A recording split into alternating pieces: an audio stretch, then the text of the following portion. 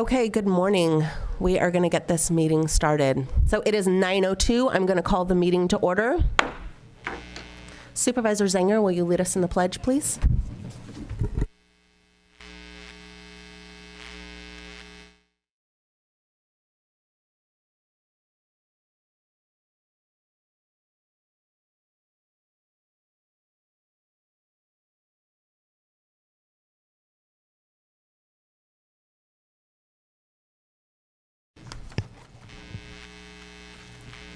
Would someone like to make a motion to acknowledge the certificate of posting, please? So moved. I'll second. All in favor? Aye. Aye. Okay, presentations and recognitions. Can we get a motion to approve a proclamation to declare the week of October 23rd through the 31st as Behavioral Health Department's 33rd Annual Red Ribbon Prevention Week? So moved. Second. All in favor? Aye. Anyone opposed? 5-0. Supervisor Zenger, will you present that proclamation, please? Yes.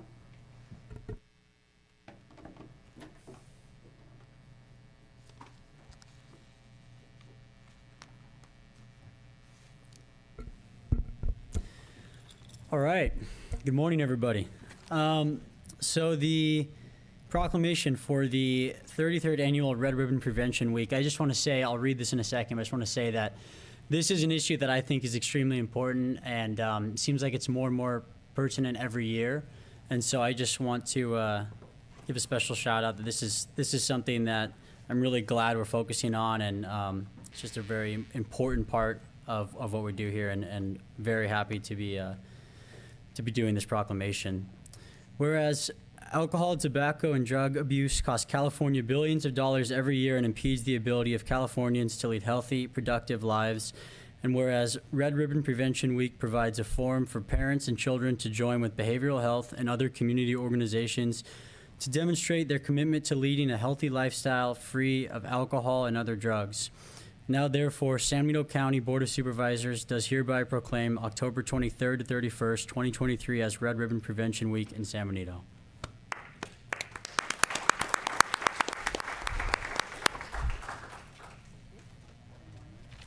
Good morning. I am Elizabeth Lopez. I am the Substance Abuse Program Clinical Supervisor for San Benito County Behavioral Health, and I accept this proclamation. I just want to give a really quick thank you to Supervisor Zenger for being present at our Red Ribbon event this past weekend. I did see you there. And anybody who participated this past weekend. The Red Ribbon event was the beginning of our Red Ribbon Prevention Week. And as the hope givers that we are, we hope that every youth here in San Benito County continue to live drug-free and to be kind to their mind. Thank you.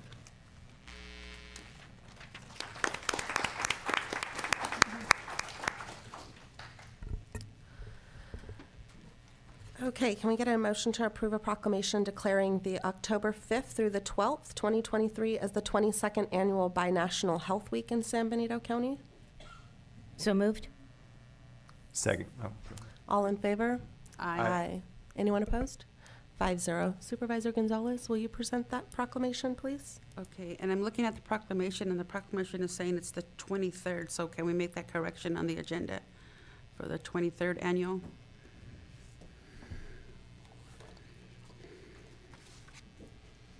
Victoria, did you want to come up?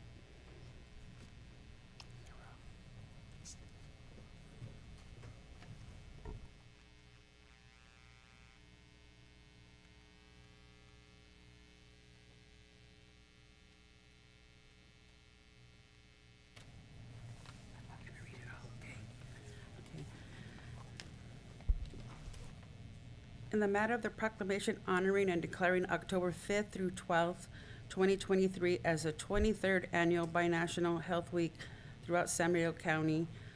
This is a call for the people of the state of California to join in the people of Latino origin in observing and participating in the 23rd Annual Binational Health Week. Health Without Stigma, Bonding Hearts. Whereas Secretariats of Health and Foreign Affairs of Mexico and the Ministries of Foreign Affairs of Guatemala, Honduras, Colombia, and Peru in the United States, Mexican Border Health Commission, and the Health Initiative of the Americas a program of the University of Berkeley School of Public Health, have recognized the necessity of improving health and access to health services for the underserved Latino population in the United States of America. Improving the health of mobile populations requires multiple approaches in design, services, delivery, funding priorities, and most fundamentally requires strong binational commitment. And there's a lot more to read, but so. Now therefore, let it be proclaimed that the San Diego County Board of Supervisors, that in honor of those efforts to improve that public health, the month of October 2022 be declared the 23rd Annual Binational Health Week, Health Without Stigma, Bonding Hearts throughout the County of San Benito. We're hereby presenting this to the San Benito County Health Foundation and Victoria as one of the trustees on the board. Thank you. Can I say anything? Yes, you may. Well, good morning, everybody. I'm on behalf of representing the San Benito Clinic, and I'm very proud, and I encourage everyone to visit our clinic anytime. I am one of the board members, and I welcome everyone to visit. Give us our hand. We need a smile and a happy face, or something, but say, we're here to help each other. Stay together. Thank you.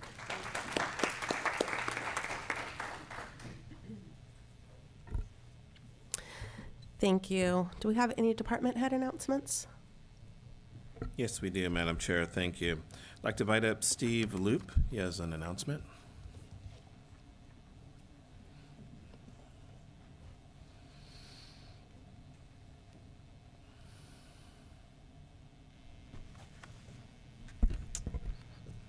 All right, good morning, Madam Chair, Board of Supervisors, members of the public.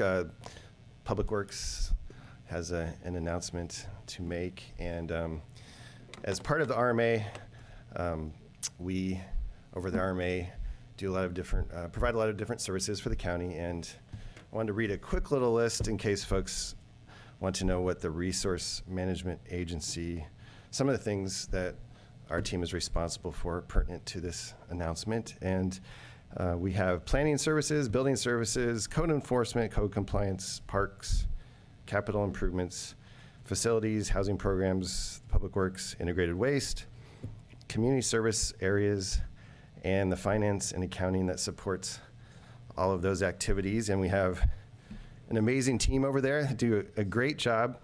And so regarding capital projects, just for the public's information, that includes roads, bridges, parks, and the 16 buildings, plus or minus, that we oversee. And specifically with capital projects, we have been trying to hire a capital program manager since I've been here for the last couple of years. And so we've had the assistance of a consultant that's helped out, and they've helped out quite a bit. And additionally, we've have a position for, besides capital program manager, which is kind of a management position, we have been able to fill a position for capital projects manager. And so over the past year, we've had a great capital projects manager that's standing behind me that is now going to take the role of capital program manager, which is a higher level overseeing strategy type position. And then we'll also be trying to fill in his position for capital projects manager. So Salman Kazmi behind me, he's going to be our new capital program manager. And in his previous life, he was actually working on some of the Technova improvements that were actually adjacent to our RMA building, which is kind of ironic. And fortunately for us, he decided to apply for that capital projects position. And now I'm happy to announce that he's our new capital program manager. So if you want to say a few words, come on up. Thanks so much, Steve. I appreciate the kind words. Well, good morning, Madam Chair, honorable supervisors, excellencies, ladies and gentlemen. Thanks so much for the opportunity to be here today. Since this is the first time I'm able to attend an in-person meeting, I would like to introduce myself. I'm Salman Kazmi, and I have been assisting Capital Program as a project manager and have recently been promoted to program manager. My background is civil engineering and construction management, and I have been in the industry since 2015. The most recent projects I have done with the county included migrant centers, 72 tiny homes up on the hill, child sports services building renovation, homeless shelter, interior improvement, and we are recently completed the roof replacement of the homeless shelter building. Small but critical jail freezer project. It was, it'd been delayed a couple of years, but it is recently completed. And we have a lot, projects going on in the development happening in the county. And I'm confident with my experience and expertise, I can efficiently assist with the capital projects. I'm glad to be a part of the county and look forward to working with you all. Thank you.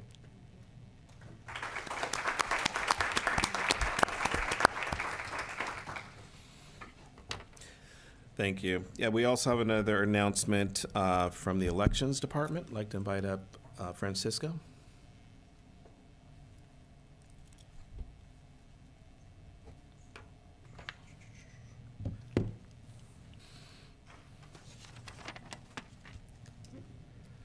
Good morning, Board of Supervisors, Madam Chair, and members of the public.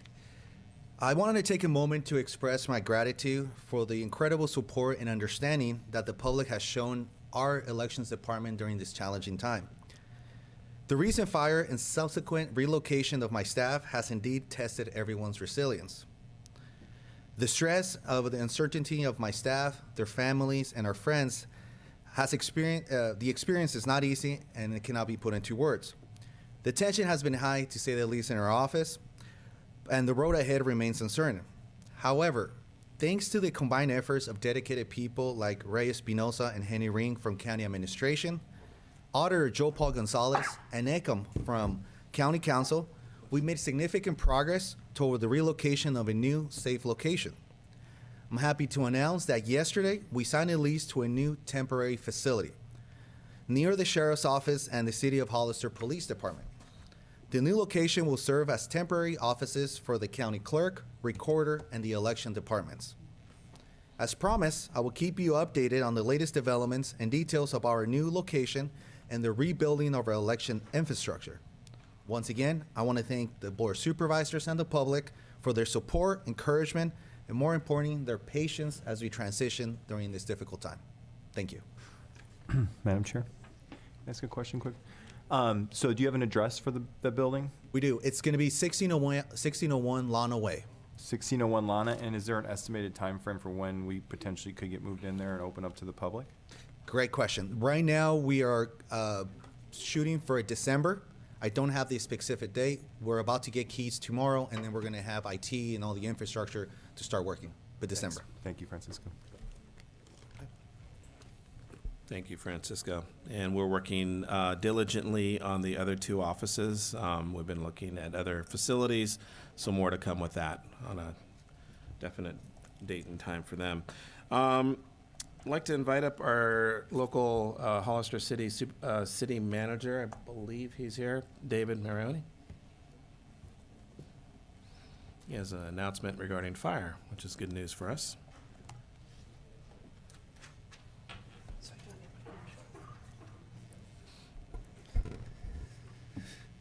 Morning, Madam Chair, honorable members of the board, County Council, CAO Espinosa, David Marioni, City Manager for the City of Hollister.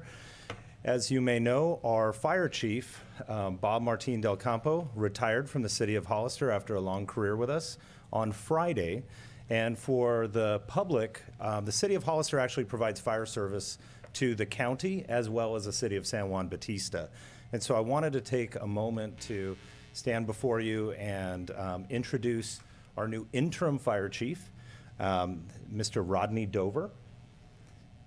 Rodney's been with the city in the fire service with the city since 1998 and has been serving as one of our 4 battalion chiefs for the last 5 years. And so it is with my pleasure to introduce to the community Mr. Rodney Dover and ask him to say a few words if you don't mind.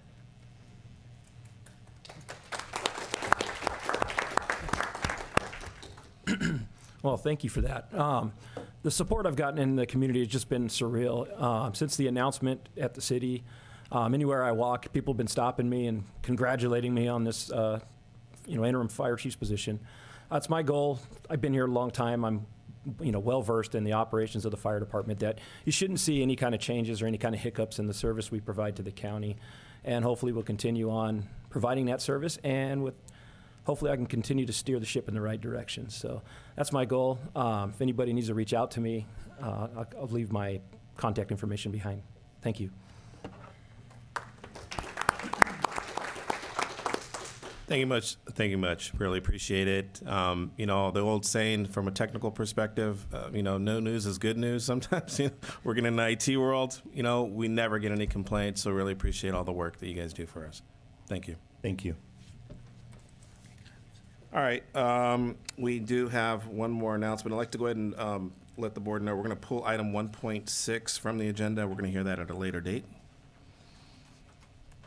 And I believe that's all the announcements. I do want to, actually, there's one more announcement that I was just given. Give me 1 second here. Out of the tax collector treasurer's office. Unfortunately, due to staffing, reducing staffing this week, there's going to be some changes with hours to tax collection. Monday, Tuesdays, and Thursdays, they're going to be closed for lunch between 1 and 2. As well as Friday, tax will be closed.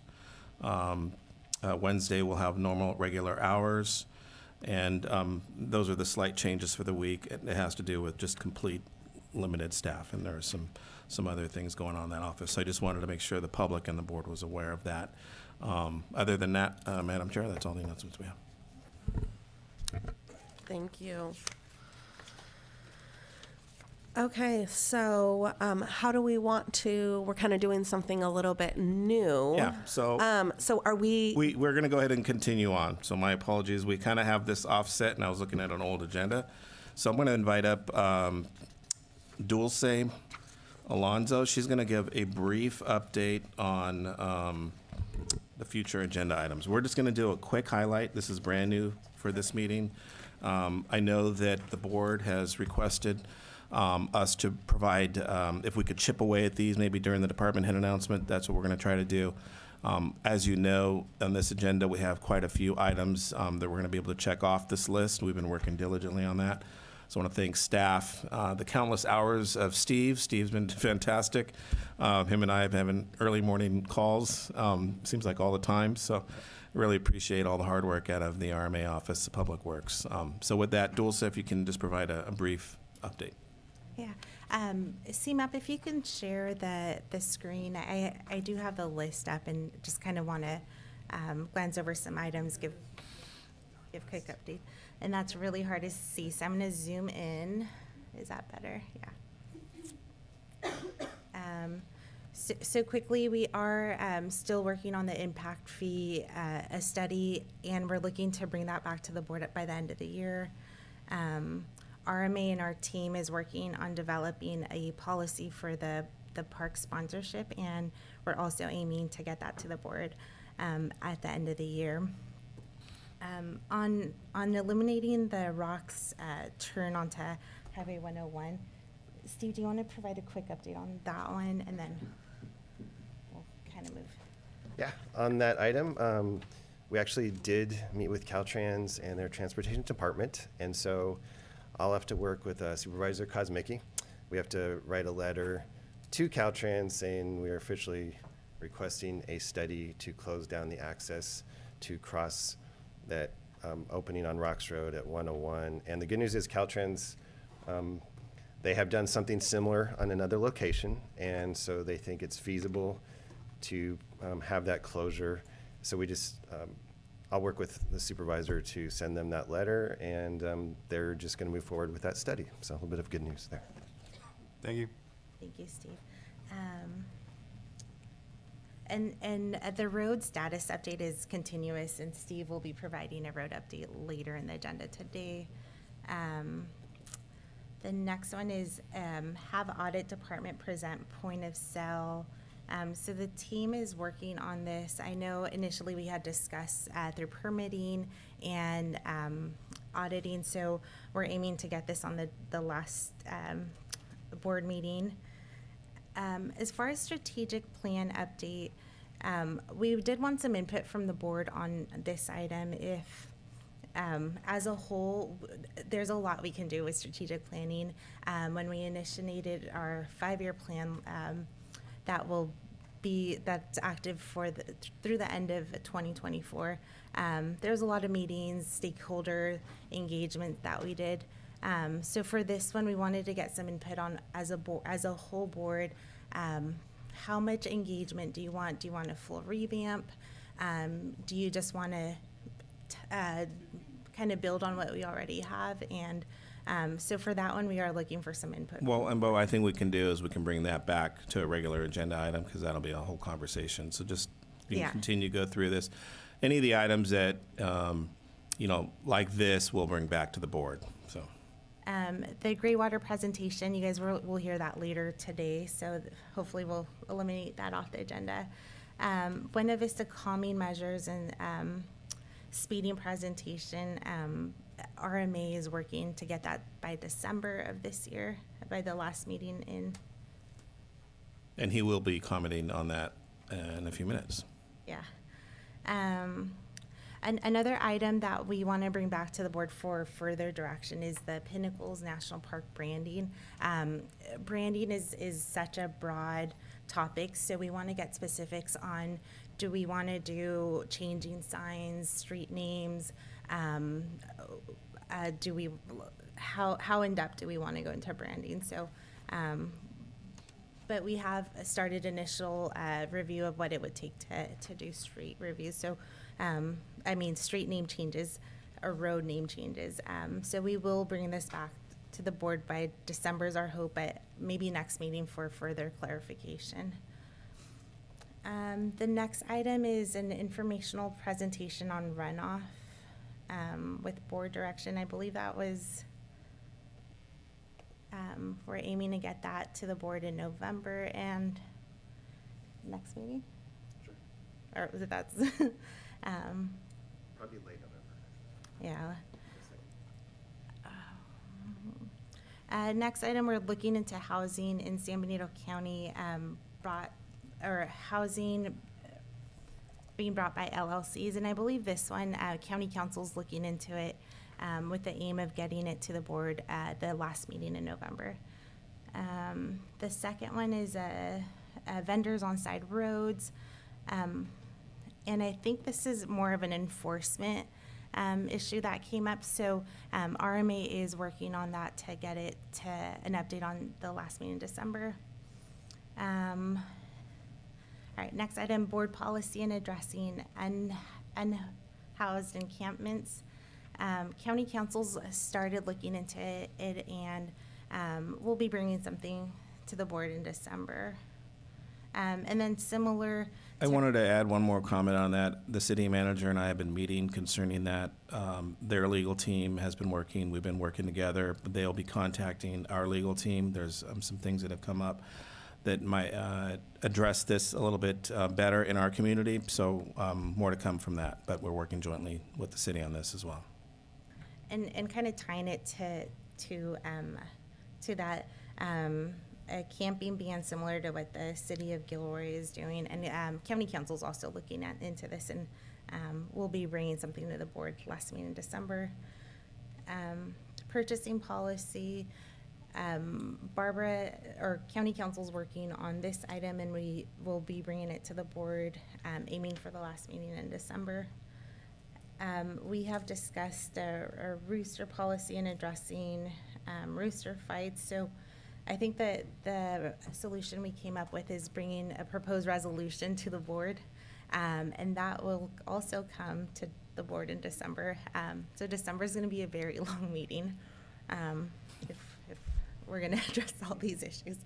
All right, so next one is addressing speeding in Tres Pinos, what can be done, and explore implementation calming measures. I know RMA is taking the lead on this, and The aim is to get it also the last meeting in December. We have a Save America's Rural Hospital Act. There's something on consent agenda on this meeting, or is it on this one? It is, yeah. On this meeting, so this item should get eliminated after today's meeting. Next one is discuss talking points with our legislative representative. And we were aiming for November 7th, and I think we're going to push it out a little bit further. Review past grand jury reports. So we'll get that at the next meeting in November.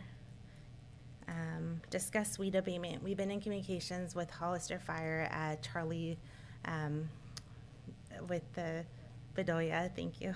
And he'll be bringing something to the board in, I want to say November, the next meeting in November as well. Next item was discuss the definition of a farm stand. Planning is working on this item, and the aim is to get it on the next meeting in November as well. We're almost done. All right, so next one is ongoing discussion to address cleanup for storm status, and actually Steve will be providing an update later today, so on that one. And then we just have a few more, the illegal dumping to address logistics, measures, and protocols, also aiming for the last meeting in December. Discussion on future funding for senior services. So this one, admin's taking the lead, but we're looking for more direction, and we'll also be bringing that back in December. Outreach for CSA. I know that's RMA's team is working on that, and November 7th is when they'll be bringing a plan for the board's consideration. And then the eliminate left turn lane on 156. I think we could actually bring something sooner than December through a resolution, and we would just submit it to Caltrans. So we will work on getting that on the next board meeting, but that's everything. And so and the item with regards to illegal dumping, Integrated Waste has been working diligently on that. They've been putting together a survey. I've had multiple meetings with that, so they're working on a great plan, and that'll be coming to you soon. So that'll be chipped off or taken off this list. So appreciate it, Dulce. Sorry to belabor that for everyone here, but this is important. This board's been asking for it, so we wanted to kind of review where we're at. And there's a lot of moving pieces behind each one of these, but I think we're going to be able to tackle almost all of these this year. So with that, unless there's any other questions from the board, we're going to move on with Steve Loop on the next item, which will be discussing roads. And can we just say, so we just felt that, you were giving us these great updates kind of quarterly or here and there, but we thought there's just so much going on that it would be helpful if at, kind of every meeting, there's just this standing roads update that we're able to hear from you on what is in the works, what is currently being worked on, what has been completed, just because there is so much going on. So that's the reason for us putting this as kind of, it's just going to be a standing item from here until we get all of our roads fixed, which, a year or two? Absolutely. Great. Yeah. So on that note, and I'll continue with a couple of the items that Dulce mentioned, because we have made a little bit of progress on a couple of those items already that will be revisited in November or December. But we also had a separate meeting with Caltrans, a slightly different group, regarding Tres Pinos. And during the meeting, we in the COG requested that they consider installing a stop sign somewhere in downtown Tres Pinos, as well as some other traffic calming measures. And their initial response from their head of their transportation group was he'd already looked at the numbers of just accidents and things, and at that meeting, tentatively, he didn't think a stop sign was going to be warranted. So we're going to focus more on just the traffic calming in general. And another item that resulted from that meeting, they pointed us towards a certain grant option that can help with funding for some of those traffic calming measures. It's called the Highway Safety Improvement Program, and so that was productive because that was a new, well, it's not a new grant, but it was a good suggestion to the county to look towards that. So I'm not sure the stop sign is going to get installed, but some of the traffic calming measures we will hope to implement. They're supposed to be on a parallel track looking internally on any traffic calming that they will do in that stretch of Tres Pinos. So made a little progress on that item. As Dulce said, we'll bring it back in a few weeks and see where we're at.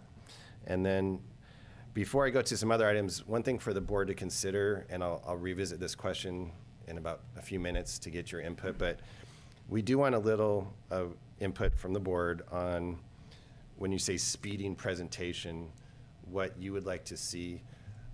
I can provide sort of the parameters of when we do a traffic calming study and what the folks analyze when they look at traffic calming, but in a few minutes you can let me know what other items you'd want to see in a speeding presentation, because I wasn't quite sure of the details for that specific item. And as Dulce mentioned, I talked to COG as well regarding eliminating left turns on 156 at Lucy Brown, Bixby, Flint Road.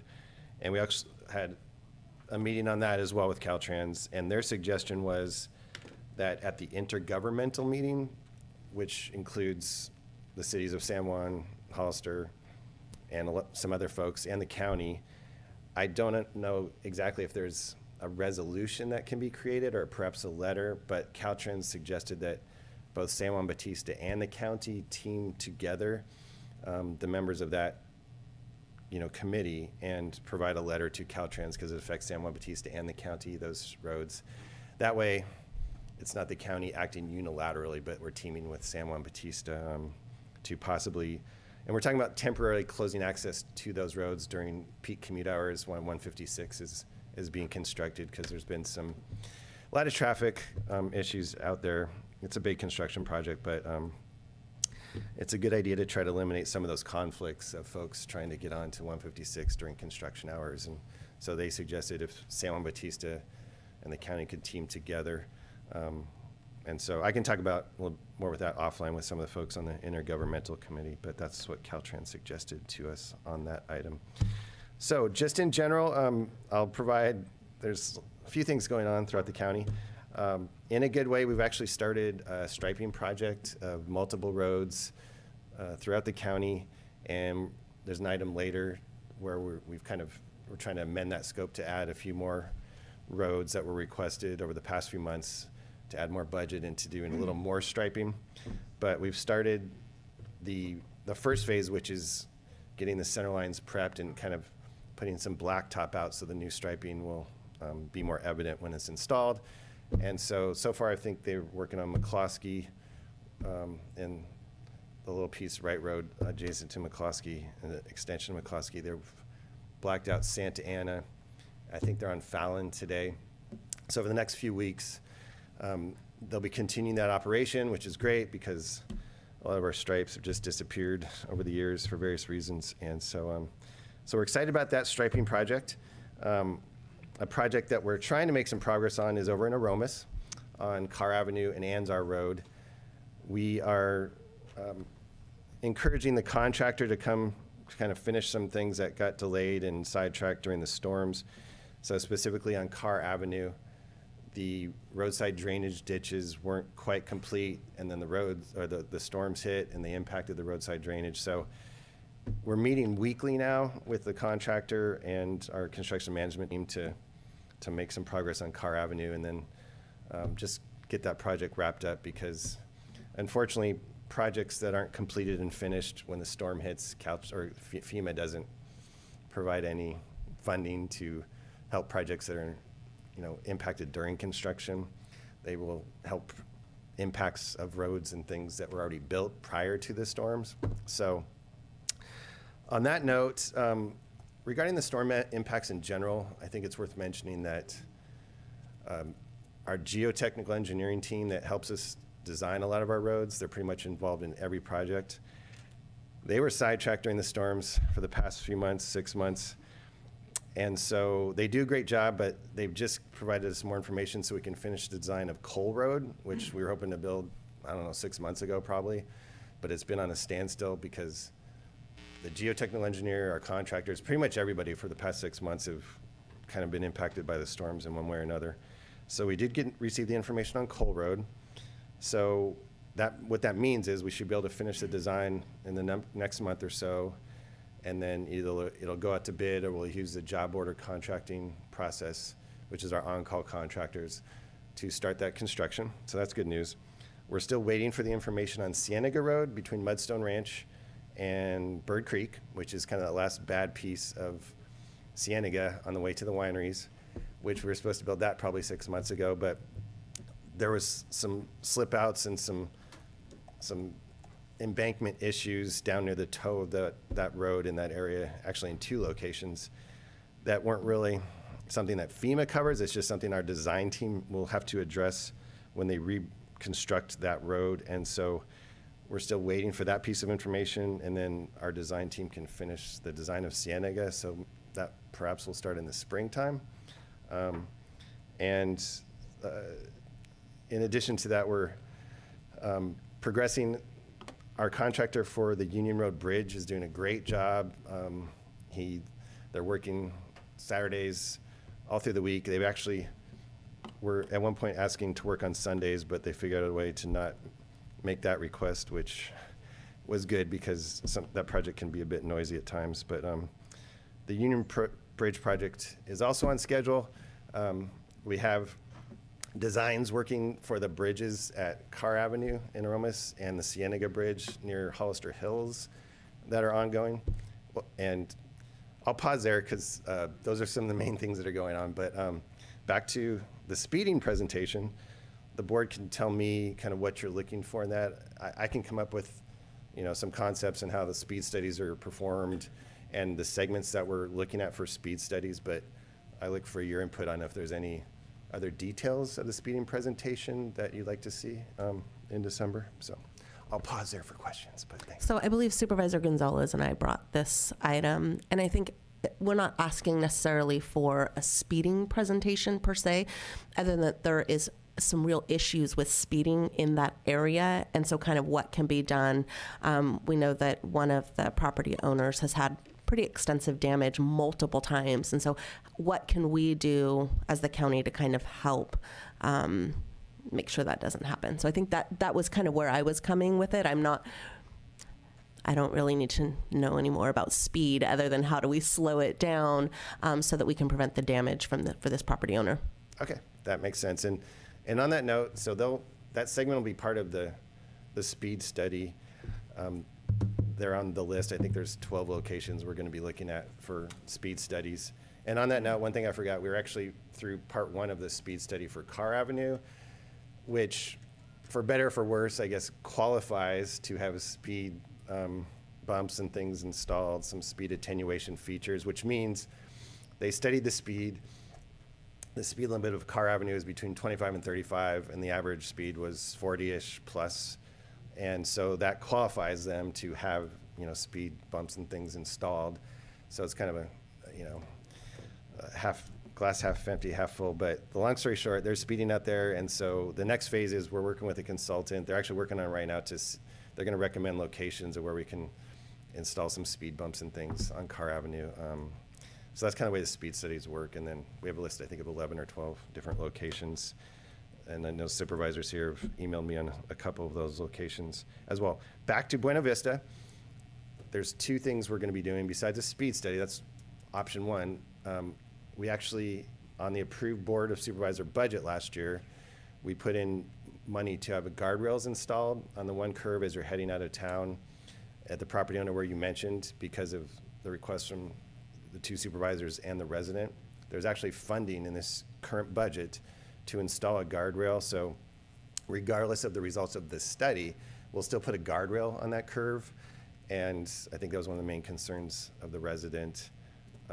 We have a group that's, I think they're technically working on the design of 21 guardrails, but so that one's in that mix. And so the good news is we'll have the guardrail at that corner installed sometime, maybe springtime, I think, at that corner on Buena Vista. So. Go ahead, sure. Supervisor Kuro, and then we'll do Supervisor Kozmicki. Oh, I actually, can we let Supervisor Kozmicki go first? And then Sure, I'll- why not? Yeah, so we can certainly, on the elimination of left turns from 156, we can certainly, if you're okay, Supervisor Curl, bring that to the next intergovernmental. I think if there's an urgency to that, so it certainly is justified. And I'm fine with that. I still would personally like to see it stay on schedule to come back to the board regardless of the discussion at intergovernmental. That's just me. And then the Carr Avenue, so just to clarify, I'd sent you that email. I didn't get a chance to chat with you right before the meeting from that gentleman on Carr. So I can just basically get back to him and relay the information that you provided today. Is there a timeline on, I know we talked a couple weeks ago, but these things always change so much on how, and we're also going to be in Aromas for a town hall this week, so it'll be timely, I think, for that. But, so yeah, is there a timeline so I can get back to him? So I can say that the contractor's in the process of scheduling a crew to, I'll say, come back to that project. We don't know if that's going to be next week or 2 weeks from now, but it's within the next few weeks. I'm fairly certain that the contractor will be back on that job doing some of the improvements that that resident was concerned about. So, Okay, yeah. okay, appreciate that. Yep. And then the speed study for Carr, you said glass half full, glass empty. Knowing Aromas and knowing Carr, it's definitely glass full. They want speed bumps. This isn't the Lad Lane situation here with Mario Kart and all that. They want speed bumps on Carr Avenue. So it's very good news, and I appreciate the work that you've done on this, Steve. It's a big priority for the Aromas area to get speed calming on Carr because everybody in Aromas uses that road in and out of town. So thank you very much for that. I'm just going to add one thing, and you've mentioned it previously, is enforcement. When we're talking about speeding, enforcement, and CHP is our enforcement. Am I correct? It's not the Sheriff's Department?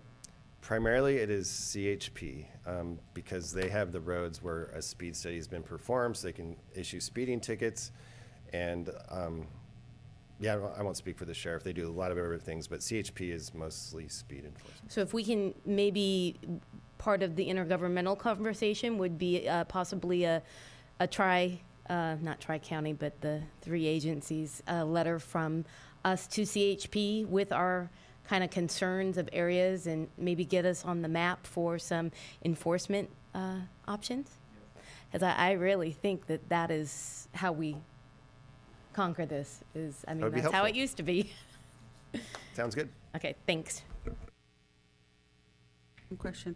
So, Steve, going back to your striping, was Sunny Slope included on in the roads that you were referring to in terms of striping?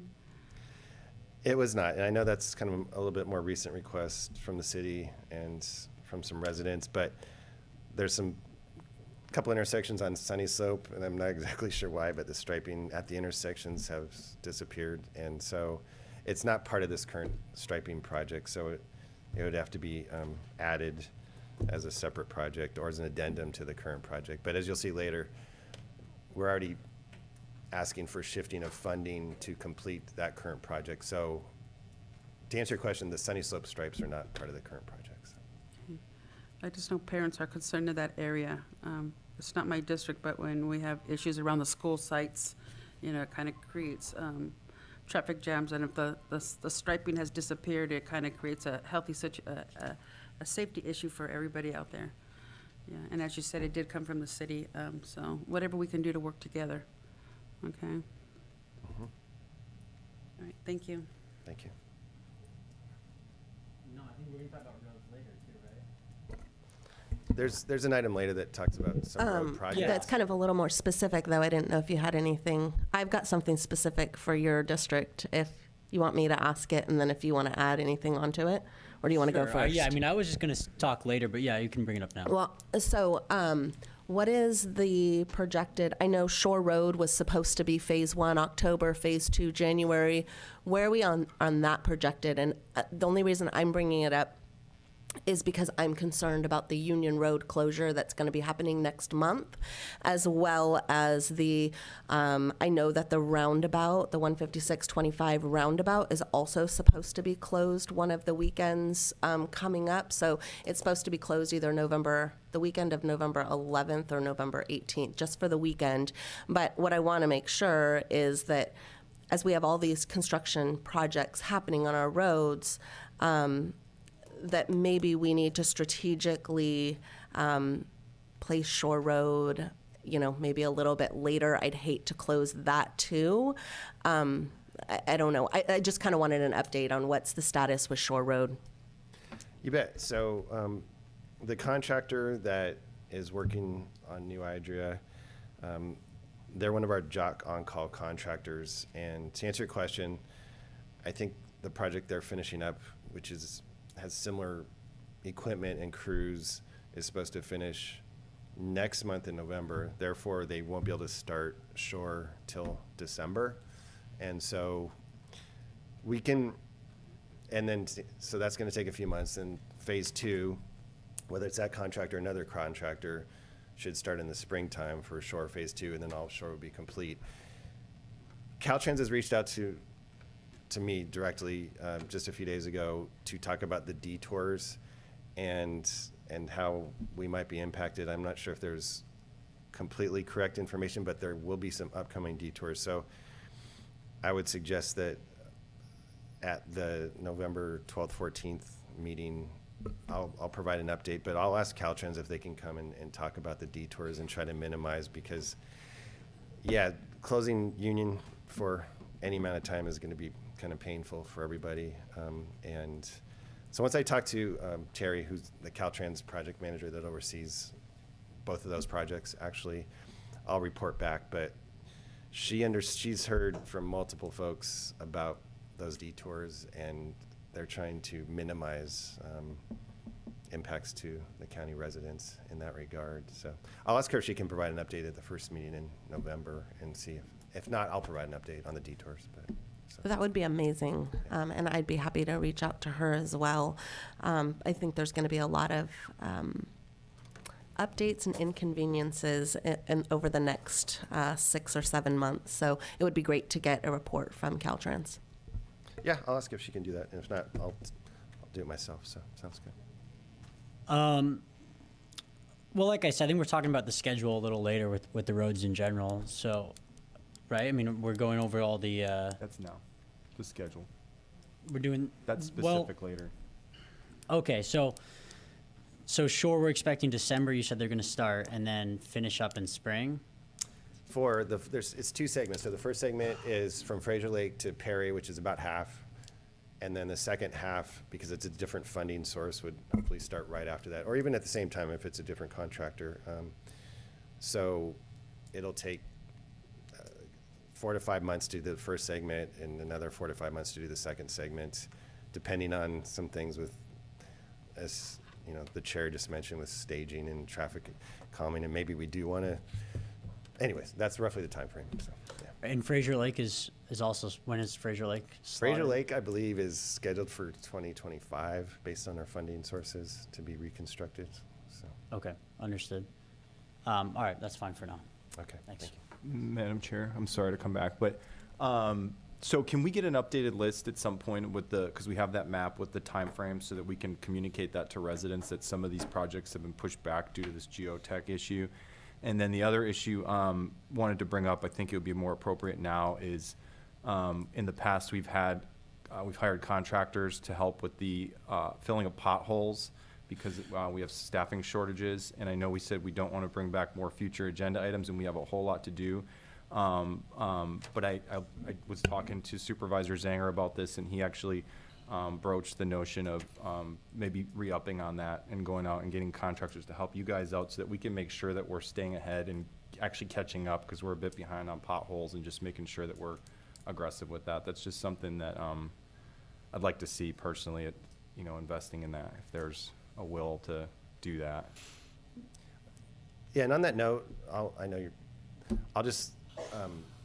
we've actually already started that discussion internally, because for different reasons, we haven't been able to add road staff quick enough, and a few folks have left. So we're down to 5 road crew for the whole county, and it doesn't leave a lot of time for potholes when they're still even fixing some roads in South County that got washed away and some things. So I think it's a great idea.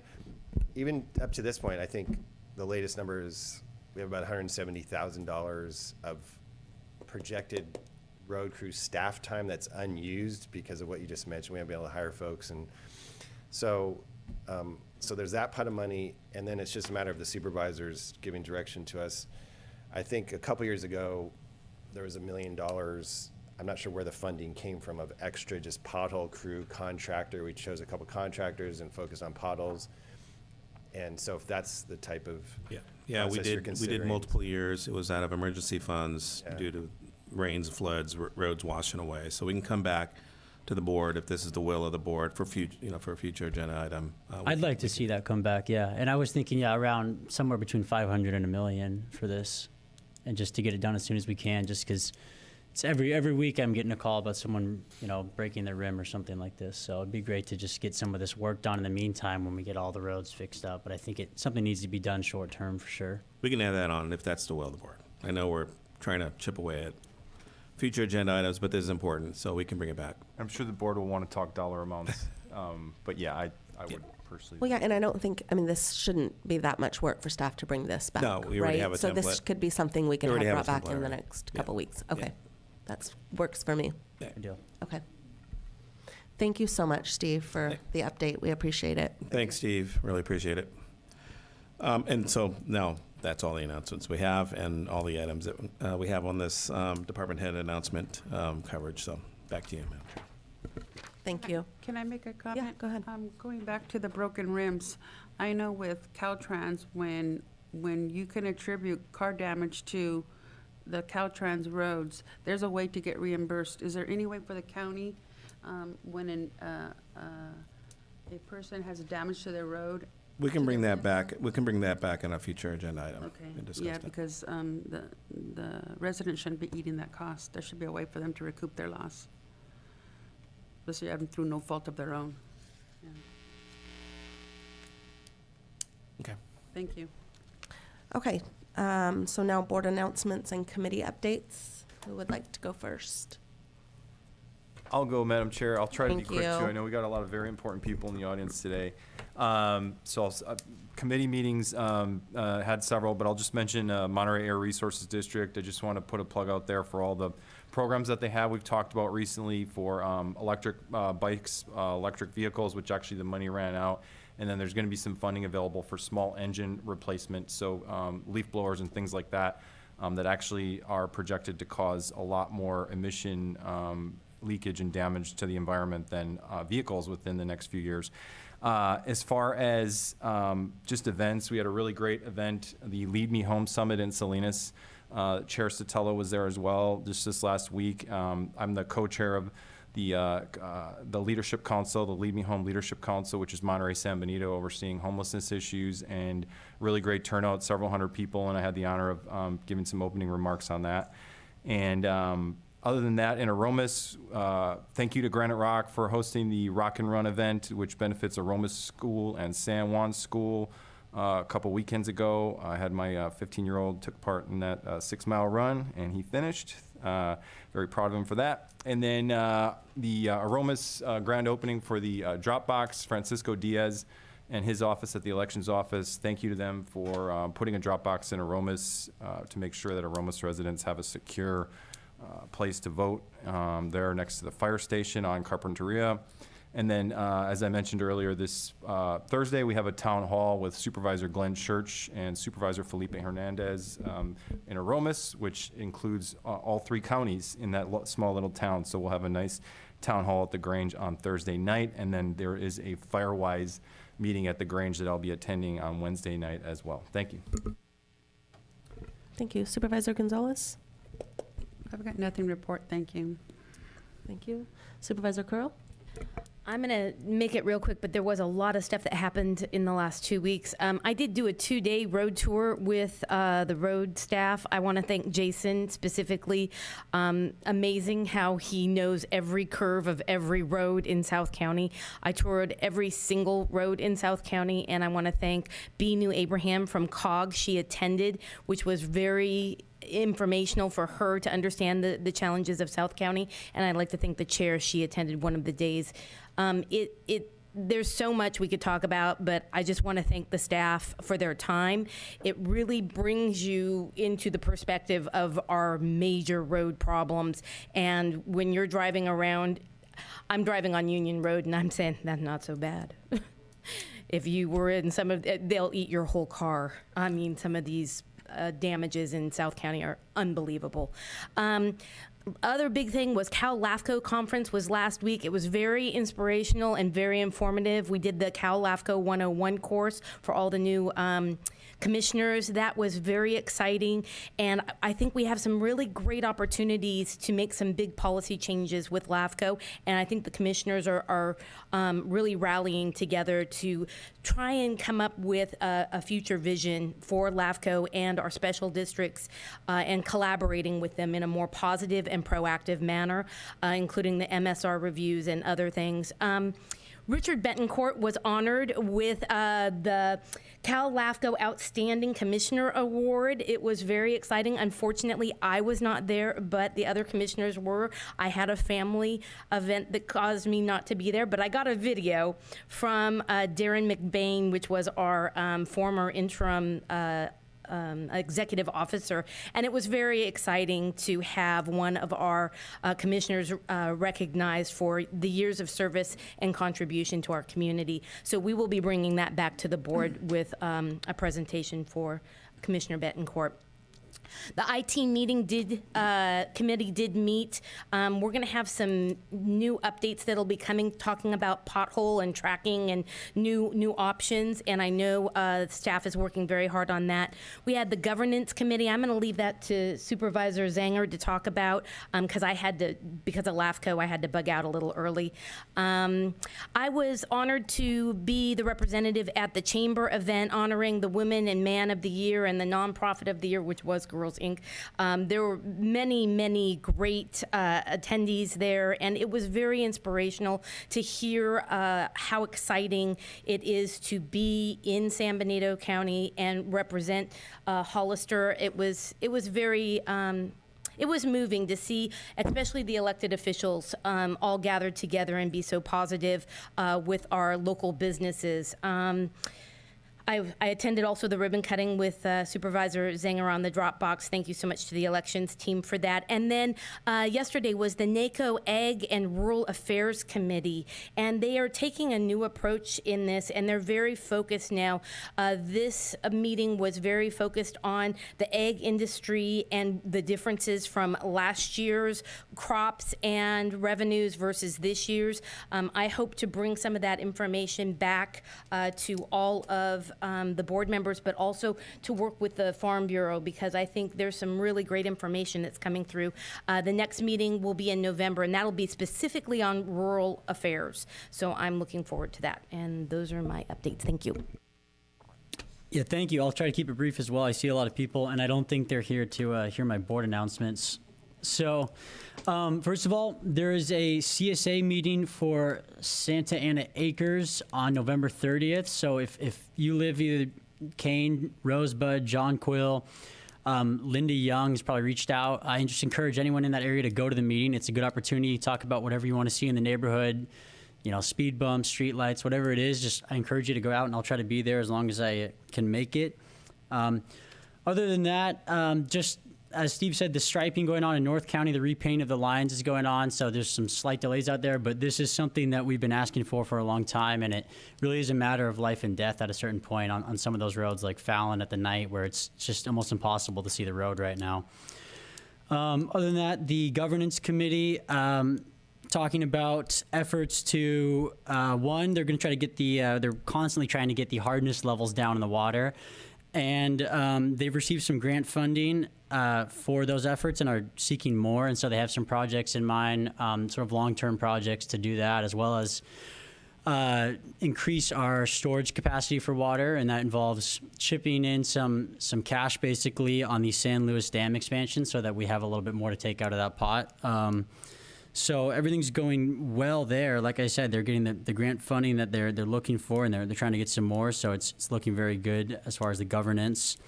I believe that is all. Other than that, just happy Halloween. Really brief. So we did meet the art ad hoc committee with our rock sculptures out front, and the final phase of that is putting some plaques, and so we are continuing to work on that, and we're working with the Arts Council on that, but there will be plaques, I don't know, in the near future, hopefully. I had a meeting with Monterey County Supervisor Chris Lopez and Monterey County First Five. They've been doing kind of a program over there. And so there was some residents from here, and so they set up the meeting, and it was daycare providers that were doing a lot of the work, especially during the pandemic, and, for essential workers, but they themselves are essential workers, and they are concerned. They've been lumped into the Central Valley kind of pay region, and they really should be lumped into the Bay Area, but San Benito was put into the Central Valley versus the Bay Area, which is quite a bit of difference in what they're paid per day. And so they're not looking for anything from us right now other than kind of our support, but they're really fighting for that more at the legislative level. But just to kind of let you know, the COG meeting, there was a lot of discussion around the Union Road closure that will be happening at the end of November all the way through July. They're going to try to do it as quickly as possible, and we're asking for anything that can help make that better. The frontage road will be open. That San Juan Hollister kind of little frontage road will be open, but it will be a little bit of an inconvenience. And I think there is some work that Caltrans and the county will probably need to work on for coming out on 156 Business. There may need to be a stop sign there for getting people out safely. Attended the roads tour, the homelessness summit. I also attended the Walk a Mile in Her Shoes. It was an amazing event. Thank you to Sheriff Taylor for kind of being the MC, but Supervisor Curro was there as well, and she wore some stilettos, let me tell you, and I wore some high platform kind of shoes, but it really was an amazing event, and while we were there, we've committed to having a friendly competition this next year to really hopefully get more people engaged and part of it, but maybe it could even turn into a county versus the cities. Just saying. So anyways, and yes, I agree, have a safe and happy Halloween. And it's also homecoming this week for San Benito High School. So there'll be the parade downtown and different festivities. So that is it with my board announcements. Let's go ahead and go to public comment. Do we have items not on the agenda? In chambers, please provide a speaker card. On Zoom, please press *9 or the raise your hand icon. In chambers, we have Randy Lee.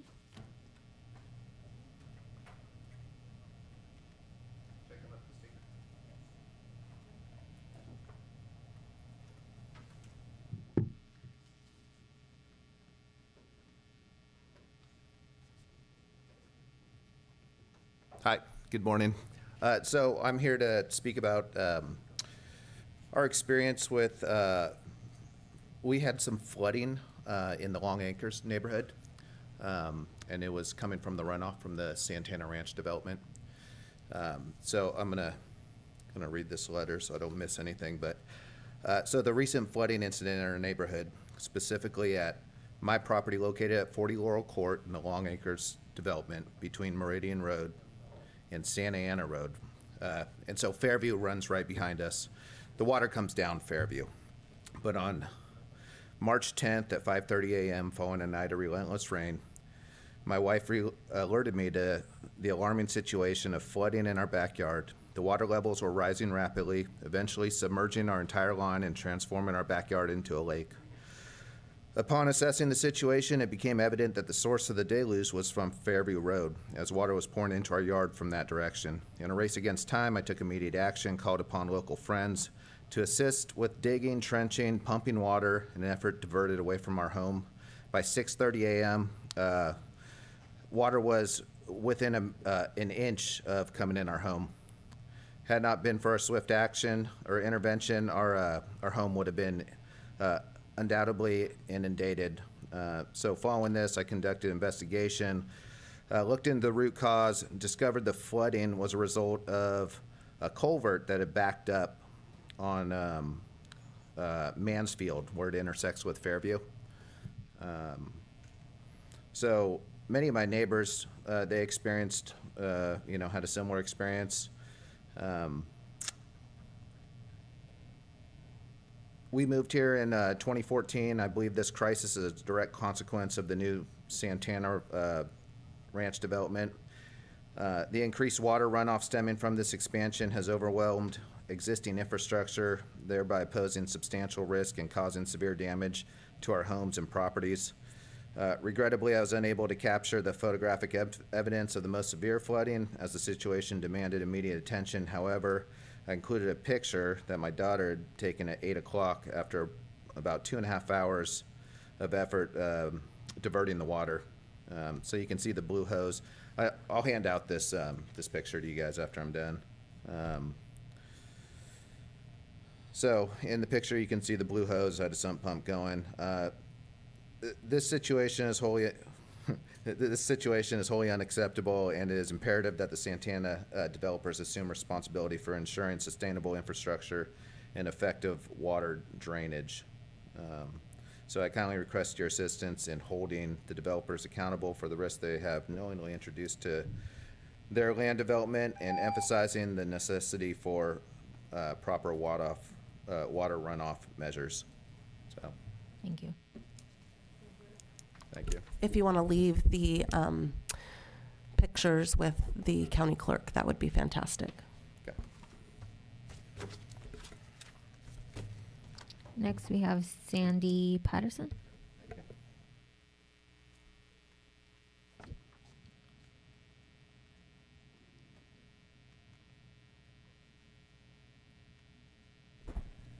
Good morning, board members, chairwoman, and the audience. My name is Sandy Patterson Jamark, and I live on Fairview Road in the mobile home park. Just recently, I was appointed to the Community Action Board for District 1, which I take very seriously. I've already been out there talking to people, having people come and talk to me, and the basic issue are the roads, the flooding. I go to Lover's Lane every morning. I have an animal care job out there, and it's like being on a roller coaster and bumper cars. It's so bad. You have to pull off because and there's no way to get around. I had my neighbor come to me this morning, and he told me he had his tires damaged on Santa Ana, $880. He shouldn't have to pay for that. That's the roads. We, at one time, had 33 road department workers in this county. We're down to 5. That's ridiculous. That's why the roads are so bad. And of course, we need to make Anderson Homes accountable for taking care of the flooding. I live there in the Fairview moment. It comes down there. They need to do the culverts on the east side of the road, and the construction of the roads. You're talking about, do you use the same contractor? My dad was an operating engineer. I've helped him build roads. I've been on a Barber Green. I've laid asphalt and base rock. And these companies that they get, I don't know if you take the cheapest one, but their work is horrendous. I've watched them. It's not, there's already cracks in the 2 miles that it's on Fairview Road. You're gonna have, you get what you pay for, and the work is substandard. I've seen it. So, again, we need to take care of the residents out here, the people of San Benito County. That's what you're elected for, and I take my position, just because I'm appointed, I take it seriously. Anybody comes to me, it doesn't have to be in District 1, because I'm going to report to Supervisor Zanger. I'll take anybody's complaint. It's just like on Fairview Road. You have 2 turn lanes for the Catholic Church out there, but you have no turn lane for John Smith. That's ridiculous. Half a mile of turn lanes, but you have nothing. Horse trailers turn down that, regular trailers, the garbage trucks. And the garbage trucks, I had to call the garbage company this morning because they had one of their trucks on Lone Tree. I was feeding my horse that was hauling butt down the road at 65 miles an hour. I yelled at him. I've got a bullhorn in my truck. The next time I'm going to scream at him. We had children standing there at the corner of Pond Temple and Lone Tree waiting for the bus. Their lives were put in danger. We don't need that. Thank you.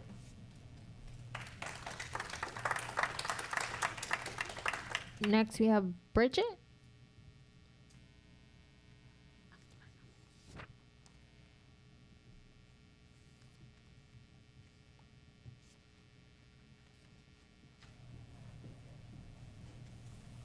Hi, good morning, Madam Chair and Board of Supervisors.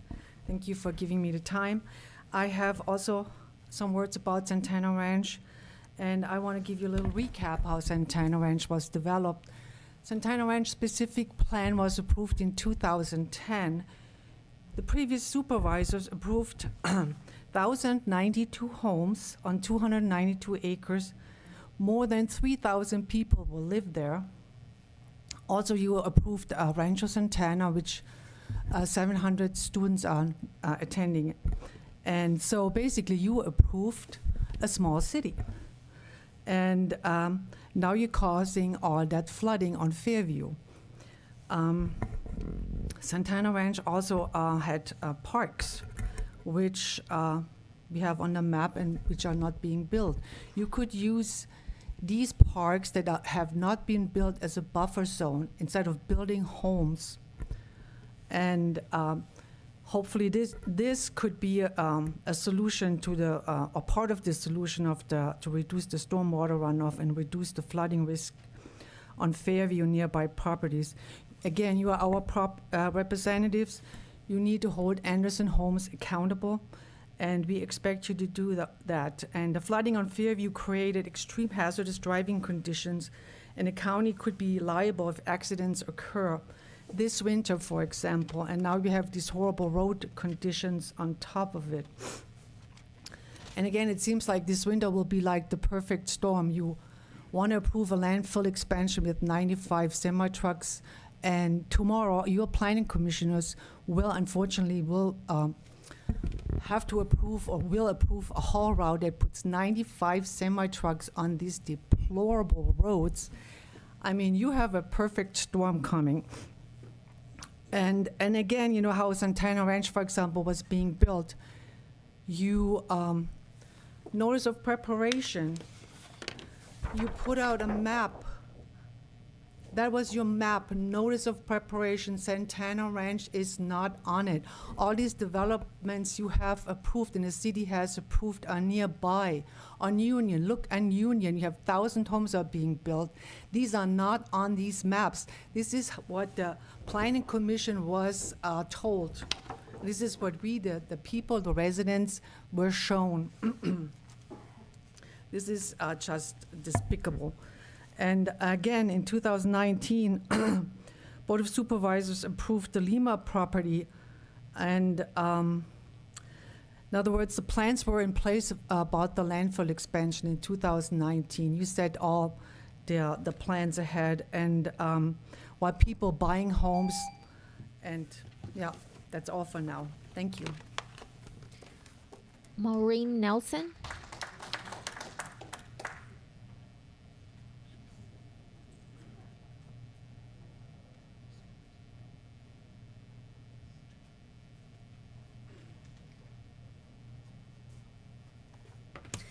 Good morning, Madam Chair, Board of Supervisors. Thank you for the opportunity. My name's Maureen Nelson. I live in Santana Ranch. So I want to talk about the water drainage again on Fairview Road. At this time, Santana Ranch Builders, Anderson, is still building. I don't believe that the culverts and the drainage system has been addressed. I don't understand why they're being allowed to continue to build and before the water situation is remedied. It does cause dangers to the people who live around and drive Fairview Road, which is heavily traversed. Let's get to my main topic, landfill expansion. In 2013, the landfill was increased for tonnage brought in from 500 tons to 1,000 tons. Our concern with the landfill seems to be we're running out of space. What do? We need to bury our trash. We don't need to bury our goods. We need to be able to expand our recycling, our reuse, our composting. That should be our forefront. Change does happen, but change only happens with education. We need to do a better job of educating.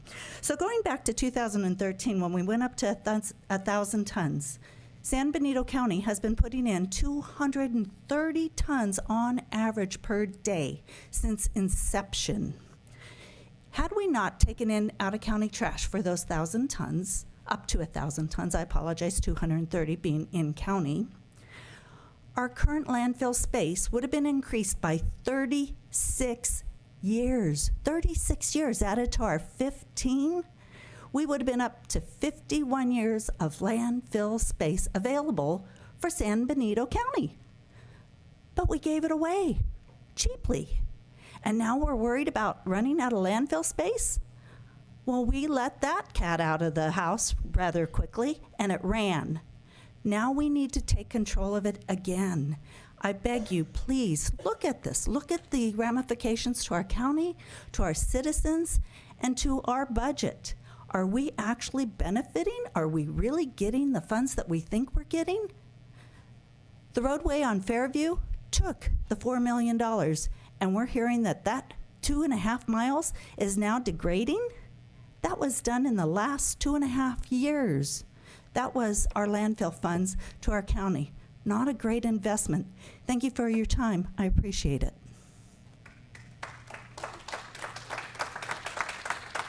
Marissa Hernandez.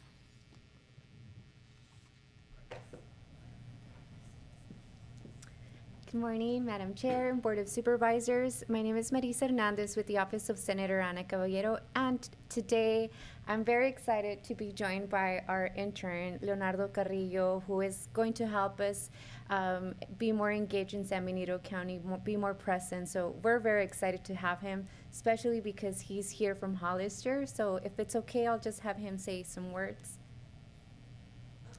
Hi there, everybody. I'm Leonardo Carrillo. I'm a college student. I'm always going here to Gavilan here locally. I used to be a tutor here, so I'm part of the community, always trying to help people out. And I just like this opportunity. I hope I don't disappoint. And yeah, that's pretty much it. Thank you. Thank you. Next, we have Donald Vick.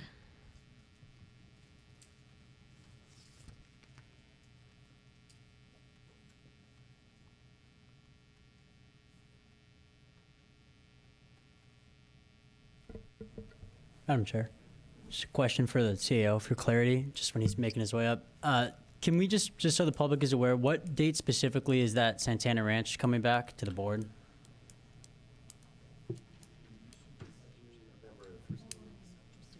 Second meeting in November, or November the first meeting, 21st. or the first meeting in December. Okay, Yeah, got it. So that'd be November 21st or whenever December.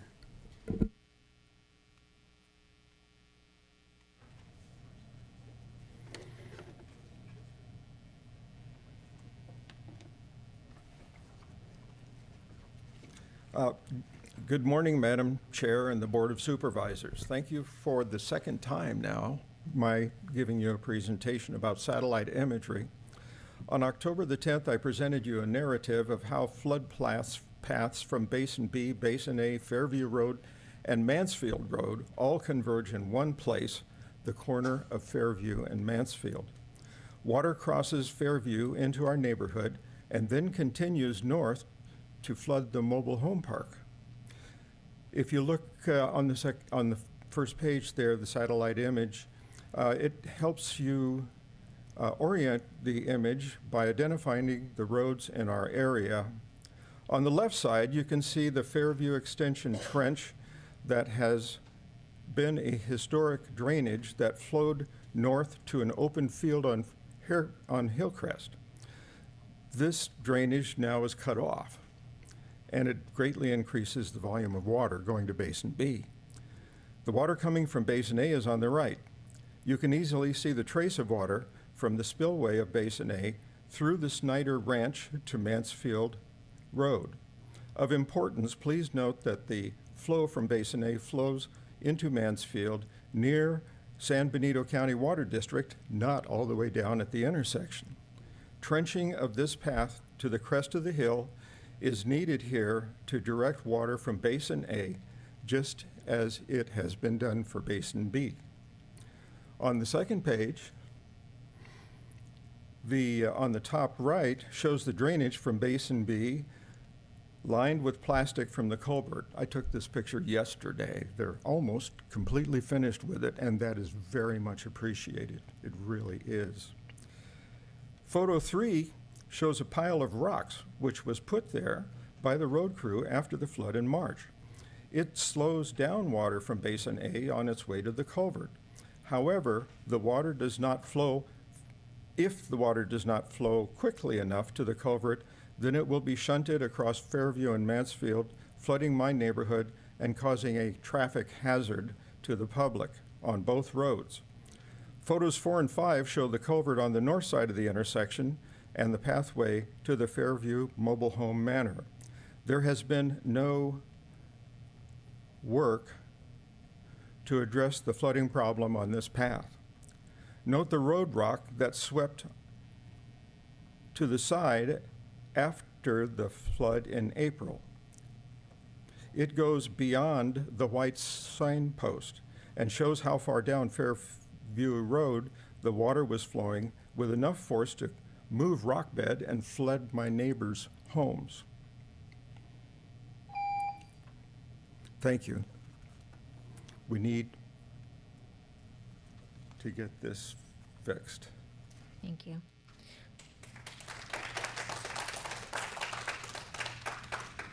Barbara Snyder.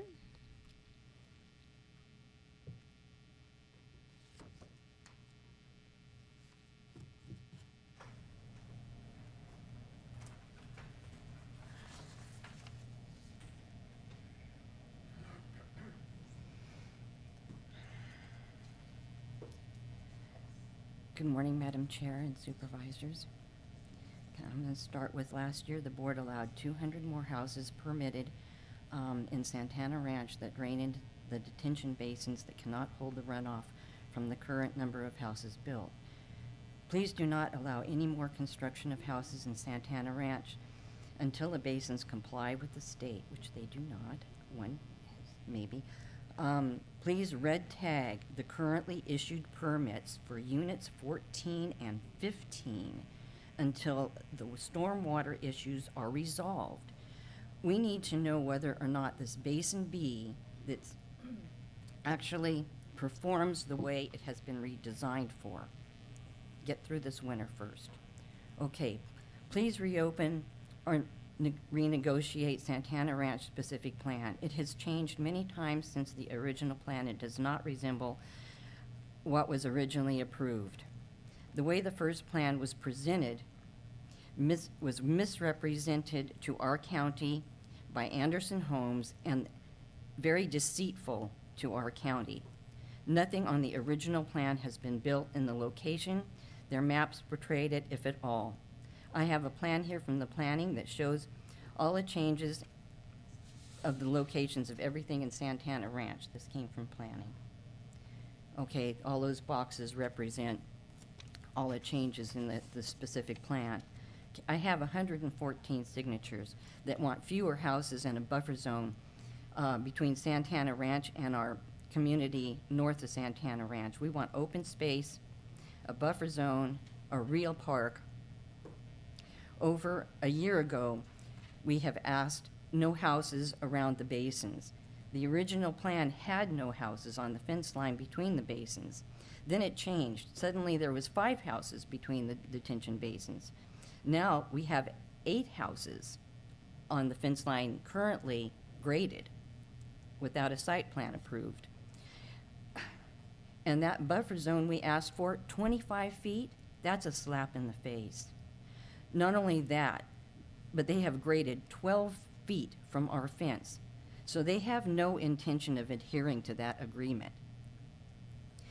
The 8 houses are a retaliation for our turning them into the state. My husband and I turned those detention basins back to the Regional Water Quality Control Board. We uncovered their flawed plans and their faked figures they presented our county. We have cost Anderson's millions to retrofit those basins, and now they're getting even with us. I would like you to help. I mean, they're paying for it instead of our county because we turned them in. So, thank you.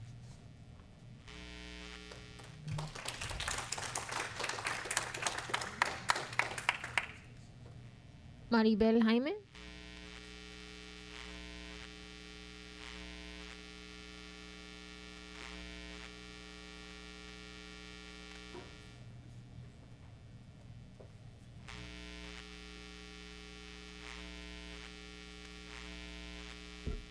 So you do know this is on closed session, right? I'm assuming if you're talking about the contract.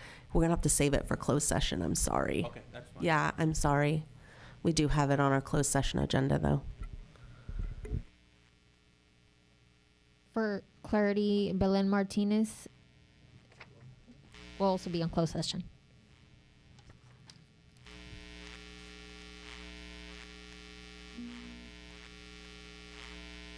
On Zoom, please state your name for the record. You have 3 minutes.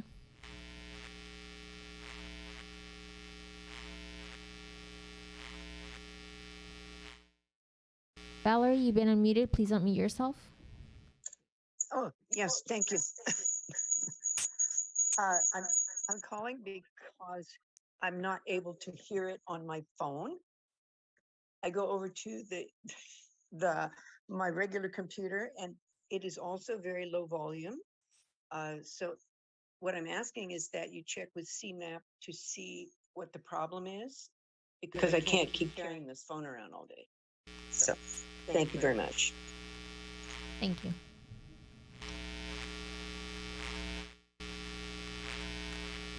You've been unmuted. Please state your name for the record. You have 3 minutes. Elia Salinas, thank you. Good morning, Madam Chair and Supervisors. I'd like to start off with thanking Richard Betancourt for receiving the LAFCO Award, which has been well deserved as a community volunteer.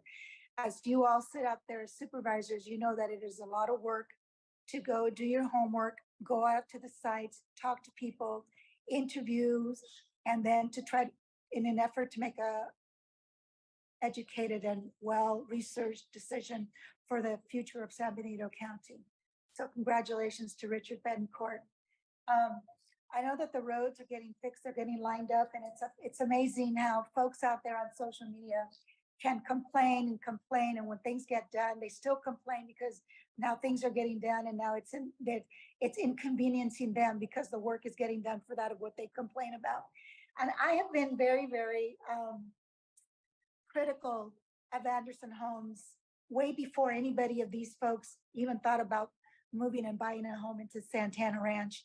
And so I'm amazed at the fact that they believe someone makes a claim that they're being retaliated by Anderson Homes.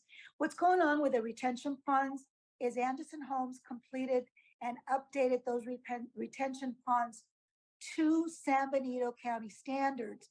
What they have not done and what they are working on is to bring them up to state standards. What I would like to recommend is to San Benito County consider updating their standards to meet with the state standards so as this type of a incident would not occur again. And if it occurred again, I mean, it would be at the first step that it's not up to San Benito codes, which are also now with state standards. So I would really like to get that somehow, some kind of a study looked into, and how difficult can that be to bring our San Benito County standards up to the state? And that's not just this with one issue, there are other issues, and maybe that's just a relook into different departments to try to take a look at what's going on so we don't fall into something like this. I would also like to congratulate this Reynaldo Carrillo, who happens to be, I understand, here from San Benito County, and as an intern will be representing here locally Ana Caballero, and I personally look forward to meeting with him myself. So thank you very much for allowing me to speak.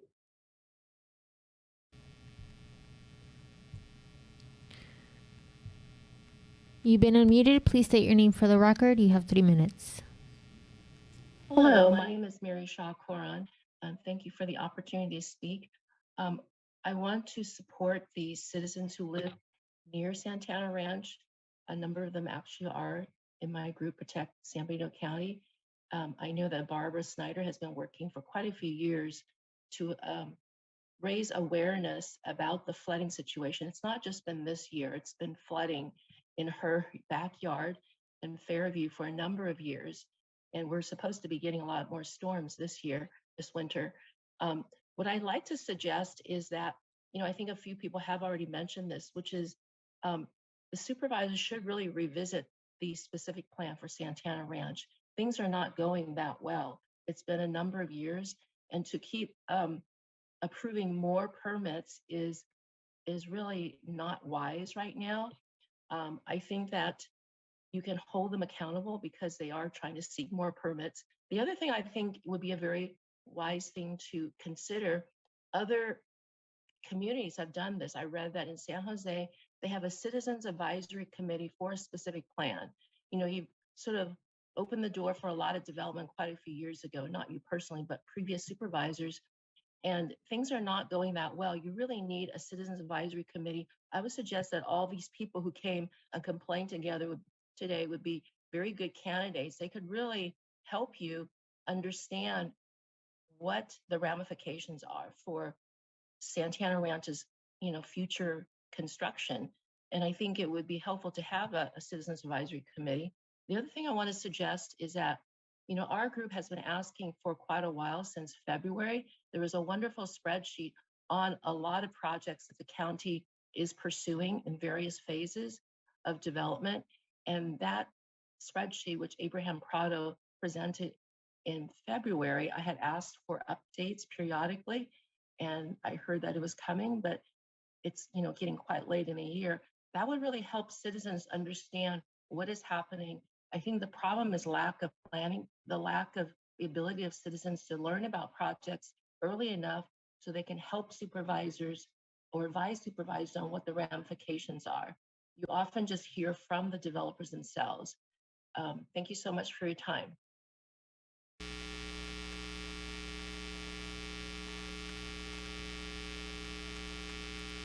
We have no further comments. Thank you. Do we have any public comments for consent agenda? On consent, please provide a speaker card or the raise your hand icon. You've been unmuted. Please say your name for the record. Elias Salinas, and if you give me a second, I'm only working from my phone. I would like to discuss on a consent agenda 1.2.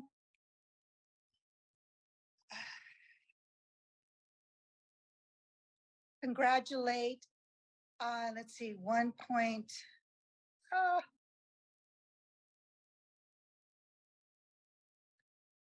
think it's 1.7. My 5 minutes already started, right? So I can just go down the list really quick here. So instead of I'm trying to find, so let me start off with 1.2, the appointment of Vincent, and I'm going to really, I don't know if I could doing it justice. The last name is Ringenden, who's been a San Benito County resident since, I believe, 2021. He lives in Santana Ranch. His life partner has been very vocal against the landfill, against Santana Ranch themselves, the development, as well as new developments coming to San Benito County, even though they've been in the works for many years, and also with the road conditions. And I would hope, because this has been, I don't know how long ago and whether Supervisor Zanger was actually able to sit down with this nominee or this appointee now and discuss whether or not this individual can actually listen to the information, do his homework, and actually make an impartial, a completely educated and researched decision on what is going to be happening in San Benito County, and not already based on, and not already being a biased opinion because of the history of what his household is known for. I don't know the name of the consent agenda item, but I'd like to congratulate Integrated Waste Management for the funds that are coming in to be able to use and educate themselves to better the department. I'm sorry, I'm not there. I'm somewhere else, and I'm not doing very well this morning. So you have to bear with me that I seem to be mumbling along. And I think those were just the two items that I wanted to discuss with you with regards to consent agenda. Thank you.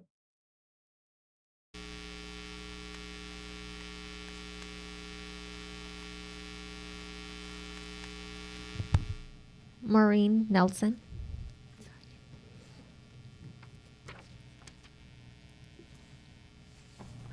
Good morning again. This was unplanned, but I do need to stand up for the member that is being proposed for the position, working with Dom Zanger. Mr. Ringen, I also do not know how to say his last name correctly, has never been a part of Don't Dump on San Benito. I would like to set that record straight. He has not advised, he has not listened to any meetings, he has not been involved with Don't Dump on San Benito. He is a well-versed citizen of San Benito County. He has every right to be able to be on as a member of the Planning Commission representing District 1, as he is a resident of District 1. To state that he would be jaded and unopen to comment and research and discussion because he happens to be married to a very active member of our community is wrong. I've been married for 44 years. My husband and I rarely stay on a committee together or talk about it together. He has his opinions, I have mine, and we've been married for 44 years because we do not discuss them together, because we don't always agree. Please, do not be jaded by this assumption that because he happens to be married to a member of Don't Dump on San Benito, he is been swayed, has been programmed, or otherwise misrepresented. Please, offer him the opportunity, and thank you.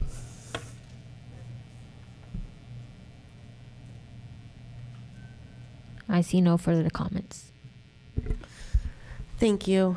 Any agenda items the supervisors would like to have pulled?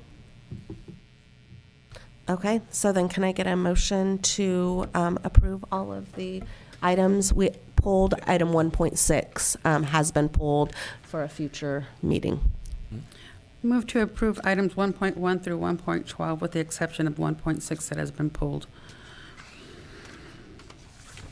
I'll second. All in favor? Aye. Anyone opposed? Okay, so those pass. Thank you. I think we'll take a 5-minute quick break before we go into regular agenda. Thank you.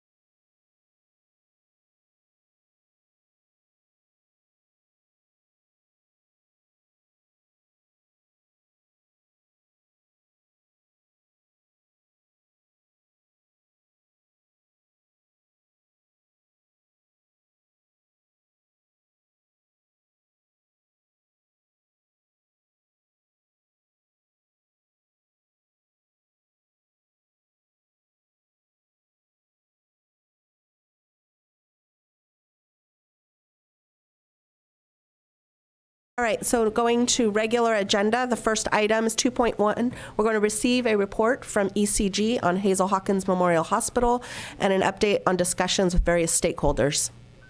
Thank you, Madam Chair. I'd like to invite up Cecilia Montalvo. She has been working with us through this process. We have ECG here. Thank you for attending, Jeff and staff. But I'll go ahead and pass it to Cecilia. Cecilia?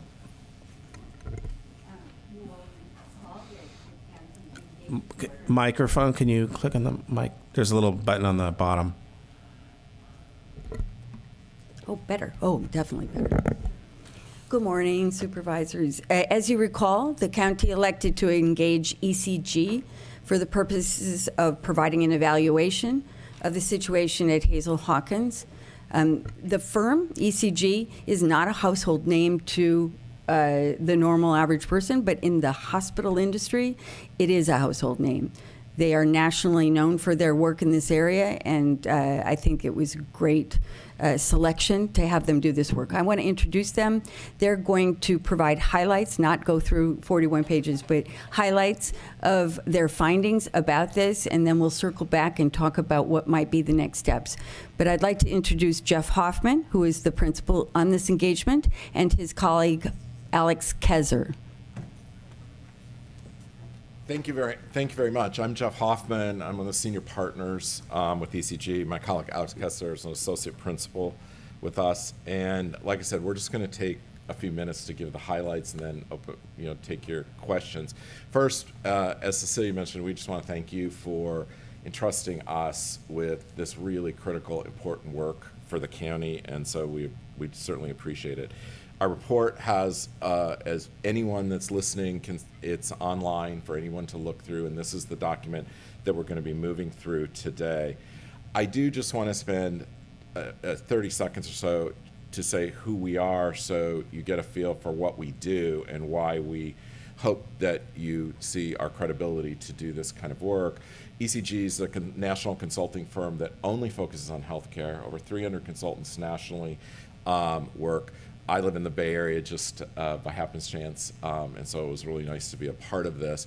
But we focus on strategy, finance, operations, and technology consulting in hospitals, health systems, and large physician groups. That's totally where we spend our time and working. As Cecilia said, we're pretty well known throughout the industry. We work with some of the big national players as well as smaller organizations. And to this engagement specifically, why I was one of the partners asked to lead this, is I have personally, over my 35-year career consulting to hospitals and health systems, helped multiple smaller community rural hospitals turn themselves around. So rural healthcare is difficult. There's nobody in the United States that would tell you otherwise.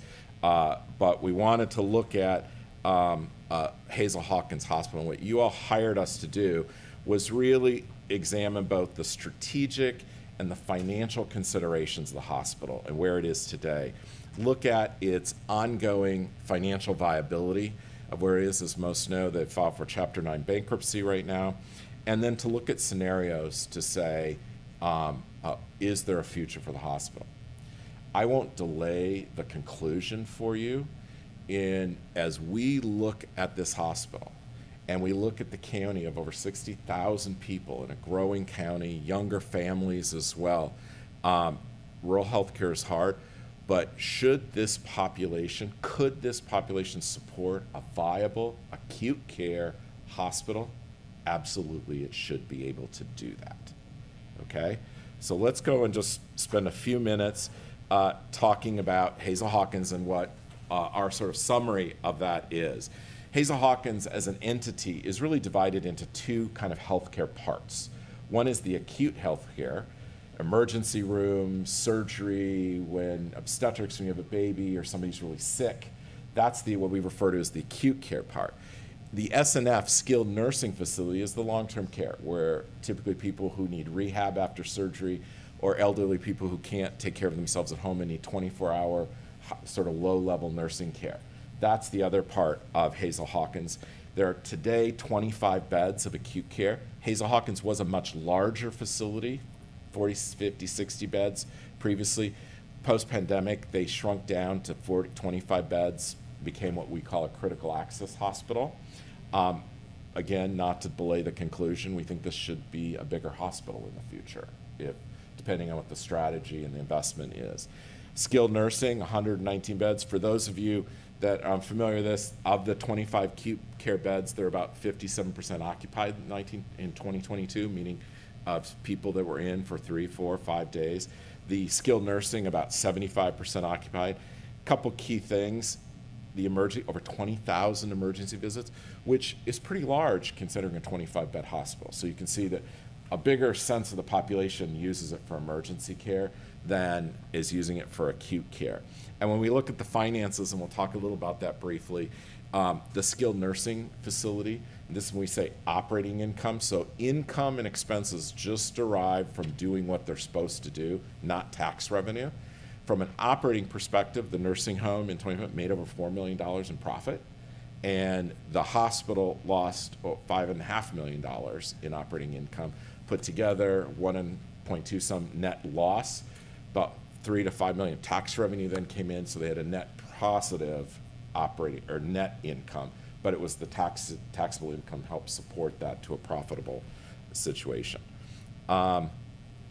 We did a site visit. I just wanted to give you of some of our conclusions. The physical facilities are impressive and good for a small hospital.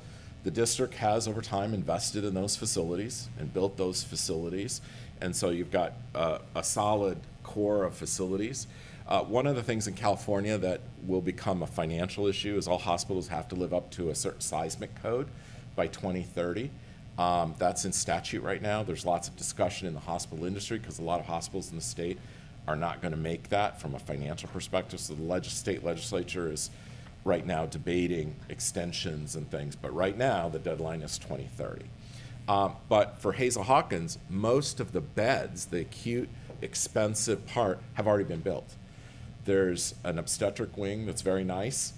And above that, there's 2 floors that are capable of being turned into 30 beds each, 60 beds. So you could have a 60-plus bed hospital that's all seismically compliant fairly easily. But there are other support services, radiology, and other things that would have to come up to seismic, and that's a plan that the district is working on. Their immediate issues financially are they have some technical lab analyzers, imaging equipment that might break, and they'll need dollars to do that, and that's sort of their issue. They have some liquidity issues right now, only about 40 days cash on hand to fund those if those things would break, and need to look at those. The one very significant conclusion that we'll talk about today that we believe is a strategic failure for the hospital long term is they have depended on a very independent medical staff. I think if you look in our industry, in the healthcare industry, there's no hospital today that has an independent medical staff. They have some independent medical staff. They have a lot of employed physicians and nurse practitioners, and they have contract physicians. Today, the medical business model to graduate from medical school and hang your shingle and bill patients and insurance companies, particularly in a county like San Benito, where you have Medicare and Medi-Cal, it's very hard for a physician to earn enough income to pay. And so will young people be attracted here independently to start a business that is a physician business? The answer is no, in our opinion. And so rural community hospitals have to integrate with not only keeping facilities and nursing staff, but they have to support and build the medical community. And working together and integrating is how the financial system works to have a viable hospital. And since Hazel Hawkins hasn't done that, all the physicians are pretty independent. When you look through the medical staff, a lot of them, they have to have more commercial insurance. So they work part-time in Hollister, part-time in Morgan Hill, part-time in Gilroy. There's a lot of this going on. And when they work at the rural clinics, we use the term in our report 1099, which means they're contract. They get paid for a shift, then they go do something else. That's not how you build a viable medical community. For a county such as yours, which is growing and 60,000+ people, that's a viable community, but you need a core medical staff. You're gonna have young people to come in and do that. So we'll just move through some of our conclusions and then we'll open it up to questions from a market. Alex, do you wanna? Yeah, and just from an overall market, so we're looking at San Benito County today, 65,000 people. It's a younger population than the rest of the state of California. It's also a faster growing population. A lot of other communities are losing population, projected to grow. but patients on average utilize healthcare services at a higher rate in San Benito County compared to the rest of California. A couple of reasons why: potential access issues, lack of physicians, lack of that routine care. By the time an intervention is needed, it might require hospitalization. Also, there's less managed care in the region, Kaiser, HMOs as well. But overall, population's growing. The demand for healthcare services is growing in this community. Where patients are picking their healthcare, for San Benito residents, 43% are getting their hospital services at Hazel Hawkins. That means 57% of the population is leaving the county today to get healthcare elsewhere. And it is very fragmented where they're going. We'll show in a couple of slides, but it's into Monterey, San Francisco, San Jose, very fragmented. For similar communities that we've seen, I would consider 25-30% to be a really high number. So if the right core services are built in this community over the next 5 to 10 years, a lot of this care should and can stay local. A couple other services that are very important is obstetrics. 800 births last year in the county. Hazel Hawkins saw about 400 of them. With these growing population, that number could be over 1,000 births in the next 5 years. So really important to keep this core service in the community today. And again, as Jeff mentioned, our emergency department will be really important. 20,000 visits, very busy for this community right now. And a lot of this is the entry portal and front door primary care services. They're not getting that access elsewhere. Yep. And then just on this slide is kind of where everybody else is going today, but very fragmented of that remaining 57%. And then wanted to go over the provider shortages in the market today. So everything in red right here is a shortage of providers. Primary care, 6 to 10 providers short in this region right now. Surgical, things like orthopedics, 7 to 10 providers short. Medical specialties like cancer, cardiology, short in the region today. So with this independent medical model that Jeff has mentioned, has not worked for this community, and it will continue to grow. A lot of these providers are reaching retirement age, and replacing them in this independent model will be very difficult. So using alignment vehicles, creating that medical staff, creating a better integrated care experience is going to be really important on the future for Hazel Hawkins. And people will often talk about rural healthcare, how hard it is to get physicians. Having worked with a lot of different academic organizations, there are a reasonable number of new young physicians coming out of training who do want to work in smaller communities because they're from smaller communities. But you have to provide the employment vehicle for them to do that, because the majority of young physicians coming out of training don't want to work in a small independent. They want to work in a medical group. And so that's really the core strategy that we're talking about in the future. And as we talk about the financial conclusions, we looked at the financials from Hazel Hawkins, from all publicly available information from 2017 through the pandemic, through up to some of the recent financials of 2023. Now, the organization has continued to improve from 2017 with almost $2 million more a year of operating income and net income of over $3 million a year. But again, it still is negative because growth has been so incrementally slow. Liquidity, as I said, they're about 40 days cash on hand, is still not enough. They should be closer. A small hospital like this in the West Coast, we would typically, the averages are closer to 80 to 100 days cash on hand to weather ups and downs and emergency. Because as you know, in any small business, any unexpected thing it's a scale issue. It's a big, because it doesn't matter if you're a 100-bed hospital or a 20-bed hospital. A CT scanner costs $7 million. It's no cheaper for them. It's expensive. It's expensive things. When we look at the future, and we looked at different scenarios going forward, is today Hazel Hawkins, and we benchmark them to other critical access hospitals, their expense profile is pretty good. In other words, meaning they're managing expenses in a reasonable way. So thinking that anyone's going to come in and save the hospital by managing expenses better, we're saying no.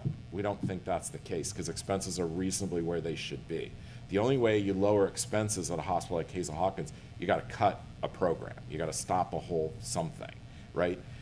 So the future for Hazel Hawkins is really about growth. We have to have a strategy that brings physicians, supports physicians. Those physicians then trust that hospital services are run correctly and will refer their patients to those hospital services, and that the community trusts that the hospital is billing and clinical care is good, right? If your doctor says, I trust, you should go there, most patients are going to go there. So you need that integration so that doctors and patients will feel that. I'll close with really strategic direction. I gave this conclusion. Is it reasonable to expect that a community like Hollister and a county like San Benito County can support a 25 to 60 bed community hospital? Absolutely. The core will be building the physician community, maintaining core programs. As Alex mentioned, obstetrics, always an expensive program, and it typically loses money in most hospitals. But because you are a younger, growing county, you're going to have 1,000 babies that are going to need to be delivered in the next 5 years of residents of your county. Where are those families going to get that care? It's going to be critical. And as a district hospital and as a governmental entity, there in California, we have something called the corporate practice of medicine, which means hospitals cannot employ physicians, right? But as a district hospital, there are exceptions. Just like big academic hospitals, they're an exception. The faculty are employed at Vanderbilt. We call it a 1206B clinic. It's a structure. There are professional service agreement structures. There are multiple structures where the hospital can align and integrate physicians and support them so they're dedicated to the community, and they'll see Medicare, commercial, and Medi-Cal patients. Over the next 3 to 5 years, it is the strategy about building a medical group. The fourth strategy is most hospitals of this size and scale, located close to Salinas Valley Hospital in Monterey, to Stanford, to Good Sam in San Jose, you would typically see clinical program alignments, meaning you have small hospital have a relationship with a bigger cancer program, right? Somebody has cancer, they go to Stanford, they get treated, but they come home for their infusion and their radiation, or cardiology. You go for your cardiology, but you come back for other support. So you see these programs. There's none of that today. They pretty much operated as an isolated entity. And that we believe leads to some of the community maybe not trusting their capability, because you want to bring those bigger providers to support so people see that and say, my care is integrated across sickness issues. Taxpayer funds will be required if there's a strategy to go forward. There is a liquidity issue. There is a future seismic issue that will have to be dealt with. There is the investment in the strategy on physicians, and there is a pension issue we've looked at these, and from our perspective, it'll take some amount of cash and investment to do this, but over 5 to 10 years, we as ECG don't think it's unreasonable in a county and a community of this size to expect to have to invest that in a hospital.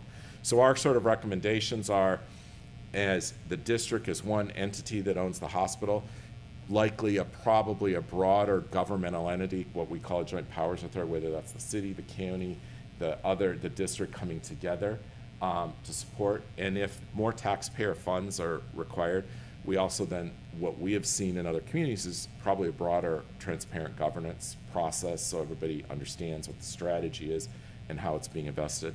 We also think there needs to be a new management system in the hospital. Trying to recruit one-off people, a new CEO or a new CFO, is really hard. Given the strategic lift that is rural healthcare today, we're recommending is finding an organization that wants to come in and have a management sort of can bring a whole team, right, of people who have done that. So you're not just trying to hire one person, to lead this, but bring a team of people to support the people who are there to do that. And then we'll have to figure out what the overall funding is. But in the immediate term, they might need some credit facility to help guide them through bumps in the road, like if lab analyzer or a CT fails or something, to bring something in. So again, thank you very much for the opportunity, and that's our report.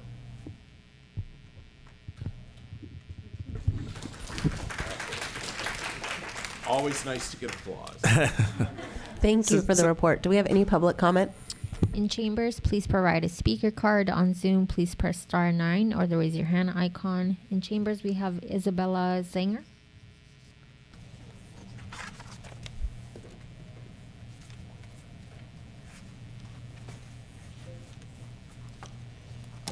Hi, good morning, Board of Supervisors. My name is Isabella Zanger, and I've been a registered nurse at Hazel Hawkins Hospital for over 10 years on the medical surgical department. I'm a Hollister native and greatly concerned about Hazel Hawkins' future. Being a nurse or a healthcare worker is a very demanding job. The pandemic was incredibly arduous. We worked extra long hours, comforted families as loved ones passed due to COVID, and saw prolonged wait times for emergency services because we were inundated with patients, just like other facilities nationwide. Nurses as frontline workers were at war with a virus that kills. During the darkest days as an RN, I take comfort in being with an amazing group of colleagues. Some of them are here in the audience today as we worked through the COVID pandemic and through the bankruptcy filing. Since the hospital board members filed for bankruptcy, morale has definitely plummeted. Nurses and others are scared what this bankruptcy means for them and their families. There has been fear, panic that's created a mass exodus of nurses and healthcare workers leaving Hazel Hawkins. The impacts of the bankruptcy proceedings have affected patient care and staff. Currently, we are down to just 2 frontline managers to support staff in 6 nursing departments. Each department should have its own manager. There has been a complete revolving door of administration over the last year and a half. As a matter of fact, our ICU department, which houses our critically ill patients, was closed over a month to losing nurses. This means that critically sick patients stayed in the ER much longer and caused more staffing needs to care for them. This ripple-down effect caused surgeries to be delayed or even canceled. Other departments also suffered too of staff leaving because of the bankruptcy vote. However, even as we nurses are working to keep our hospital together, we have seen an escalation of disciplines towards staff. Since the bankruptcy filing, we've had over 14 investigation meetings in the last 2 months for nurses alone. Usually this is way more than we've seen in just a year. All we want is to be able to come to work, serve our patients, do what we do best, care for our patients, and be supported and not targeted by administration. Our efforts to bring these concerns to the Hazel Hawkins board has failed as they refuse to meet with nurses. How can a board member make informed healthcare decisions that mean life or death for people, if they refuse to get information from the very people who serve the community, frontliners? This is just very troublesome and absurd. I am personally encouraged to see that there is a possible path for Hazel Hawkins outside the bankruptcy and that the Board of Supervisors is doing their due diligence to see this path forward. We have the ability to grow this hospital together. We want to move together towards a solution that keeps our hospital doors open and also respect its workers' rights and keep us out of bankruptcy. Thank you.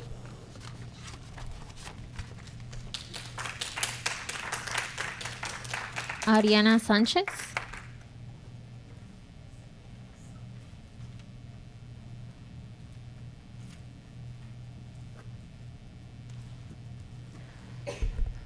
Good morning. My name is Ariana Sanchez. I am a registered nurse and I work in the emergency room at Hazel Hawkins Memorial Hospital. I'm a proud member of this community and I have been working at that hospital for over 10 years now. First, I would like to thank the Board of Supervisors for investing resources to be able to present a deeper analysis to the public on the status of Hazel Hawkins. For nurses, it has been no secret that there are changes that Hazel Hawkins can make to sustain our population growth and services. However, as we have said from the beginning, and your independent consultants seem to agree based on the report, we do not believe Hazel Hawkins should be in bankruptcy. Our nurses have been sounding the alarm from day one since this process started due to the lack of information being presented to the community. To give you a recap, we closed our contract in August of 2022. Less than 3 months later, a state of fiscal emergency was declared by the hospital. Less than 3 months later. That is very, very important. We have been asking, rather than bringing the community together to discuss solutions and being transparent about why the facility is in financial trouble, Hazel Hawkins noticed all unions and debtors to come to the table and agree takeaways and cutbacks without a deeper analysis as to why. Did the hospital file bankruptcy as a union best strategy? We believe so. We are seeing the effect in the nurses leaving and staff leaving Hazel Hawkins. They are scared. They don't understand why. There is no transparency. There was a recent letter of intent submitted by Hazel Hawkins Hospital by a for-profit company known as AAMG, American Advanced Management Group, as some of you may already know. It's an organization whose finances do not seem stable and have very limited experience running a full-scale hospital like Hazel Hawkins. Hazel Hawkins Memorial District Hospital is a nonprofit. We, like many other district hospitals, it was created to fill a void in services in the community. We are encouraged to see our Board of Supervisors doing their due diligence to find an alternative to keep a full-service hospital open outside of bankruptcy, and look forward to learning more about the proposal, including the proposal Joint Powers Authority Board. We urge this board to continue to pursue opportunities to keep Hazel Hawkins Memorial a full-service hospital and keep over 700 jobs in our community. Thank you for your time. Rob Bernowski.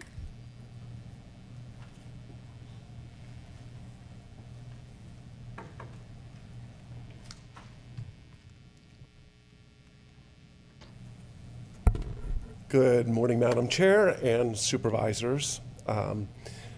First of all, thank you so much. I like being part of problem solving, and I look back at my time here in San Benito County and just some of the things that I've been able to touch a little bit or been a part of where we have solved big problems and taken care of things for the community. This is probably one of the biggest deals, and I want to give credit where credit is due. All the people that are in this room and you folks sitting up here, there's nothing where there's been more conversation and people coming together and having very polite conversations about what to do and how to solve it. And I want to give credit where credit is due. A few years ago, the healthcare district on its own had desired to partner with Salinas Valley to have a better run entity. So they're the ones that started it, and it looks like we have an opportunity or they have an opportunity to see it to its full fruition. We can't hide that there's problems at Hazel Hawkins Hospital, and I don't want to think that anybody's going to lose their job or anything along those lines. But change has to occur, and right now you folks can be the catalyst for it with the formation of this JPA and getting more stakeholders in the county involved. So I just want to say thank you, to the healthcare district for bringing the idea, for you guys helping to bring the football over the end zone. And at the end of the day, yes, it's going to take some sacrifice, but we just might end up with Hazel Hawkins Hospital for the residents, owned by the residents, and here not for the next year, but for the next 25 years. So please, I'm asking you to endorse the JPA, move forward with it. We'll see what comes out of it, but I suspect it'll be something very, very good that the community will be very proud of. It's a legacy issue to not only you folks, but also the city of Hollister and the city of San Juan Bautista, because, again, 25 years from now, you'll be able to turn around and say, if we had not done what we had done, we wouldn't have this hospital here and what it contributes to the community. So good luck. Give me a call if you need any help. Thank you.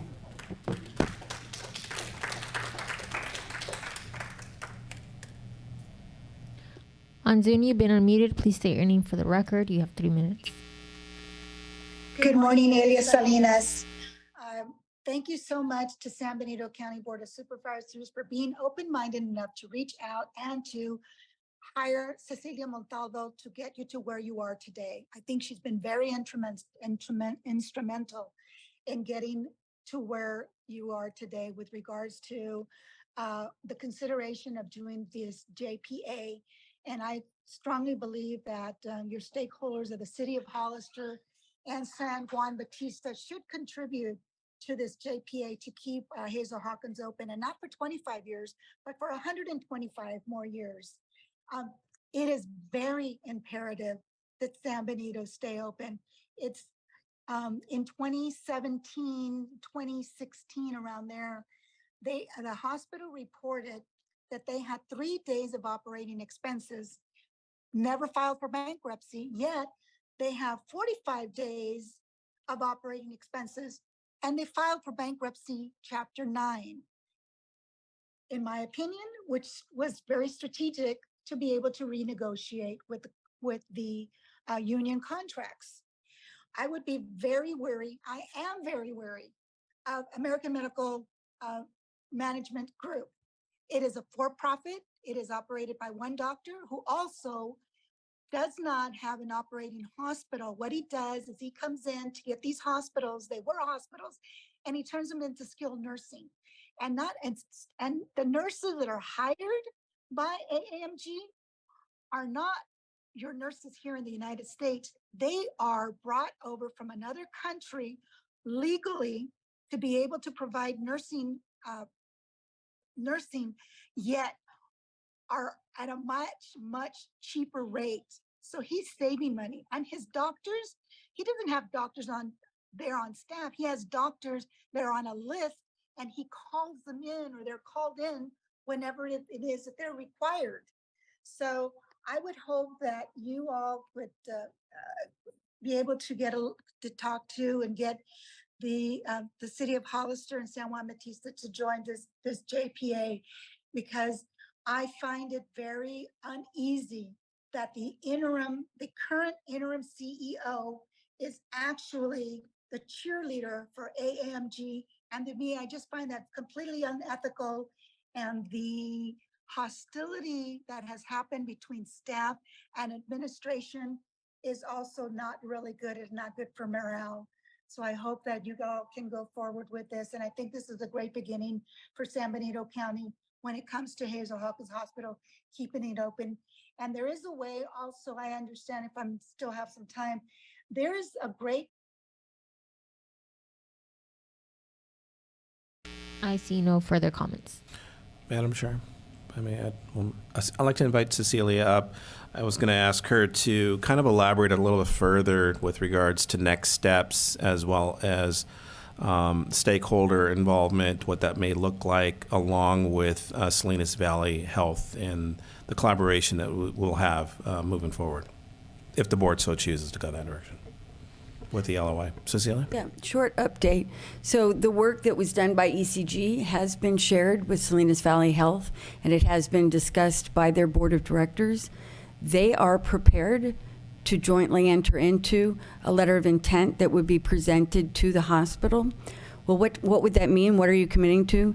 This would be a non-binding letter of intent that would essentially set forth the basic vision with not a lot of the details, because our next step is to work on additional business planning. What does a path forward look like? What would it take to accomplish these objectives so that a formal proposal could be developed for your consideration? So I think what is being presented to you today is the option of providing your county administrator with the authority to develop and execute jointly with Salinas Valley Health that non-binding letter of intent, which will take us to the next step in working with the hospital. Thank you, Cecilia. Any comments or questions from the board? Supervisor Kosmicki? Yes, thank you.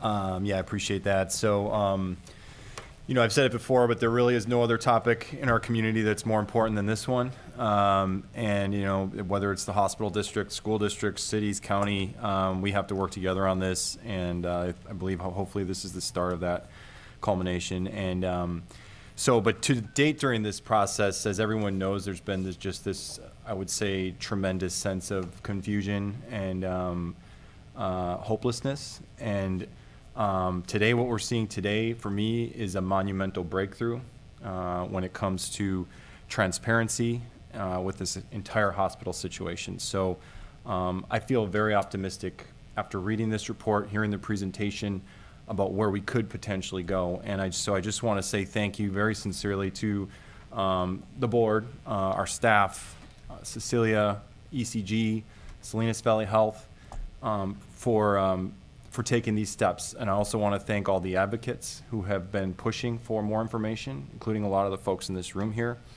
And so I just want to say that off the bat. I do want to really strongly advocate for the cities to step up and to partner with the county on this. In my mind, whether they are willing to do so or not, I think it's incumbent upon the county to move forward with this JPA and with this letter of intent. So I don't know if there's some, clarity as far as where the cities are at. Perhaps there can be some sort of mention of that if that's possible. I don't know if staff or. I'll go ahead and, if it's all right with the chair, I'd like to go ahead and just respond to that. Cecilia and I were able to meet at both the City of Hollister and the City of San Juan council meetings. We did discuss the potential of an LOI, non-binding LOI, potentially working together with the JPA and moving forward. There were some questions. What is the risk? What's the dollar figure? What's it involve moving forward? And obviously that is that next phase that Cecilia just mentioned, that we have to go through that. We have to analyze that data. So ultimately what we presented was just kind of where we're at, what we're doing, and that we would come back at a later date if our board so chooses to move forward in this direction. We'll have more clarity at that point to them and bring it back to their council for next steps. So, but they were definitely open as long as they had a little bit more clarity and a few of their questions answered. So. Right, appreciate it. And so just to wrap up, the report has a number of compelling conclusions. This is credible information. We know that based on the history of this organization, based on Cecilia's level of credibility. So there shouldn't be any question marks about the conclusions that are being made in this report. And some of those compelling conclusions that we saw today about the financial demise being overstated, the finances have actually been improving since 2017. The no need potentially for bankruptcy or a sale. This notion of going out and employing the physicians is, I think, a really remarkable potential outcome out of this that I can see. A critical step forward, it sounds like, clinical partnerships for specialties and more funding and potential funding from government taxes, wherever it may come from.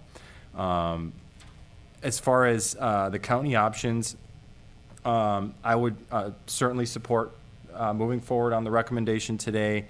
We can't sit back and just hope that this situation works itself out. This is a tremendously urgent situation. And then from the investment side, it is going to cost the county, very likely going to cost the county fairly substantial funds at some point. But we'd rather use those funds to maintain a local hospital than to pay later for losing it. So again, just thank you, everybody. And I just strongly urge our board to move forward. Thank you. Thank you. Any other comments, questions? Who want? No? Supervisor Curl? Being on the ad hoc, I want to thank Cecilia and ECG for all their hard work. It's been very educational, to say the least. I'm not at all an expert in healthcare, but what I've really gotten out of these meetings that we've had is that we do definitely, from a community aspect, need to look at the medical group option and how we bring physicians here as a group, not individually, because that is what's going to make an acute hospital successful in a rural area like ours. The non-binding and risk question right now, I know, is the concern of the city of Hollister. I'm assuming also San Juan. I did not watch the video on that one. But making sure that our next steps are really addressing those so that we can unite as a community. I really support the City of Hollister's questions, but at the same time, I really would appreciate support from that council and San Juan Bautista City Council, so we could go into this JPA united and have it have a little more meat or weight behind it. One of my questions is, if we move forward with a JPA, does the Hazel Hawkins San Benito Hospital District have the authority to say no? Yes, we would be making a proposal to the healthcare district, and they would have to accept that proposal. Now, I would assume they would do this anyway, that while we're continuing to do our work, that nobody would commit exclusively to the county or to another party, that the process remains open, but it is at their discretion. And so you can't impose this on them. I'm sure I'm getting I'm only a bringing nod this, over there. I'm only bringing this up because I want the community to be aware it's not just about us and what we're trying to do. It's about all of us coming together and uniting behind this, including the hospital district board. And that is where you as a community have voices that we don't have because they're your elected officials.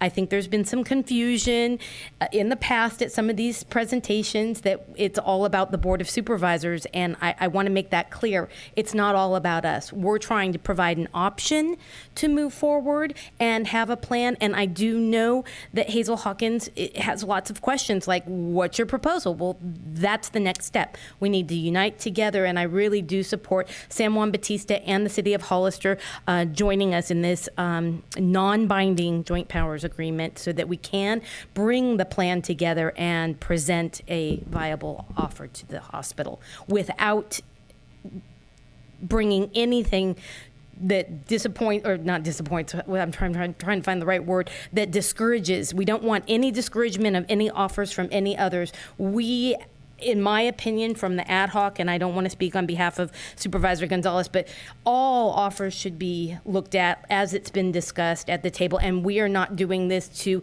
hinder anything that they're trying to do with other suitors. Thank you. I think that's all my questions and comments. Thank you. Supervisor Zenger? Yeah, thank you.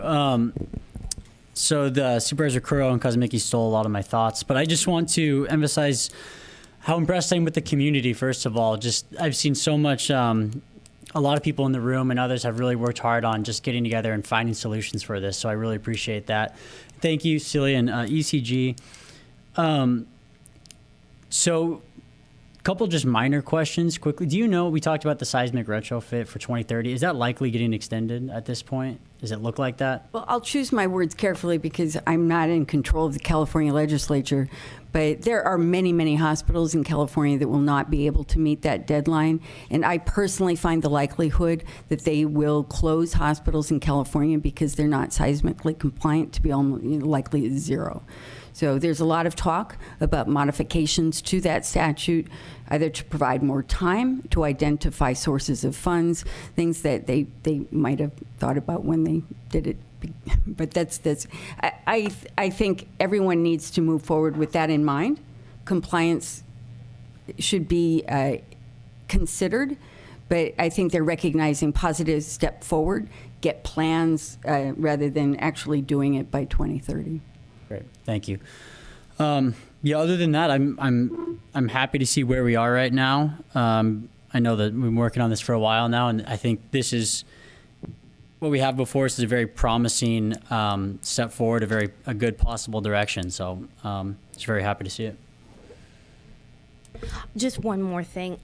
I want to just completely disclose because, you know, we can only work off the information that we've been provided. And it's been made very clear that ECG did request additional information from Hazel Hawkins Hospital. Data was not provided, in my understanding, because I'm reading the disclaimer on the presentation, so it's actually on the presentation. I think I need to correct that. I don't know what words you used there. I'm reading right off the disclaimer at the bottom. We did not receive everything that was requested, but that is not to say that we didn't receive anything.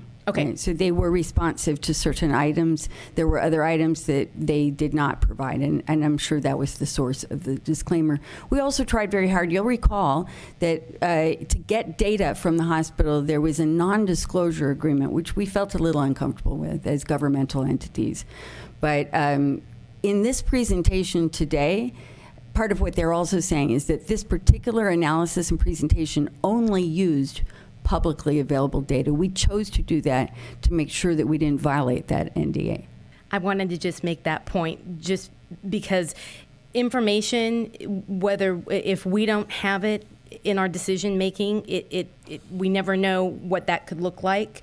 But that this information that we do have has kept our NDA within check, because we have been walking a very fine line, making sure that we're not overstepping what we can share at this time. I just wanted to make that clear. Thank you, Madam Chair. Madam Chair? Yeah, go ahead. I just want to say thank you for everyone who's been involved in these conversations. This has been almost a year in the process. I can remember a year ago last year, I was hollering out, hey, we need to save the hospital. And I was pretty much laughed off the dais here because nobody was willing to step up to the plate. But it's been a year, and it's been a year of a lot of work and collective effort from the community, from the supervisors, from ECG, from Cecilia and your expertise. I appreciate that. And so I'm happy to see that. So I'm looking at the slide that says next steps. When realistically can we get the estimate for the strategic working capital amount, that's going to be required over the next 5 years? When can we get that dollar figure, and when can we share that with the cities so that they know what they're going to be is expected of them, so that we can actually move forward in a fully informed, positive direction? ECG has let us know that to come up with some of those estimates, they would require about 6 to 8 weeks. Jeff, is that correct? What we're talking about, just to be clear, is to really understand how much capital does need to be invested. And that would instruct you in terms of the potential sources of that funding, whether it be in assessments, use, development fees, whatever you choose to do. We need that number, but that 6 to 8 weeks. Okay, thank you. Yeah, and those are a couple of the avenues I was going to mention: CFDs, Melrose, or other means to generate that revenue. I was going to add one caveat to the question by Supervisor Curro concerning the who is going to be deciding this, the hospital board. There's also another element to this, is the bankruptcy as well. And so I wanted to be clear with the board that one of the intents and one of the reasons why we've been working so diligently is to get this in so we can submit this. And if it does go to the bankruptcy court judge, they could potentially have a choice of who to go with as well. So we want to make sure that we have our name in the hat, so to speak, before that time elapses. So I just wanted to make sure that was kind of a little caveat there. Appreciate the clarification. Thank you. Thank you. Yeah, I echo a lot of what has already been said up here. I appreciate the work of our ad hoc committee and everybody involved. Obviously, still lots of questions, right, about the logistics and how this is all going to work. I think it's really wonderful to see, though, the communities really kind of come together and work together really hard on trying to find a solution to this problem. I would love to see the cities join on, but I understand their hesitation, and hopefully the time will be right and they will feel ready to be supportive and join in on this effort. As of right now, I'm supportive of signing this non-binding letter of intent, and obviously the next step will get a lot more information, and then we'll need to determine, how things look moving forward. But I think it's important for us to get this in as soon as possible so we can possibly be an option. So, what is the will of the board? I'll move to move forward as recommended by staff. Move to approve. Second. All in favor? Aye. Aye. Anyone opposed? 5-0. Thank you very much. Thank you. Okay, item 2.2, we're going to receive a presentation and annual update from the Central Coast Energy, 3CE. Thank you, Madam Chair. Yeah, we have the privilege of having our Chief Communication Officer, Catherine Stedman. She'll be actually presenting this particular item. We also have the pleasure of having the Chief Executive Officer here, Robert Shaw. He's here for support if there's any questions concerning the operation and the overall running of 3CE. He's here to answer any questions as well. But we're delighted to have them here to give us a brief overview of 3CE and my involvement. I know we have Supervisor Kosmicki as well on the board, so we'll pass it on to you. Great. Well, thank you, supervisors, chair, staff. My name is Catherine Stedman. I'm the Chief Communications Officer for Central Coast Community Energy. And as the county administrator mentioned, I'm joined here by our CEO, Robert Shaw. Also attending virtually is Judy Young, who is our Senior Customer Accounts Manager that manages the county's energy accounts. 3CE is made up of 35 member agencies throughout the 5 counties of Monterey, San Benito, Santa Cruz, Santa Barbara, and San Luis Obispo. We serve nearly 450,000 customers and have invested well over $1 billion in renewable energy and storage projects while returning $26 million to our communities through energy programs.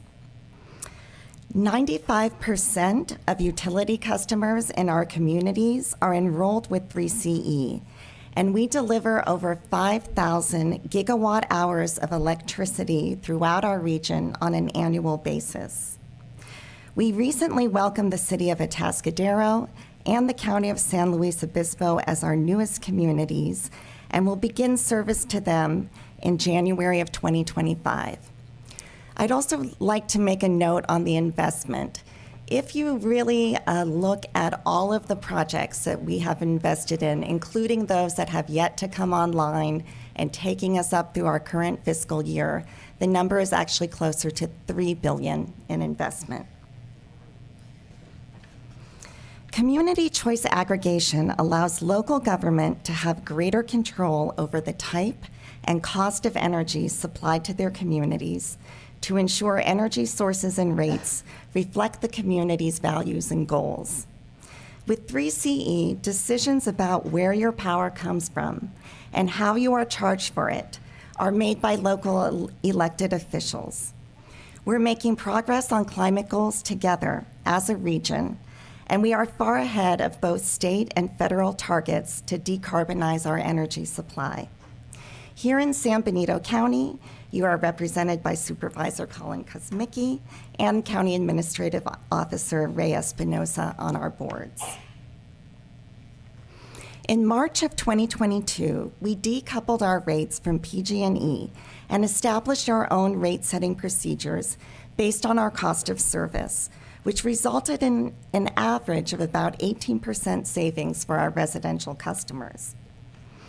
On September 14th, our board voted to adjust rates, and even with this adjustment, which took place first on October 1st and will be followed by a second adjustment on January 1st, we will maintain our savings over PG&E with rates 16 to 22% less than PG&E generation rates. Today, we are at 50% clean and renewable and on track to be 60% by the year 2025, which is 5 years earlier than the goal set by the state of California. Our strategy commits 3CE to meet 100% of its demand with clean and renewable resources by the year 2030, with balancing on a monthly basis, which is a full 15 years ahead of the goal set by the state of California. In order to achieve these goals, 3CE's procurement team has prioritized long-term contracts that bring new clean resources online as quickly as possible. To date, 3CE has executed 19 long-term power purchase agreements and energy storage agreements. 5 of these projects came online in 2022 and add up to nearly 280 megawatts of generation and energy storage combined, or about 22% of our current annual load. Next week, we will be traveling to attend the ribbon cutting of another project, Yellow Pine Solar and Storage, which will add an additional 5%, bringing the total amount of energy we serve to our customers through these projects to 27%. We have another 7 projects under development, and when they are completed over the next 2 to 3 years, that number will be 60%. Meeting GHG reduction goals is also about electrification. As individuals, the biggest impact that we can make to cut greenhouse gas emissions and improve air quality is to replace fossil fuel vehicles with electric vehicles and replace the gas-powered appliances in our home with all-electric versions. As 3CE works to clean the grid, electric cars and heat pumps will be emissions-free in their operation, and the electricity that powers them will be 100% clean and renewable, making a substantial impact on our air quality and our health. This slide shows recent accomplishments that we've made in community reinvestment. 3CE has helped put more than 1,000 new and used electric vehicles on Central Coast roads over the past 3 years by distributing more than $2 million in cash rebates paid directly to our customers. By electrifying our transportation sector, these EVs have spared more than 6,000 metric tons of regional CO2 emissions. And additionally, in collaboration with funding partners like the California Energy Commission, 3CE has delivered rebates that will help build more than 1,000 new electric vehicle charging stations for our region. We've also paid to make more than 2,000 new affordable housing units all electric, and that support continues. We offer several programs that aimed at helping our member agencies advance electrification and stay up to date with building codes that also advance electrification. Residential customers within San Benito County are eligible for rebates up to $4,000 toward electric vehicles and chargers and toward replacing gas-powered appliances. We offer business-friendly programs designed to electrify new housing, including farm worker housing, to upgrade agricultural equipment, and to install DCFC Level 3 chargers. And with an eye to equity, coupled with the awareness that many of these enhancements are out of reach for our underserved communities, we provide an additional 1,000 Electrify Your Ride and Electrify Your Home rebates for income-qualified customers, an additional $1,000. The County of San Benito has participated in our programs for a total of $1.3 million through 2022. This includes ag electrification, chargers, electric vehicles, school buses, and new affordable housing projects. We are closing out our current fiscal year, and I will provide an update of these figures to Supervisor Kosmicki and County Administrator Espinoza as soon as we have that available. So with your continued support, that of your staff, and all of our communities, 3CE will continue to deliver innovative solutions, impactful programs, and excellent service, along with clean and renewable energy. That concludes my presentation. Thank you so much for the opportunity, and I welcome any questions that you have. Thank you. Do we have any public comments? In chambers, please provide a speaker card. On Zoom, please press *9 or the raise your hand icon. In chambers, we have Bridget.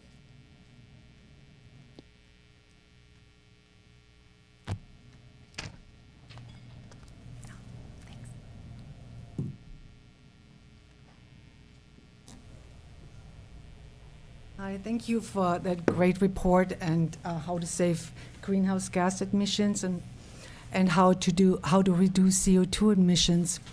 And that just leads me to think about tomorrow.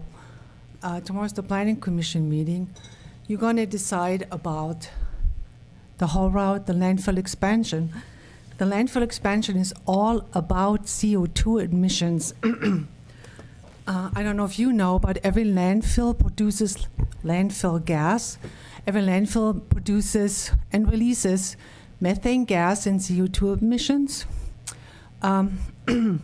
Every landfill has to report to the EPA about their greenhouse gas emissions. I have an EPA report about a greenhouse gas summary report from 2015. It states methane gas release was 776 metric tons. That is CO2, as in carbon dioxide equivalent emission of 19,401 tons. And again, tomorrow your planning commissioners will decide about landfill expansion. There will be 483 acres. I hope you all look the Appendix C that talks nothing about, it's a 946 report about greenhouse gas emissions. And the summary was that greenhouse gas emissions will be significant and unavoidable. This is a huge project that will be a huge air polluter here in your county. Thank you. Next, we have Reg.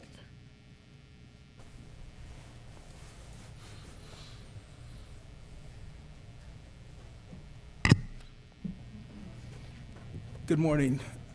My name's Greg Sweat. I'm from Piscinas. Listening to the report, everything is fairy tales and unicorns and great thinking.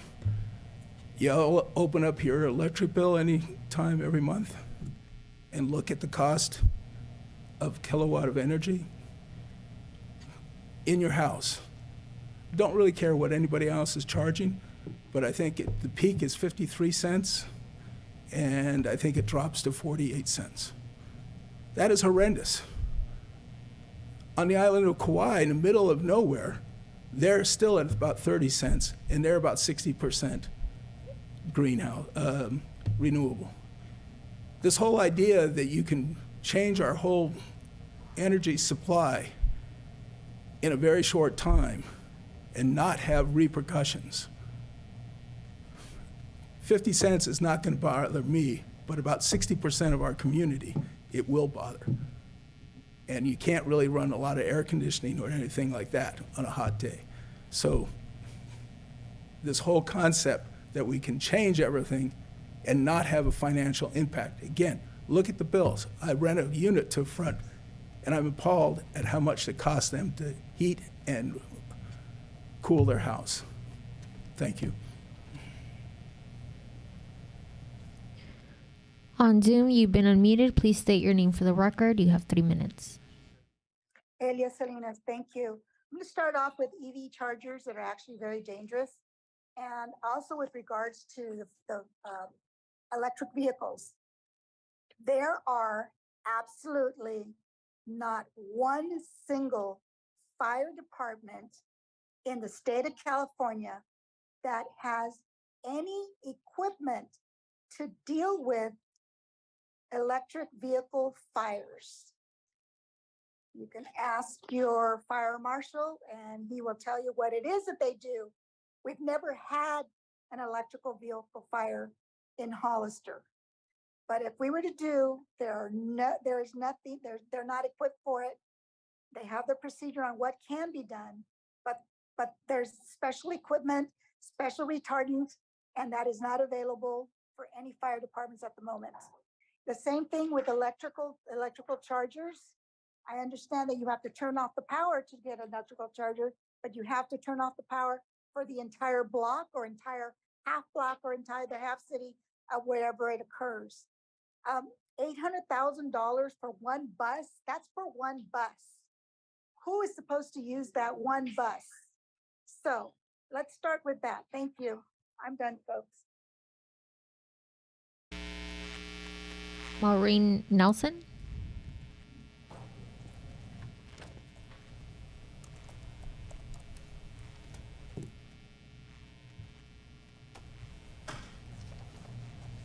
I too promise this is my last. Thank you for indulging me. So my background is in environmental sciences. I have both a bachelor's and a master's from San Jose State University when I lived in California many years ago. I then proceeded to get a second master's in organizational leadership and management. I come to you as an environmentalist. I put solar upon my house. I live in Santana Ranch. My last electric and gas bill was $1.89. I'm very proud to have solar on my house. I had solar on my house in Colorado. I had solar on my house in Arizona. I have been a proponent of solar energy for many years, as you can see. It was not a great service at the very beginning, but as with any technology, it advances. We learn, we modify, we make better.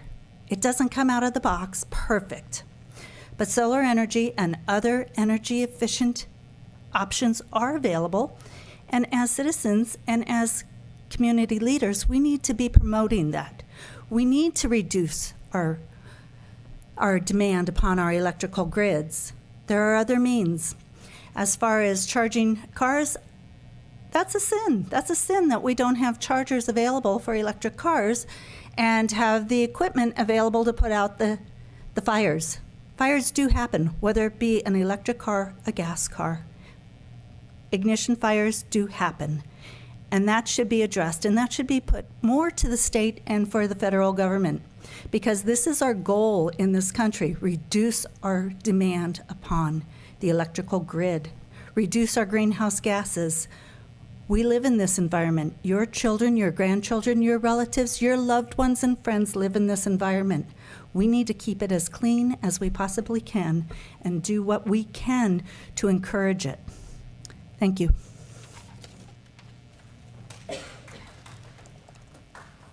I see no further comments. Thank you. Any comments or questions from the board? Supervisor Kozmicki? Yeah, I'll be real brief. I'm the representative on the board, and so just thank you for coming here. I really appreciate taking the time. As always, great presentation. Most people don't, I always say most people don't realize most people in this room are 3CE customers, and so this is very pertinent to folks at home if they don't realize that. And just really proud that we're looking like we're on track to keep going forward and hopefully get to that 100% non-renewable by the start of next decade. And real quick, the EV issue that was just mentioned, just to put it out there, get it on the radar. Our county is very, very far behind when it comes to EV charging stations, and that's something that we really do need to have a serious discussion about at some point soon. Thank you. Thank you very much for the presentation. I don't think there's any action. It was just a informational presentation, so thank you so much. Yes, thank you. Okay, up next, item 2.3, we're going to receive a presentation on the San Benito County Comprehensive Economic Development Strategy for 2023 to 2027, presented by the San Benito County Economic Development Corporation. Renee.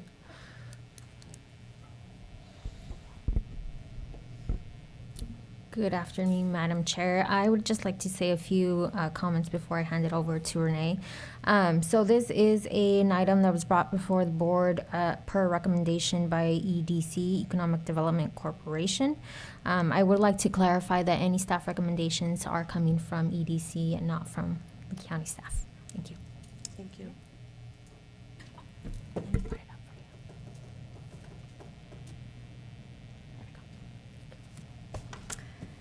I was prepared to say good morning, but now it's good afternoon. Good afternoon, Madam Chair, Honorable Board of Supervisors and county staff and the public. My name's Renee Wells. I'm the Executive Director of the Economic Development Corporation of San Benito County, or the EDC. The EDC, as you may recall, the public might not, received a grant about a year ago from the Economic Development Administration, or the EDA, to facilitate an update of the county's Comprehensive Economic Development Strategy, or the CEDS, for 2023 through 2027. This is a 5-year strategic plan for the county that must be in place and renewed every 5 years to receive EDA funding and other federal and state funding for the whole county. Today, the EDC is bringing forward the updated SEDS, which we finally completed. I think all of you have had a chance to review it in its final form, and there was a 1-month period where the public was able to view it, including everyone here, during the month of July. So I hope everyone had a chance to review it, provide feedback, and hopefully those any issues are updated or have been taken care of during this final version. Today we're bringing it forward to be adopted by the Board of Supervisors, and we hope that will happen. And then it will go on to the EDA for final approval and then become the county's comprehensive economic development strategy for this year and 4 years going forward. The EDC is working on an implementation plan with our consultants, and so we hope to have that in place soon, at least for the first year, so we can move forward with how we're going to strategize to make sure that the projects within the SIDS are implemented or that we can help find resources for those projects. I'm not going to take up any more time. We have our SIDS consultants who helped us with this project with the funding from the EDA. Stephen Wallstrom and Marie Jones are on panelists who are on the Zoom and going to present the slides now. And if I have a clicker, I can move forward with the slides. And then if there's any questions afterward. Thank you. Thanks so much, Renee. This is Marie Jones, one of the consultants on this team. And I just want to say that I really enjoyed the previous 2 discussions because they do kind of wrap in a bit with what we're going to present today. I know that the only thing that stands between you and lunch is us. And so the team decided to let me present because I'm the fastest speaker, I think. And then Steve will answer any questions you have. So the Comprehensive Economic Development Strategy is basically required by the EDA for local community development corporations or economic development corporations to access federal funding. And they have pretty much a formula for what they're composed of and in order to get approved. And ours is no different. So it does include a vision, an economic context analysis, a SWOT analysis, a review of economic development projects that the community wants to receive funding for from EDA, and then a review of resiliency projects. I do want to emphasize that it's short, it's a good read, and it's really a report for the whole community. It's not just for the community development corporation, it's for the counties and the cities to use to try and apply for future funding. So next slide. This just shows some of the federal funds that are available to local communities. So the American Rescue Plan, the Inflation Reduction Act, the Infrastructure Bill. There's a lot of planning and technical assistance funding, and then any future appropriations. EDA used to be kind of a sleepy agency. It's not anymore, and it really does provide many grants to local communities to improve infrastructure, economic development. Next slide. I do want to emphasize that the funding, completing the SEDS doesn't get you the funding. It's kind of a ticket to play. So once you adopt the SEDS, then your local jurisdictions can go ahead and apply for EDA funding for the projects that are listed in the report. So I do want to emphasize that the SEDS supports 2 components of the Community Development Committee, the CDC's overall mission, which includes business attraction, business retention and expansion, and entrepreneurship and new business formation. The SEDS specifically focuses on economic development projects and infrastructure development. So it's sort of part of the whole wheel. Next slide. So in the SEDS, the vision statement is very simple, just to engage in collaborative efforts between all agency stakeholders and the community to build our sustainable and resilient economy. We have a number of action statements, which are in the document that I'm not going to read. Next slide. As part of our analysis, we do need to sort of identify what are the major trends, economic trends in the community. And so we basically, Steve and I had kind of an interesting experience because we did sort of recognize that San Benito County had a little bit of maybe of an inferiority complex, which we found very peculiar because San Benito actually does have a very strong economy. So one of the myths we want to challenge is that San Benito's economy is not particularly strong. It actually is very competitive and very rapidly growing and well diversified. In comparison to other counties, these two charts show that San Benito, in terms of gross GDP, which is the chart on the top, is sort of in the top third of all California counties, well above Monterey, but of course a little bit behind Santa Clara. And then employment growth overall, again, San Benito County is in the top 25%, so well above many counties in California. Next slide. In addition, there was this theory that San Benito County has kind of high levels of income inequality. We really didn't find that either. So if you look at the chart, you'll see that San Benito County has a nice big red part of the bar chart, which is sort of the middle income part of the bar chart. So over 31% of households, compared to like Santa Clara County, where it's less than 20%. So again, San Benito County has a good solid middle class. Next slide, please. There's also this theory that somehow attracting global technology companies would help with commuting out of county. And when we actually looked at comparing the jobs with workers, so jobs are jobs that are in the county, and workers are people who live in the county and commute out. What we find is that a significant number of commuters that commute out of county aren't actually in the tech sector. Instead, they're in what we call middle class jobs, such as construction, education, retail, healthcare, and other place-specific services, such that they cannot be moved into San Benito County. So long story short, there's no job recruiting way of getting yourself out of your commuting problems. Next slide, please. Also, we want to recognize that the Latino community is a super huge component of San Benito's county economy, and more emphasis needs to be placed on assisting the Latino business community to grow and strengthen itself within the community. And finally, we really wanted to emphasize that economic development in San Benito County isn't just business attraction. There's been sort of too much of an emphasis on that.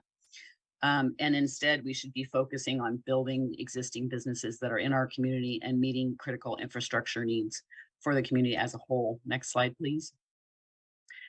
So we did do a strengths, weaknesses, opportunities, and threats, and I'm just going to let you glance at these. I'm not going to talk about them, and let's go on to the next slide.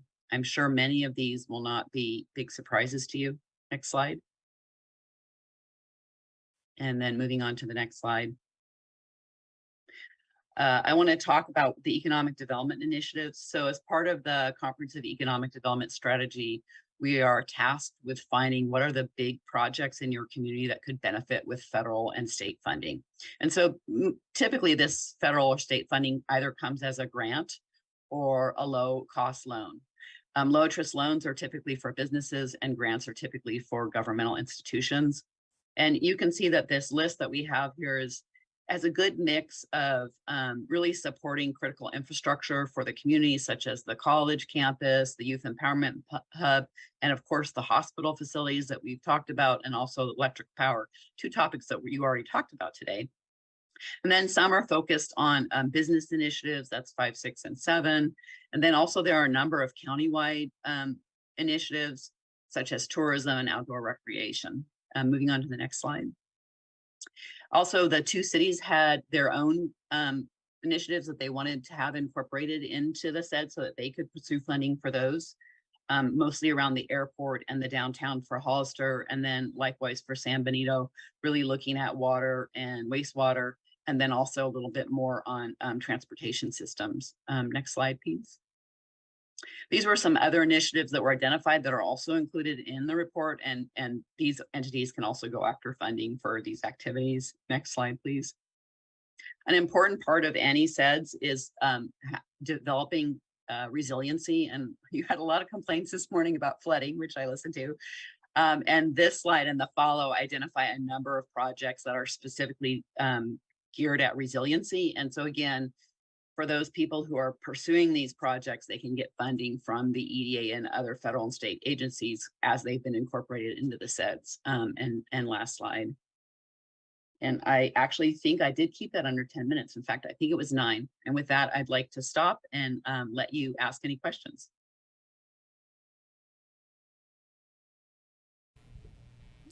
Do we have any public comment?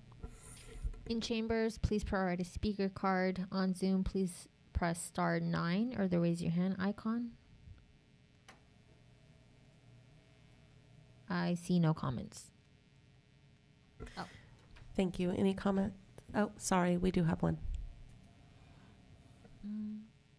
You've been unmuted. Please state your name for the record. You have 3 minutes. Elia Salinas, I support the staff's recommendation and I hope to continue. I hope that they continue with bringing some economic development. I think that we need the support, or they need the support of the entire Board of Supervisors, that we know that we can bring economic development to San Benito County, which is needed. It's in dire need. And I hope that it'll be a total consensus of 5-0 for approving this. Thank you. You've been unmuted. Please state your name for the record. You have 3 minutes. Yes, thank you very much. This is Valerie Eglin, Reach San Benito Parks Foundation. And we have been concerned about feeling as though the economic development has not focused on parks and tourism as a unit. And yet I've just heard in this presentation something about tourism and recreation. And I'm not quite understanding how, if it's not included in the SEDS that are tourism or recreation and parks, how is that working as far as creating a problem or an advantage to our getting grants for more parks, for our bikeways and such, trails? And so to me, I have not gotten an answer yet in my inquiries. And so would appreciate it if we got a little more clarity on that, especially if we're going to be rebranding Pinnacles. So we need some backup on that. Thank you. Hi, this is Steve Wilson. I'll address both of those points. Let's start with parks. Parks are included in the SEDS. There's a regional park in Hollister and spread throughout the county that first phase of funding has been secured, and it's improvements are about to be made, and future phases can be funded by federal grants for the park's expansion and ongoing improvements. Regarding tourism, that is also included in the SEDS. There's a need for a regional tourism effort. It is fragmented, and the county would benefit from it being less fragmented and more in tune with the entire regional needs. That would be anchored in part by Pinnacles National Park, but it's not the only anchor. So I think both of those were addressed in the SEDS. They're included.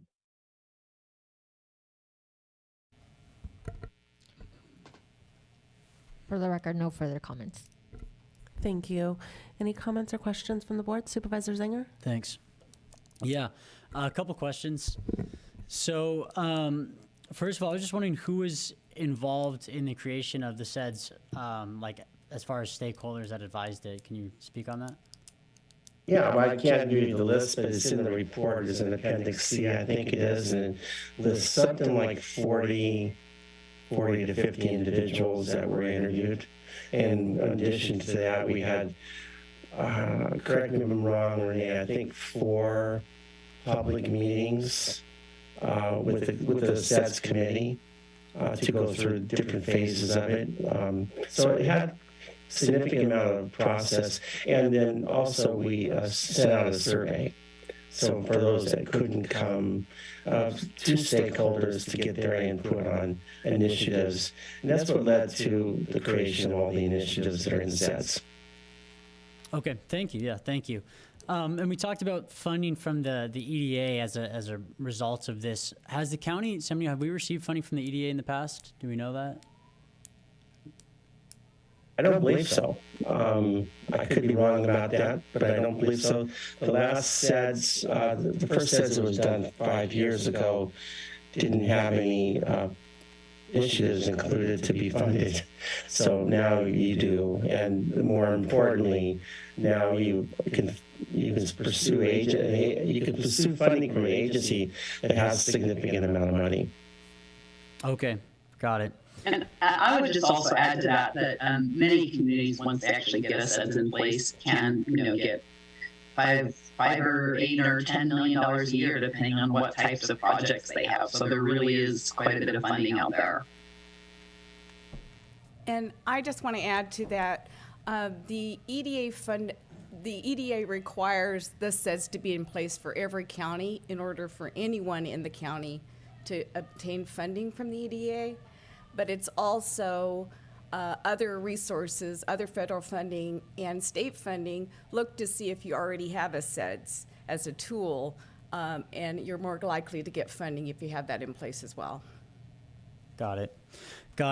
Thank you. I understand. I think I understand why that's. I understand the importance of that. However, I have a couple concerns with it, and so I have a hard time. A couple things that kind of jumped out when I was reading this. One of them talks about there's some in there about expanding the housing supply, and there's a line about the county can make it easier for housing developers to invest by implementing more flexible zoning, improve permit processing, et cetera. I have some issues with that as far as that being economic development and the reasons that are in there. Also, I know there's a piece in there about, quote, develop the proposed Strada Verde Autonomous Vehicle Innovation Park, which is obviously a very, I guess, contentious issue in the county right now. And I'd have a hard time approving this and putting my name on this if there's something in there about that where I don't want to speak whether or not I necessarily want to support that project at the time. So I have a hard time with that in there. And then also little things, and this is a minor issue, but I'm going to bring it up every time. It talks about housing shortage fueling homelessness, which I think is just a total, it's a non-starter for the conversation. We're not doing anyone any favors if we don't talk about the issue, which is drug addiction. And so I think stuff like that, I just point it out every time. It's just misguided. So those are some of the issues I have with it. Another one was the inclusion of housing ordinance suggested 10 to 20% to help get the numbers up. And so 10% would be very low in my opinion, and I don't think that's really going to do much to help. So that recommendation I have an issue with as well. And so there's a few things like that where I just don't know. I would have a very hard time putting my name on this if there's so much in it that I just disagree with. That's all.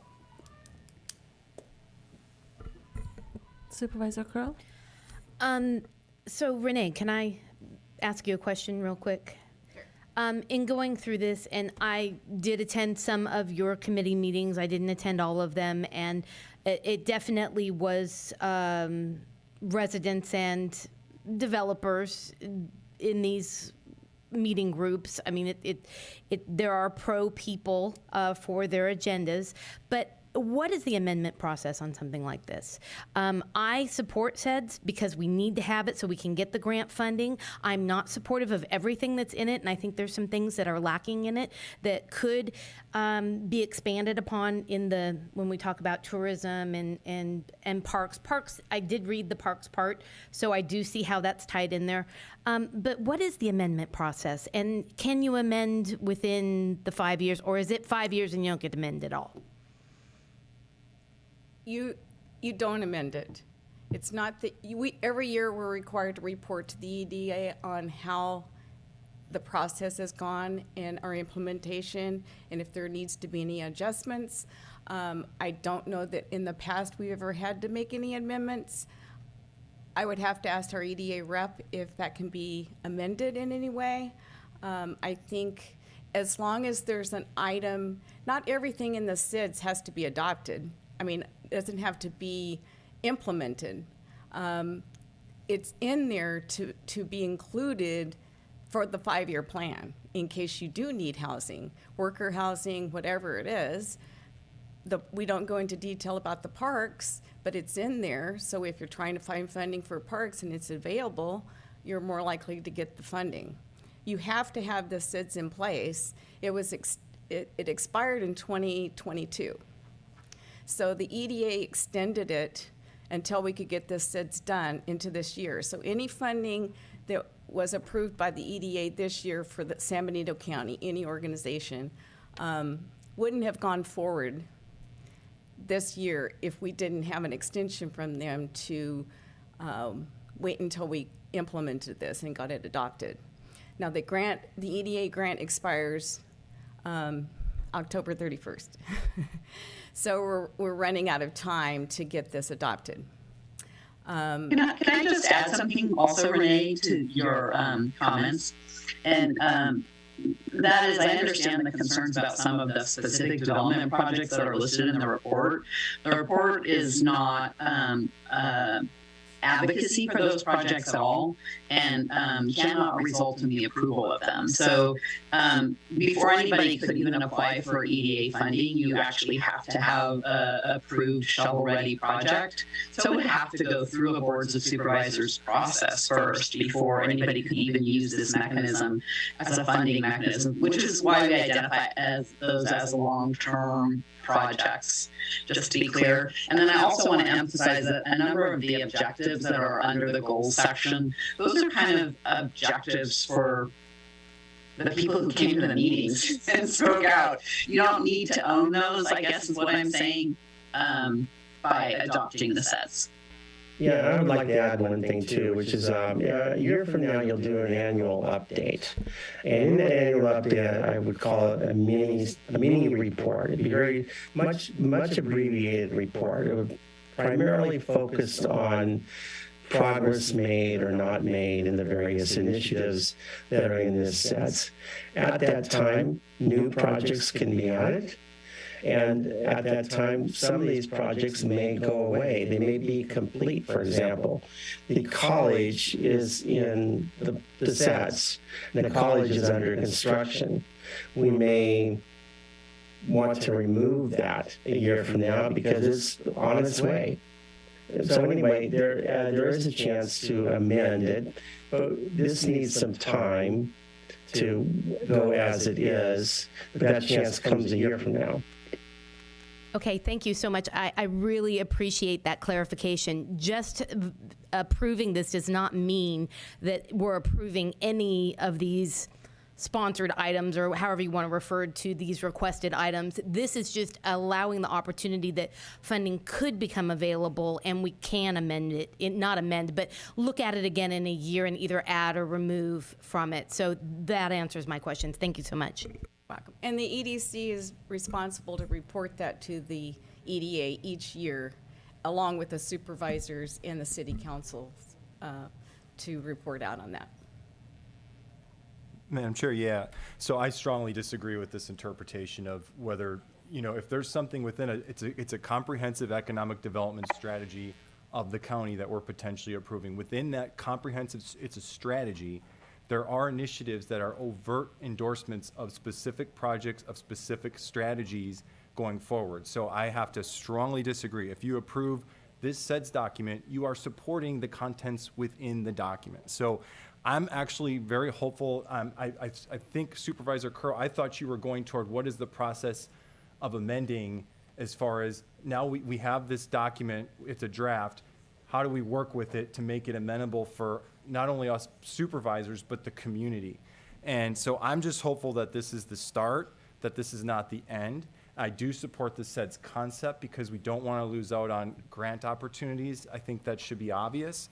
But the county is potentially approving or denying this document. And if we approve it, as put together by the EDC and other entities, I feel it's imperative that it's a starting point and we get more community input, not just, I know there's processes you went through, and look, most people aren't going to, take the time to go out to these sorts of workshops and things, the regular everyday residents. But now that it's to the board, I think it would be incumbent upon us as supervisors to go out and gather that critical input based on what's in the document and then make adjustments to that based on that input. I just, as far as, I say this because the document contains an array of political viewpoints with which I'm uncomfortable, and recommendations for ideas that need a lot more fleshing out before I can get behind them and put my name behind them. For one, I would want to see all political matters left out of the document. I just think if there's potential projects down the road that we have to go through potential development agreements, we have to go through negotiations, to just come out and say we support X, Y, and Z project because that is what the document says. It overtly says that we should go forward with certain matters, and I'll get to the more specifics, but for instance, the document takes a direct stand on the Stradivari development. It overtly says we should pursue the Stradivari development. And I'm not saying not to do that. We just haven't gone through the process. We don't even know whether the project will even come forward again. We don't even know what that project might look like. So to come out now and to say we should definitively pursue something like that really is irresponsible, because again, we would remove all leverage the county has. This is a pet peeve of mine in government when we come out and prematurely say yes or no on anything. There's process involved with these agreements, and if something like that or some other project goes forward, we have to have the ability to sit down with whomever that might be, the developers or whoever, and try to come to an agreement on what's best, a development agreement, for instance. And if you come out and just say, yeah, we support this or that, you lose all that leverage. So that doesn't make any sense to me. And then the bottom line is, if you support the SEDS, it's a strategy document. You're supporting the initiatives within it. So that is why, just bringing back, I'm hopeful that we can maybe continue this item and have more discussion among supervisors, be able to go out and get input from the public, and then come back and say, we would like to take out or include X, Y, and Z items within the SEDS. And that's not to take away from the efforts that have gone into this. I know there's been a lot of meetings and discussions, and a lot of people have put effort, and there's viewpoints, and I get that. But I also think for me I echo what Supervisor Zanger said, for me to get behind this and get comfortable with the SEDS document, I have to feel comfortable with the contents within it. And a few more of the items, and it's not just there's the Stradivari part. Again, we don't even know where that's at. There's the housing part where it's overtly saying we should increase the supply of all housing types, including market rate housing.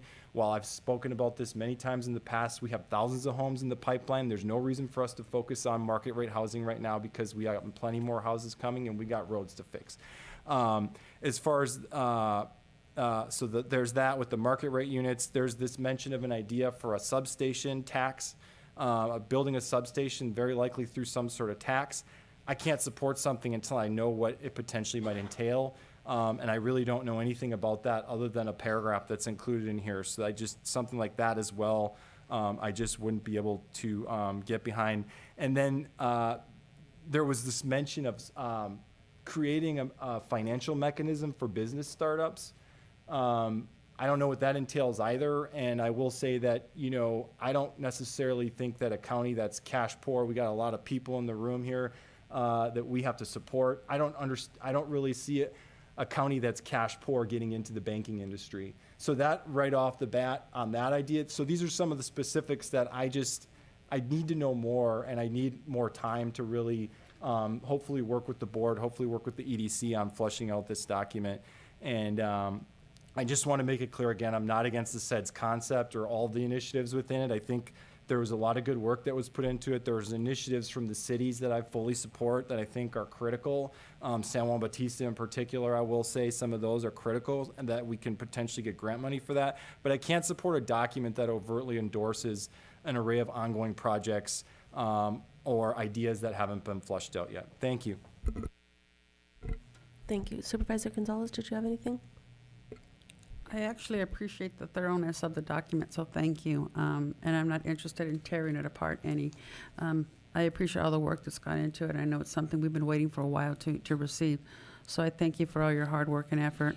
I particularly like the strengths and the weaknesses that you put in there too, because it allows us to focus on an area where we need to improve upon. And I believe you also had one that said threats and, what was the other?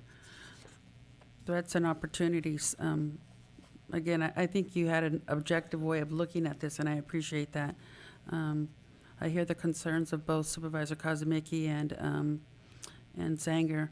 I don't necessarily agree with them, but I hear their concerns. But I'm not interested in tearing this document apart. You know, thank you for all the hard work. So Renee, with this, so I know that there was a process with this, right? And this was made available to the public, to the Board of Supervisors, for us to comment on it. I feel like we're kind of hashing it out, and now we don't want to approve it. And we had an opportunity to comment on some of these things, correct? And 2 supervisors were on the said strategy committee for the 3 long meetings that brought these projects together, along with city council from both cities and staff.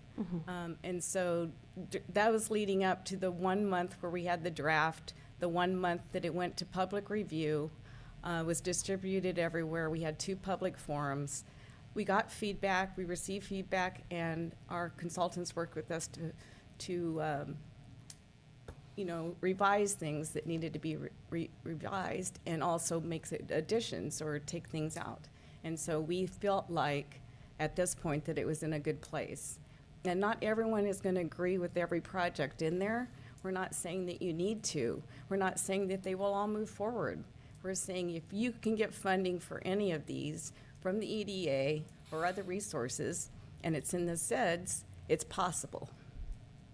So it's a 5-year plan. We may need housing in 5 years. We may not need it now. We may not need it in the next 2 years, but we might need worker housing. And so it's in there just in case we can get the funding. It's not providing support to developers. There were a few developers in the said strategy committee. The stakeholders were from all realms of San Benito County, covering a lot of different areas, and so we wanted them to be included in that. And besides the said strategy committee, there were interviews with lots of other resources from our SIDS consultants. So I feel like it's in a place that it can be adopted, or it should be.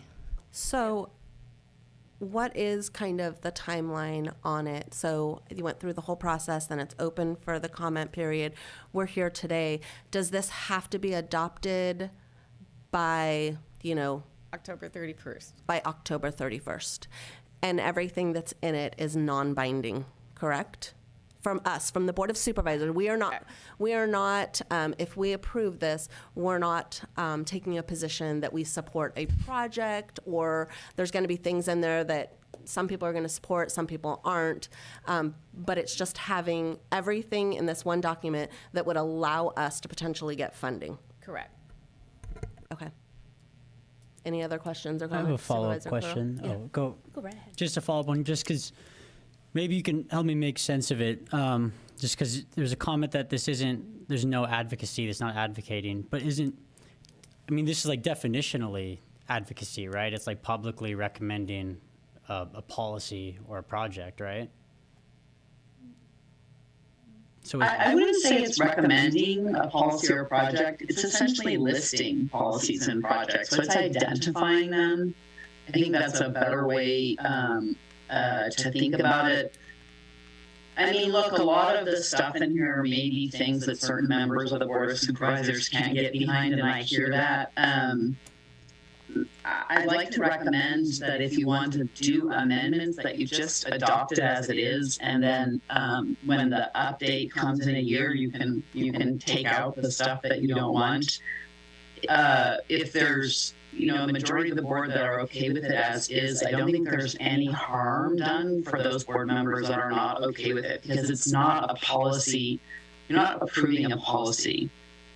You're essentially approving an umbrella requirement for entities to apply for EDA funding. That's what the purpose of this document is.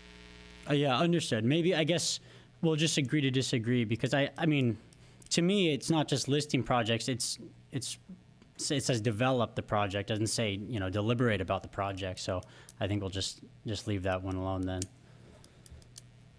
I don't know. I've read it pretty carefully. It really just describes the project. It doesn't say to develop them or not. They're literally just described. It does say develop the project. Yeah. I'm reading it. I'd like to add, in the various drafts that we revised, the concerns that you mentioned were mentioned. And we were really careful to put in the narrative, if you read the text, that the projects listed below or the initiatives listed in the report are not advocates. They're not advocating any of this. We are recognizing that there are individuals and investors that are advocating it. That's just the reality of the fact. So some of these initiatives may never, ever be approved for various reasons, but they're in here because there are individuals that are advocating it. We're just documenting that these projects are reality and that they might get funded down the road. Okay, thank you, understood. Thank you, Madam Chair. On page 61, it shows the stakeholders that were interviewed and the surveys that were completed by.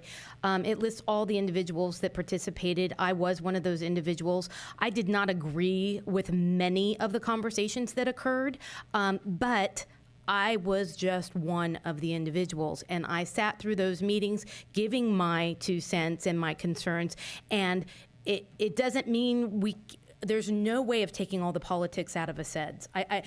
There's no way. Politics is embedded in it. And it's not advocating, in my mind, from going through all of the meetings that I did attend. I had no power to say, I absolutely will not allow this to be in there. That was not within my wheel well of what I can do. So being a part of this, understanding it, learning from it, I see a great way that we could be more proactive in the future. But I also do not want to jeopardize future funding for the county and for our community, knowing that we have, as this board and body, the right to say no to projects, which we have said no to projects in the past. So I am supporting it as is, but would like it to grow in the future with where our community is changing. Thank you. Thank you.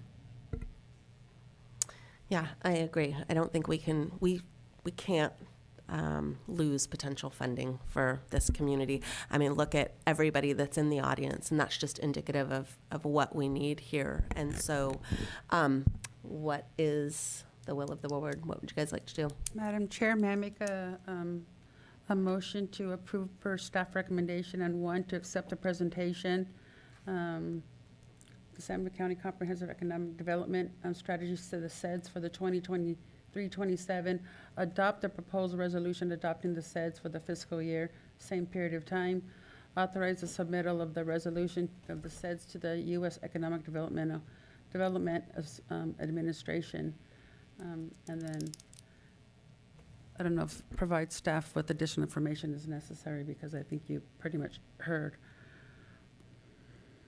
I'll second. So all in favor? Aye. Aye. Anyone opposed? No. No. So it passes 3-2 no from Supervisor Zinger and Supervisor Kosmicki. Okay, moving on. Item 2.4, receive a presentation on wastewater reuse as gray water, presented by Sean Novak.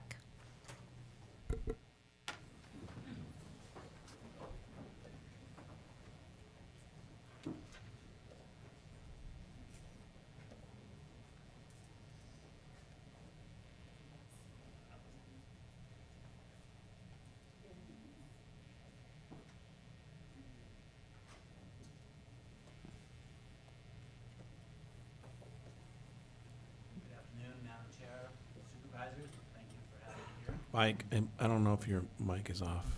Might be off. Thank you. Hey, thanks, There Sean. we go. Good afternoon. compared to what you've been seeing, this is pretty simple. So let me go through it pretty quick, all right? So I was told Abraham had me come here just to talk about gray water and, you know, some of the cons, some of the pros about it. Oh, that's it.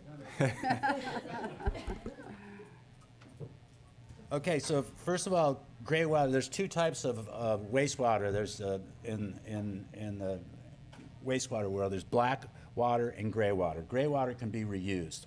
As you can see, it comes from washing machines, bathroom sinks, showers, and tubs. So it pretty much says the same thing. You can get it from your lavatory basin water, your sink, and your bathroom as well. And then black water is the yucky stuff that comes from the toilets that contains fecal matter, and then from kitchens and dishwasher because there's food particles in there, so that's not to be used. And these are the systems that a lot of people have been installing. Matter of fact, you don't need a construction permit to do a laundry to landscape type of gray water system where you're taking water from your washing machine, putting it out in your yard. So here's some of the simple ways to put one in. This diagram shows the lavatory sink and the shower, which you would need a construction permit for that because you're changing the plumbing a little bit. But just from laundry to landscape, you would not need a construction permit. But you can see there's some basic guidelines here just to make sure that it's safe, especially that let's see, fourth bullet point down where you need to cover the discharge gray water with 2-inch cover of mulch, plastic shield, or stones. And then what it must not contain is diaper water, hazardous chemicals. It can't pool water or run off onto another property. You can't have it made accessible to your dog or cat or anything like that, and especially not connect to a potable water system. And here's the advantages of gray water. I mean, primarily it's to lower the water usage for the individual. It can, reduce overall water consumption, and then especially during times of restrictions and droughts, it's another source of water for people to use for their yards. So it can really help in that matter. The disadvantages, some of the things are if you lower the flow of sewage going to the wastewater plant, it can cause some operational difficulties and maybe even some odors, which I know we're very sensitive to around here. If it's not filtered properly, the harmful chemicals in wastewater can cause contamination and disease. And then the gray water systems can be expensive at the beginning unless you do a simple laundry to landscape one. Soil can be damaged because of the salts and some of the alkalines. And then one of the other big things around here is it must be stored in such a way where mosquitoes won't congregate to it because of the West Nile virus problem. That's pretty much it. I just wanted to give you a simple presentation on that, and there's no motion. It was just informational. Any questions? Thank you, Sean. Do we have any public comment? Mine was easy. Yes. Okay. We have Al Gonzalez.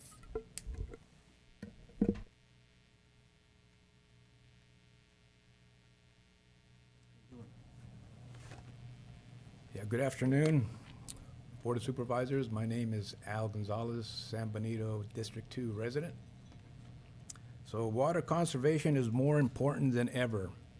Finding ways to use and reuse water responsibly in both residential and commercial contexts will help us continue to have access to clean drinking water for years to come. One way to responsibly reuse water, which is growing in popularity, is through gray water systems.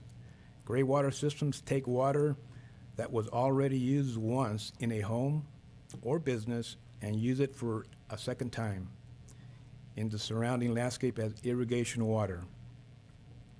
It's important to note that gray water comes from sinks, showers, washing machines, not toilets. Instead of immediately routing gray water for sewage treatment, it is routed to the landscape, where it is filtered through mediums to then provide water to plants and trees. This allows for reuse of vastly underutilized resource, gray water. So currently there are a growing number of jurisdictions that require gray water systems in new construction, such as Los Angeles, San Francisco, the city of Huron, and Tucson. The number is expected to increase as droughts continue and water supplies dwindle. The codes for alternative water sources for non-potable applications such as gray water are published and can be found in the 2022 California Uniform Plumbing Code of Regulations, Title 24, Part 5, Chapter 15, Section 1501. So in closing, it's critical that San Benito County redouble our efforts to carry water in every way possible. I ask the Board of Supervisors to consider and hopefully adopt this ordinance. Thank you. You're welcome. Yeah, I agree with what he says. I'm an advocate for water, and when I was looking at that SEDS there, it looks like water was an afterthought, so I want to bring that to your attention. But, you know, I also want to remind you that the city of Hollister has a great recycled water facility, so a lot of our sewage is being recycled for agriculture and for landscape use, so we have that as well. But I do like the gray water systems for people to interact with their water and know how much water they're using in their landscape. Like if you use laundry to landscape thing, then people are intimately involved with how much water is used out in the land, and it could help them realize what their yard really needs. Because when we go out to a residential home, it's amazing. People just have that sprinkler on like every day, you know, and they need to realize you don't need that. So that's our job to educate them. But I do like the gray water systems for that, as well as what Al was saying here. And then another thing I want to let you know is that when we have our stormwater, you know, our groundwater basin here, very rarely does it ever connect to the Pajaro River unless we had rain like we did last year. So the water stays into our groundwater basin and percolates down to our aquifer.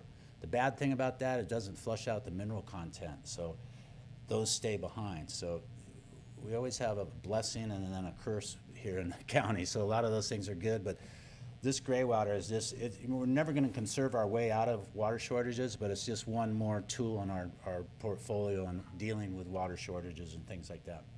Okay? Comment from Bridget.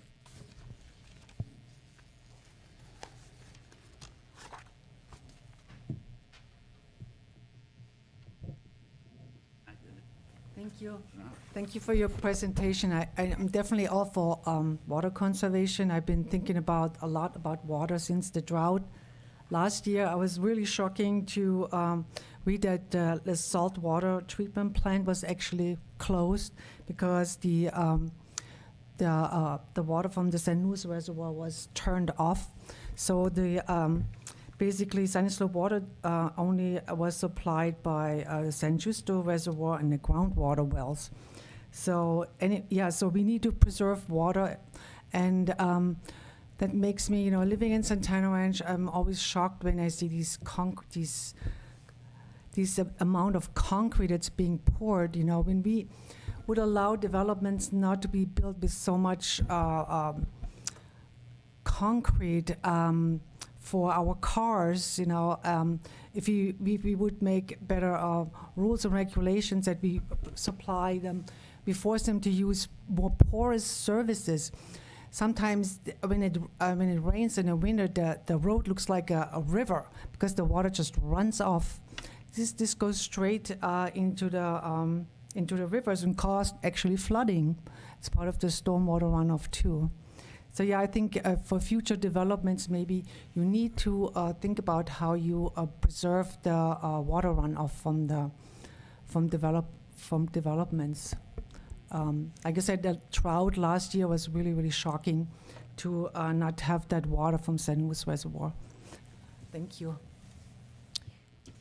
Thank you. Yeah, you're welcome. I just want to say that was because of the drought. There was no water, you know, last year, and we got all the water this year, so now we do have water. And the La Salle water treatment plant is surface water only. That's water that comes from the Central Valley Project through San Luis Reservoir.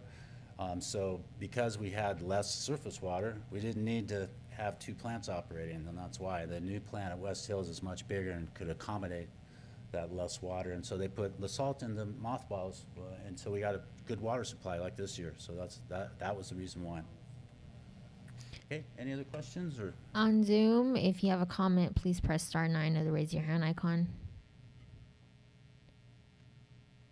We have no comments on Zoom. Okay. Thank you very much. Well, hold on. Oh. Are there any comments or questions from board members? Madam Chair, real briefly, this kind of brings to light, we have a lot on our plate, but at some point, I think it would be worthwhile to discuss a couple things.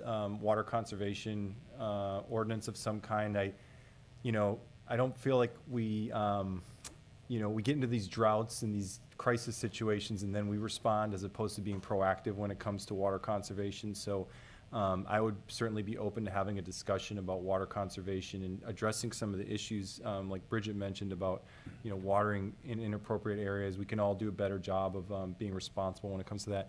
And then the gray water, what comes to mind is I'm wondering if the county could potentially look at a policy for county facilities as far as using gray water, if that's feasible, if that's really, if there's any value to that, just that might be something that we might want to discuss at some point as well. Yeah, and I think you should have the retail water agencies in the district down here and talk about some of the documents they're working on, like the urban water master plan for water and wastewater, because it might answer some of your questions. And the urban water management plan that we produce every 5 years, or we update it, that has, the whole mechanism of how we handle droughts and, what builds up to the different levels that we're at. So, we're pretty proactive about that, but I agree with you, water conservation, we could do a lot more in the water conservation world, especially we're transitioning the landscapes right now, and that's where I see a lot of savings. And the good thing for Bridget, just to your comment about the runoff, the new model efficient landscape ordinance that was adopted by the city of Hollister and affects Sunny Slope area and by the state is, when I was growing up, we used to sheet water off the roof into the rain gutters and down into the storm drains in the street. Well, we've found out that's no longer the case. The idea is to keep water on site. So when you see these new housing complexes being built, you'll see like an open pit at the downhill side. And that's supposed to capture all the stormwater coming off the houses and percolate down into the aquifer. So we learn over time. It takes time to do some of these things and for us to adopt it, but we are moving in the right direction. It's just slow. I've been here 20 years, and when I first started, we were at 220 gallons per person per day of water use. Now we're down to like 112. So, but it took 20 years to cut that in half. So, I like to say it's all my work, but the state, it's people's education and, things like that and the support of the community. So we're very lucky because we live in a community where people understand the importance of water.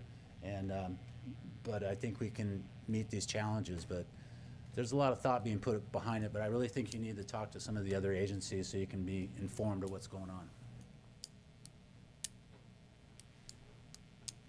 on. Sure. Yeah. Supervisor Zanger. Yeah. So 20 years will be down to 50 a person, right? 20 more years? Well, as a matter of fact, let me address that because the state come up, you might have heard of it, water conservation is a way of life, and they have targets.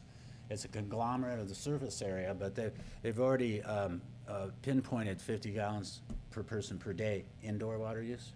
And then the outdoor, it has to be tweaked a little more because, through California, there's different microclimates, different lot sizes, blah, blah, blah, blah. So they're coming up with a formula for that, and that's going to be implemented in 2024. So we'll see that. So we're going down. Good. Yeah.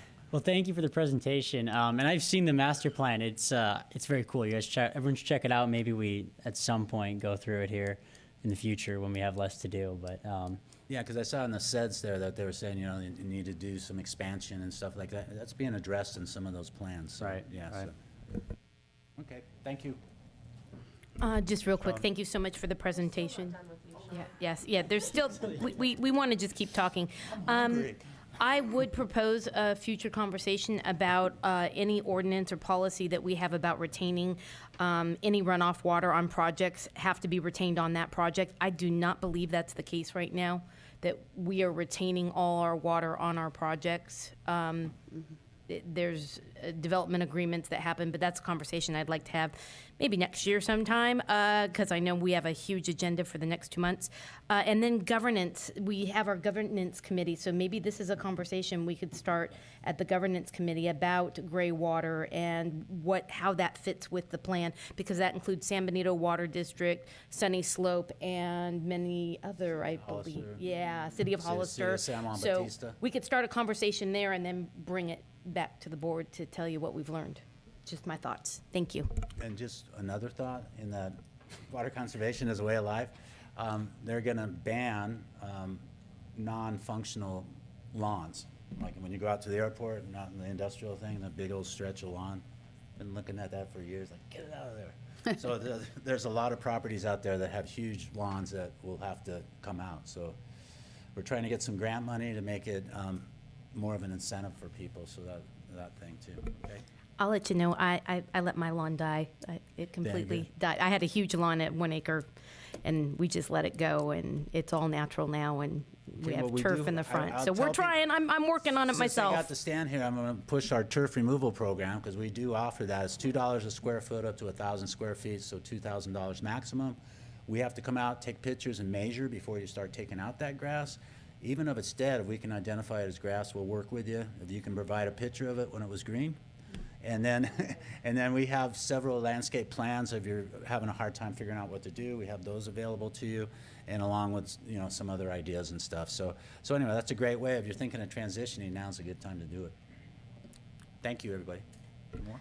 Thank you so much, Sean. Right. I appreciate you being here and for the presentation, and I look forward to seeing what the governance committee comes up with. Thanks, Sean. Okay, so just a heads up, we're going to go one more item, and then we're going to break for closed session, and we will take the public comment for closed session prior as well. So we're going to do item 2.5, and then we will open up for the closed session, and we'll take the public comment, and then we will go into closed session, and then we'll come back and do item, 6, 7, 8, and 9. So. Okay, just wanted to give everybody a little bit of a, here's what's happening. Thank you. Christina? Yes, thank you. Good afternoon, Madam Chair, members of the board, staff, and members of the public. My name is Christina. I'm the assistant analyst. Here today we have Carolyn Sansetti joining us virtually. Thank you for your patience, Carolyn. She is the Director of Marketing and Stakeholder Relations from Golden State Finance Authority, who will be giving us a presentation on first-time home buyer down payment assistance program. So, Carolyn, go ahead. Great. Thank you all for having me today to give this presentation to the board. Housing and affordability of housing is of interest across the entire state. So I want to thank this board for addressing this issue. And specifically, go ahead and forward to the next slide. I want to thank Supervisor Zanger for being a part of our voting membership. San Benito County is a member county of our Joint Powers Authority, Golden State Finance Authority. And Supervisor Zanger on our board helped to make this program that I'm going to talk about today possible. We have been doing business in California for 30 years. And as a Joint Powers Authority, we represent 40 member counties in the state and numerous additional cities and districts. We have been formed, or we were formed 30 years ago for the sole purpose of supporting affordable housing and providing for the social and economic well-being of California residents. We've been able to provide financing for residential home purchases and refinances, and then combine those purchases with with down payment assistance. So the programs that we provide use your standard mortgage products such as FHA, VA, USDA, and conventional loans. They're all 30-year fixed rate loans. But when a home buyer is using our programs, they're getting a mortgage loan through us and a portion of down payment assistance as well. We've been able to provide financial assistance to over 85,000 people in California. We've provided over $658 million in down payment assistance. Go ahead to the next slide. But today I'm going to specifically talk about a program available to the employees of San Benito County. And you may be saying, well, why are we focused so much on home ownership? And so I just want to briefly talk about the benefits of home ownership, especially when it comes to looking at the stability of our county and our communities. We know that there is a positive impact of home ownership. It helps to improve stability in neighborhoods. It increases educational achievement and people's civic engagement in their own communities. It improves physical and psychological health, and there's a strong correlation to home ownership reducing crime. but there's also a financial benefit to home ownership. The Federal Reserve estimates that the net worth of a median homeowner is actually 40 times the net worth of someone who does not own a home. So owning a home is a very large factor in us creating some financial security for down the road. It's estimated that someone who owns a home has a median net worth of $255,000 in this nation, and those who don't may be looking at more of a net worth of around $6,000. Next slide. So this program that I'm here to go over today is called the Assist to Own program, the GSFA Assist to Own Down Payment Assistance Program. And it is specifically for people who are employed by San Benito County or one of our other GSFA member counties. So again, it's not for residents throughout the county, it's those who are employed by the county itself. They have to be purchasing or refinancing a primary residence. That's a house that they're going to be living in as their primary residence. But it does allow for up to 4-unit residences. So a duplex, a triplex, even a quadruplex could be qualified under the program.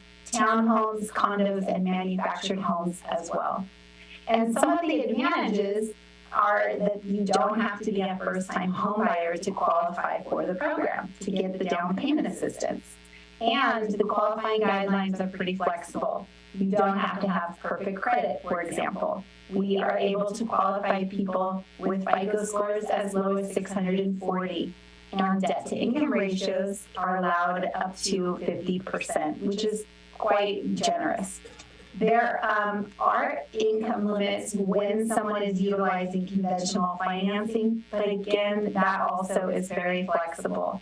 I put on the screen a couple of examples. In San Benito County, the income limit to get conventional financing through the program is $321,000. In Fresno and Merced, it's around $196,000. So this program itself is not just for low-income borrowers, it's also for people in the moderate income range. And if they're going with an FHA, a VA type of loan, those government loans, there is no income limit. We do follow the income limits that USDA provides for a USDA mortgage. Go ahead and go to the next slide for me. So here's an example of the impact that this program can have on someone buying a home.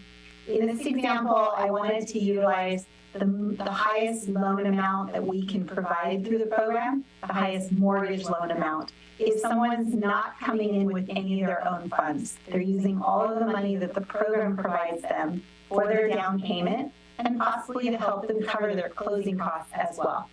So in this example, I am looking at a purchase price of $752,000.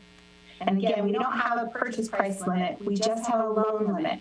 So the maximum that they could get in financing for the first mortgage is $738,909. And in this case, this is an FHA loan where they can also include their upfront mortgage insurance in our loan amount. Okay, so at that loan amount, $738,909, they would need 3.5% as a down, or $26,339. But the GSFA Assist to Own program can provide up to 5.5% in assistance, which is $40,640. So it's more than enough to cover the down payment needed on this FHA maximum loan and leave them with an additional $14,000 for closing costs. And that would help them purchase a home at $752,000 with little to no money out of pocket. Can you move forward to the next slide, please? Now, I'm only able to cover, highlights of this program. I do encourage people who are interested to contact our lenders for interest rates, annual percentage rates, and any other additional guidelines. We work with a network of lenders throughout the state that make our programs available to the actual employee and take the loan applications for it. But down payment assistance is simply a tool, and not every person is going to want to pursue this program and get down payment assistance. But what I want to leave you with is how to use down payment as a down payment assistance as a tool to help your employees to build financial security through homeownership today rather than having to wait. In the example I went over, it was a sales price or a purchase price on a home that was $752,000 or so, and $26,000 was required in down on that example. If someone were to save up $500 a month, it would take them 52 months or over 4 years to save up $26,000. And that's at just saving $500 a month, which can be a hardship for many people. It's estimated that next year, we are still going to see increases in home prices of 5 up to 7% is what's estimated. So if we looked at an increase of 5% over the course of 4.3 years, that's an increase in that home's price going up $161,000. So by waiting to save up the money for the down from cash, from your own cash resources, that same home is estimated in 4 years will cost $161,000 more. Down payment assistance can help that employee to purchase the home today and to avoid looking at that home price continuing to rise, maybe interest rates that are continuing to rise. We know rents continue to rise, and just getting their feet into that financial security of home ownership today rather than having to wait. Next slide, please. The way for the employees to get started is by contacting one of our participating lenders. We have them listed on our website, gsfahome.org. They are the ones who are experienced in the program. They're going to go over all of the program's guidelines, interest rates, annual percentage rates. They'll help the borrower or the employee to determine what's the right fit, how much in assistance do they need. Do they need just enough to cover down, or do they need some help with their closing costs as well? And they're the ones that are going to process the application through our program. We do have a website with additional information available on it about the program, some educational videos for employees. But I also want to highlight, and I should have put this on a slide, but we set up an employee training for employees of San Benito County. Through administration, we set up 2 trainings on November 9th, one at 10 a.m. and one at 2 p.m., so that the employees of the county can actually sit in on a more lengthy presentation about the program, how it can help them, and look at the guidelines in a little bit further detail. Next slide, please. But I did want to just thank you all for having me to share this with you and for being able to present this to the board and let you know that this is a program that you helped make possible specifically for your employees. And I'd like to open it up for any additional questions. Thank you. Do we have any public comment? In chambers, please provide a speaker card. On Zoom, please press *9 or the raise your hand icon. I see no comments. Any comments or questions from the board? Supervisor Curl? My only comment is, can we have this slideshow available for all the employees? If that could go out, I would think that would be a big help. It was a wonderful presentation. Thank you so much. Yeah, thank you for the presentation. It's quite extraordinary, actually, so thank you.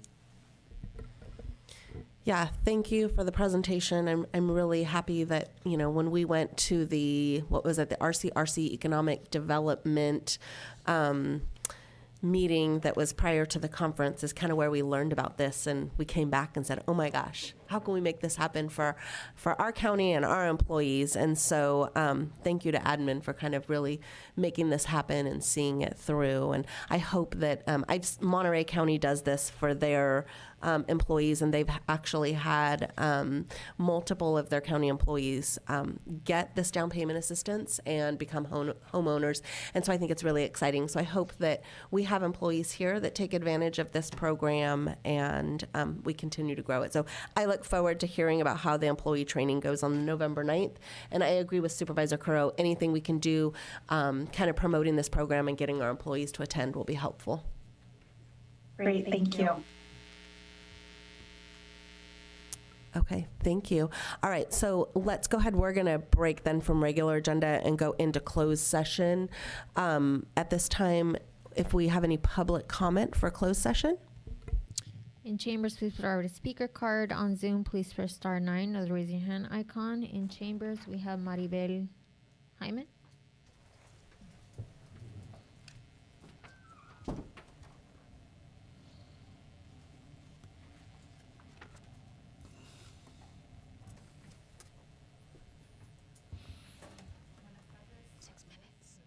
Mike. Can press the button.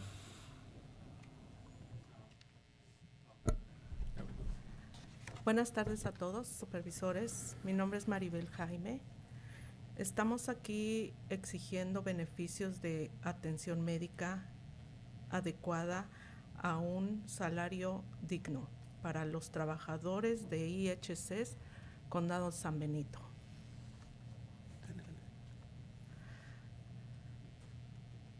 Tema crítico de la mesa de supervisores se ha negado a atender.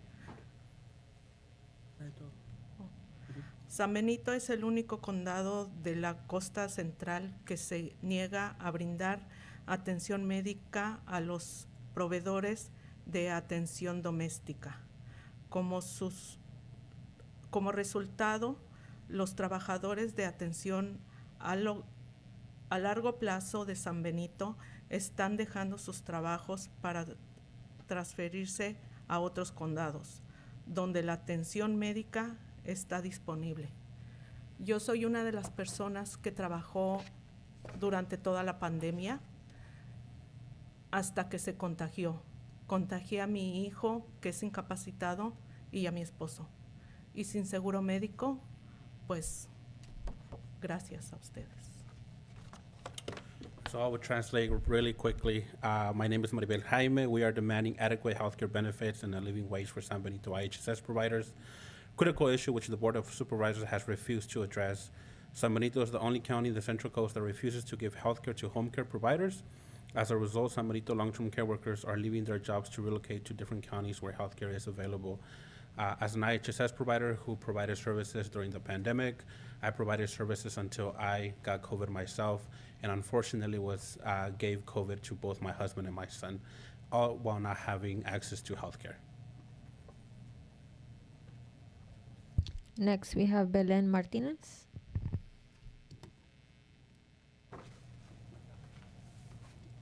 Muy buenas tardes, supervisores. Ya me conocen, mi nombre es Belén Martínez y estoy aquí hoy para decirles que se necesita urgentemente una inversión adicional en nuestros proveedores.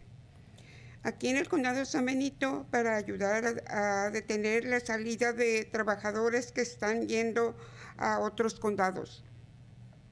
Esta escasez de proveedores de atención significa que los adultos mayores y las personas con discapacidades en esta comunidad no están recibiendo la atención que necesitan.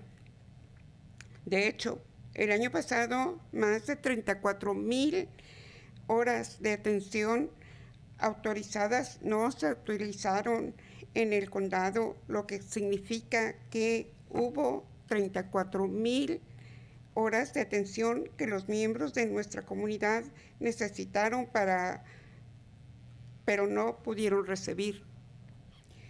Cada hora de atención es esencial. Entonces, cuando docenas de miles de horas no se cumplen, eso es una crisis. Yo soy una que estoy afectada por esto que ya dije, porque yo ya tengo 60 años y yo quiero ocupar un proveedor para que cuiden a mi hija en su casa y no encuentro un proveedor porque aquí en el condado no hay proveedores que quieran trabajar aquí en el condado porque no hay salarios justos ni seguro médico para ellos. Ellos se van al condado de Monterrey, al condado de Santa Clara, a otros condados que sí ofrecen es lo básico que necesita un trabajador.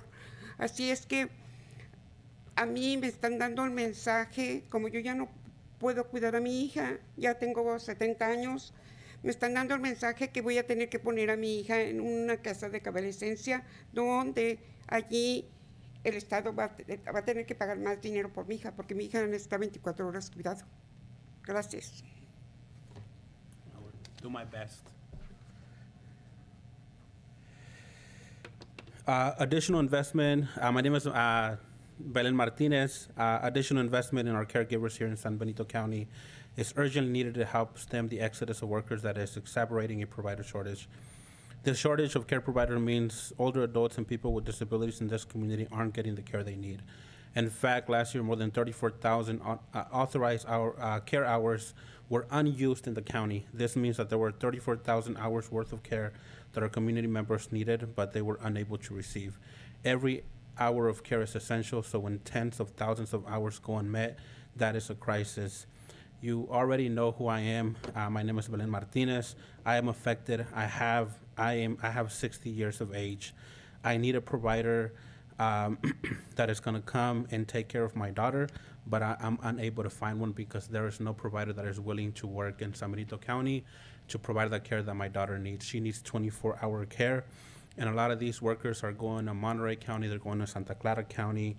I've been taking care of my daughter for 30 years, and at this point, I am getting messages from the doctor saying that she's most likely going to end up in a convalescent home where she's going to be able to get the 24-hour care that she needs. I want her to be able to stay at home and live a dignified life. Unfortunately, if that has to happen, then the state would have to take care of her, which is actually more costly for them. Thank you. Sorry, I would like to say I'm going to be 70 years old, not 60, 70. Thank you. We have no further comments. Thank you. County Council, do you need to report anything out for closed session? Okay, so we're being told an estimate of about 30 minutes for closed session. So let's just plan to be back here by, so say 2 o'clock. No? Sooner? 1:45? 1:45, since we have a lot on our agenda. Okay, 1:45, we'll be back.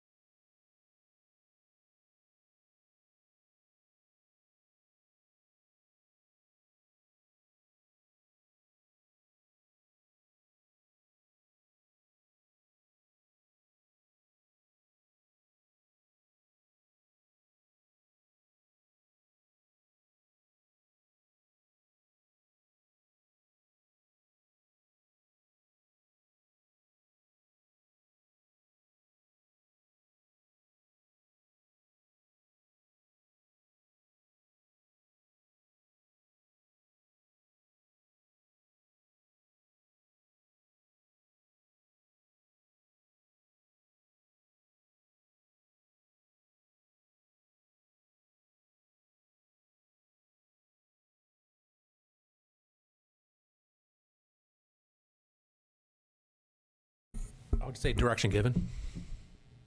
Thank you. Yes. Okay, so going back now to the regular agenda, item 2.6, we're going to receive a presentation from R3 Consulting regarding the California Air Resource Board's Advanced Clean Fleets Regulation.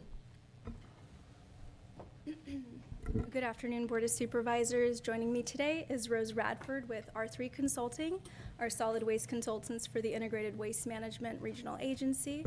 R3 Consulting is supporting the county and the cities of Hollister and San Juan Bautista with Senate Bill 1383 compliance, including necessary revisions to our county purchasing policy. As part of this process, we shared with county staff information regarding the California Air Resources Board Advanced Clean Fleets Regulation, and it was recommended we provide an informational presentation to the board today. This regulation does take effect January 1st of 2024 and impacts our medium and heavy-duty county vehicle procurement. Rose will now provide us with an overview of the regulation and be available to answer any questions. Thank you. Yes, thank you, Selena, and very good to be in front of you all. Thank you for having me. So today, this is just a brief presentation about the new CARB requirements. There are two that are related, and we'll be regulating you and also, that's okay, and also your fleet that is serving San Benito, the solid waste division, for Recology as well. So this applies to all of many of the large fleets that are in operation in California currently. So the reason that these new rules were put into place is that there's a significant amount of traffic by large heavy-duty trucks on California roadways, and a lot of associated emissions with those trucks. So CARB has identified those trucks as a priority for transition to essentially electric vehicles under a fairly accelerated timeline. So this next slide shows sort of hopefully you can read it, maybe on your screens, a breakdown of what the different classes of vehicles are. Of course, class 1 we're most comfortable with, it's passenger vehicles. These two laws don't affect those. It really focuses on the class 2, the larger class 2 vehicles, all the way up to the class 8. And so again, these are vehicles that are driving on the roads. The county is regulated under this because you are a municipal agency in California, so your fleets will be subject to these new rules. So the first part of this, so there's essentially two rules. The first one applies to manufacturers that sell vehicles in California. So if you are a manufacturer and you want to operate in California, you have to comply with these fairly aggressive timelines on essentially the sale of vehicles in California. So you can see on the slide, it sort of ramps up over time, 2035 ramp up of up to it. So it's 75% of these very large vehicles. All of the manufacturers in California have to be selling essentially zero emission vehicles by that date. So that restricts the supply of non-electric vehicles. And then on the other side, the demand side, there's additional regulations on essentially clean fleets. So again, I mentioned you're regulated because you are a local agency. A high priority fleet is the Recology fleet as well, which is why me, your solid waste consultant, is talking to you about this right now. They will manage their own side, but you will want to manage yours as well. The gross vehicle weight is only 8,500 pounds and higher, so you're going to need to evaluate your existing fleet to see which of your vehicles exceeds that weight. All right.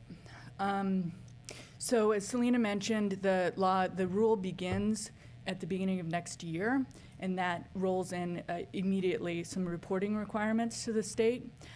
There are two basic options. I'm not going to read everything about option 1 here, but essentially what it boils down to is new vehicles that are covered under the rule are going to need to be electric moving forward. So you'll have to purchase electric vehicles for these really large vehicles that you have in your existing fleet.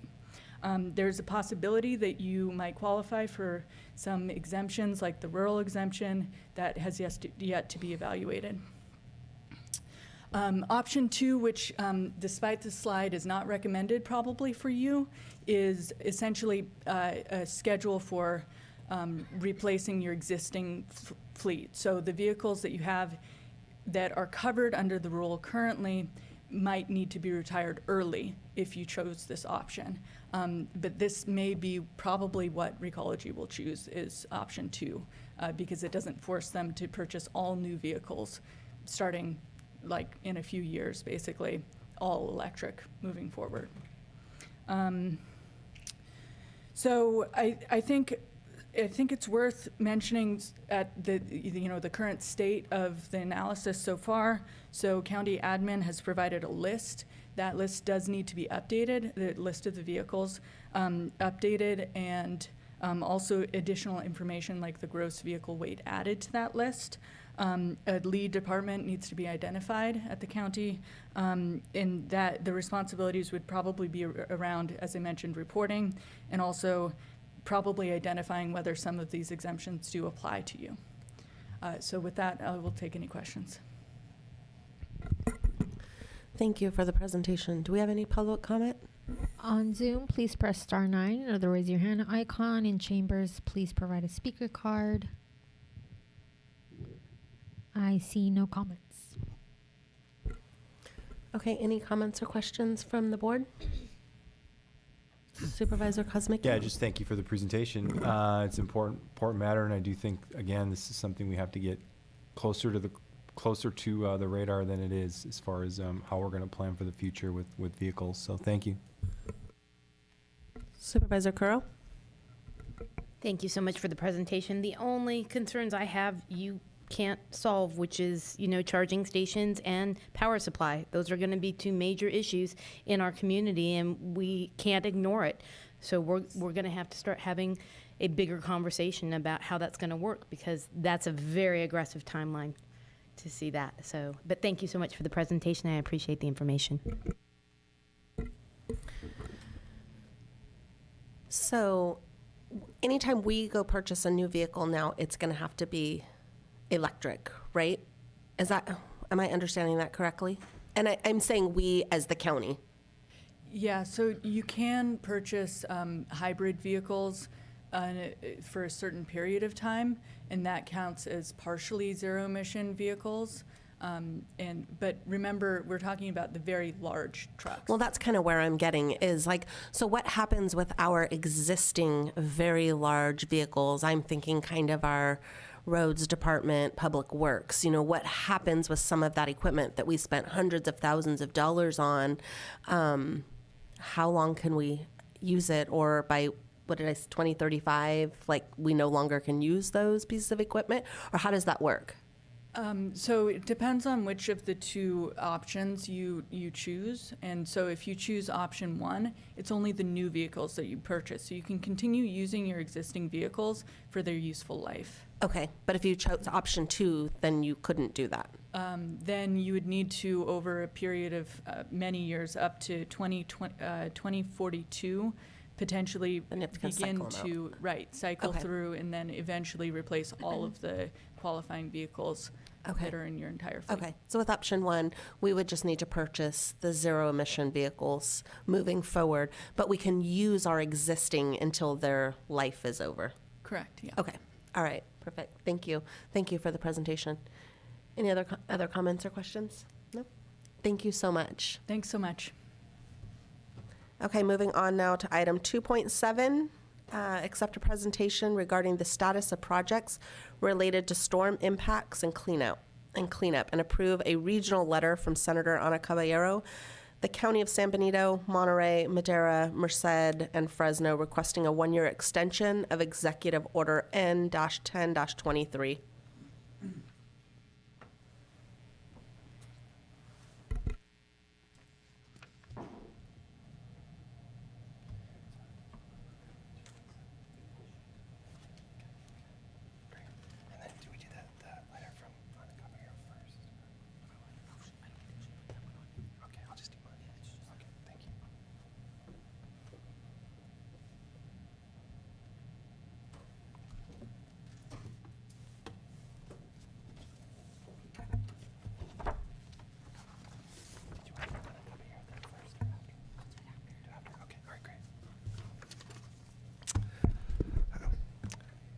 All right, good afternoon, Madam Chair, Board of Supervisors, and public. I want to discuss our status of the storm repairs, specifically for our county roads. And before I do that, there's been a couple, recent items that just came up that were requested to be discussed as part of storm impacts. So Public Works has been working with a team that's located down near Old Pacheco Highway and Swank Farms. The county has a channel that's blocked and filled with some sediment. It's not 100% blocked, but it's partially blocked. And so the property owners down in that area reached out to Public Works about a week and a half ago, and asked if we were going to be able to clean out our area under the bridge. And then in conjunction with that effort, they would clean out their private property, ditch and creek and things, and kind of work in conjunction with those folks as well as Caltrans. And so long story short, the FEMA effort for those, the FEMA reimbursement for those type of efforts is passed. And so as was discussed previously, Public Works reached out to our county financial officer and our own financial folks and to determine if there was some maintenance fees that we could use from our road staff with staff and maintenance funds that might be available at this time. And so in summary, we're going to actually have a contractor help with that effort to clean out that culvert under the bridge, and then hopefully the folks upstream and then downstream do their parts. And then also, Caltrans has actually just finished cleaning out a parallel culvert. So long story short, I think there's, a few hundred acres of storm drainage area that's going to be now available to flow through there. So that was just came up within the last week and even in the last day or so. So the good news is, as soon as we can get the contractor out there to perform the work, that effort is going to move forward. So I just want to give an update on that. And then before we go into overall storm impacts, I do want to mention a few things about Santana Ranch and Fairview Road. It also has to do with storm impacts.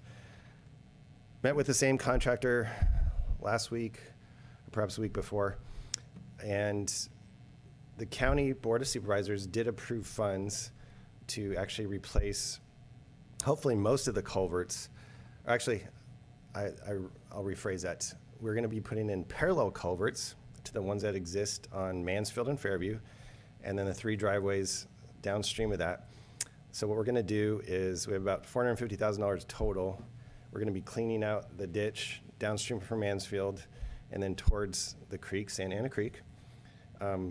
As was mentioned previously, there's a lot of base rock, pebbles, gravel essentially in those ditches. So we're going to clean out the existing culverts, and then we're going to be installing parallel culverts for each of those driveways. So each of those driveways and Mansfield will now have 2 culverts, which should handle most of the drainage, perhaps not the Pineapple Express that we had last year, but most of the drainage. So it's just a matter of getting the contractor out there to do the work, and so that's moving forward as well. And then one other kind of minor item, as was mentioned, I'll be giving an update specifically on the Santana Ranch drainage, either in the last meeting in November or the first meeting in December. And one thing to note, even under the strictest permits, and I was just reading LA County, Sacramento, and they have much stricter permits in the county. They are required to retain, keep on site, not 100% of the drainage. For storm events, for example, for LA County and Sacramento, when they have a storm that releases about 0.8 inches of rain, and they call it the 85th percentile storm, which is about what we have here. That storm event, which is a smallish storm event, they're required to retain and keep that water on site. Anything above that, they are not required to keep on site.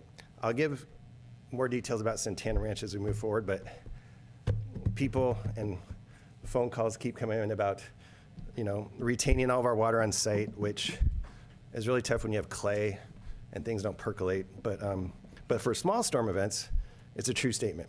For the larger storm events, anything an inch or higher, generally speaking, it's not required to be retained on site. So moving forward, we'll talk about our storm impacts. Here we go.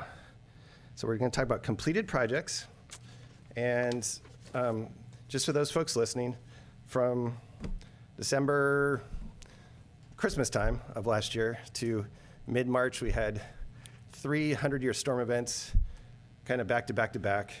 And by the third event, everything was saturated and there really wasn't even water anywhere for the water to flow.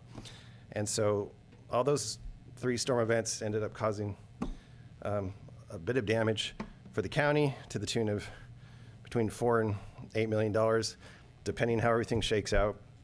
And I think someone told me from Monterey County they're thinking they'll have to spend $120 million. So, but relatively speaking, that's still a lot of funding for our projects. So what I'm going to do is just go through the completed projects and the ongoing projects.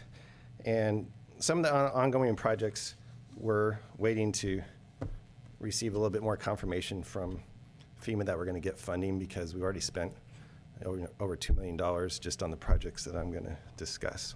And even before that, just for some perspective, our crew today, even at this moment, is down in South County moving some dirt around and rock to try to kind of restore what was there for kind of washed out embankment areas in real remote areas.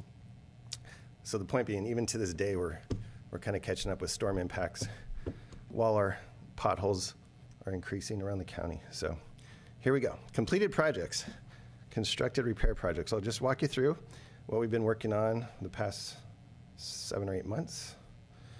So along San Felipe Road, near San Felipe Creek, or excuse me, Pacheco Creek, the water actually washed over the creek, washed perpendicular to San Felipe Road, and washed away kind of the embankment adjacent to the road. And there was nothing adjacent to the road. It was it was about a 4-foot drop off. So we've stabilized that area essentially with 6 to 8 inch rock and some other things. And over on Cole Road, something similar happened on one of the embankments, which we have stabilized, and they also had a sinkhole in the road, which is very odd, but we managed to fix the sinkhole and repair that part of the road around Cole. Cienega Road, our folks, our staff crew took care of landslides there. We actually had to close the road for a few days and deal with some pretty big mudslides that occurred.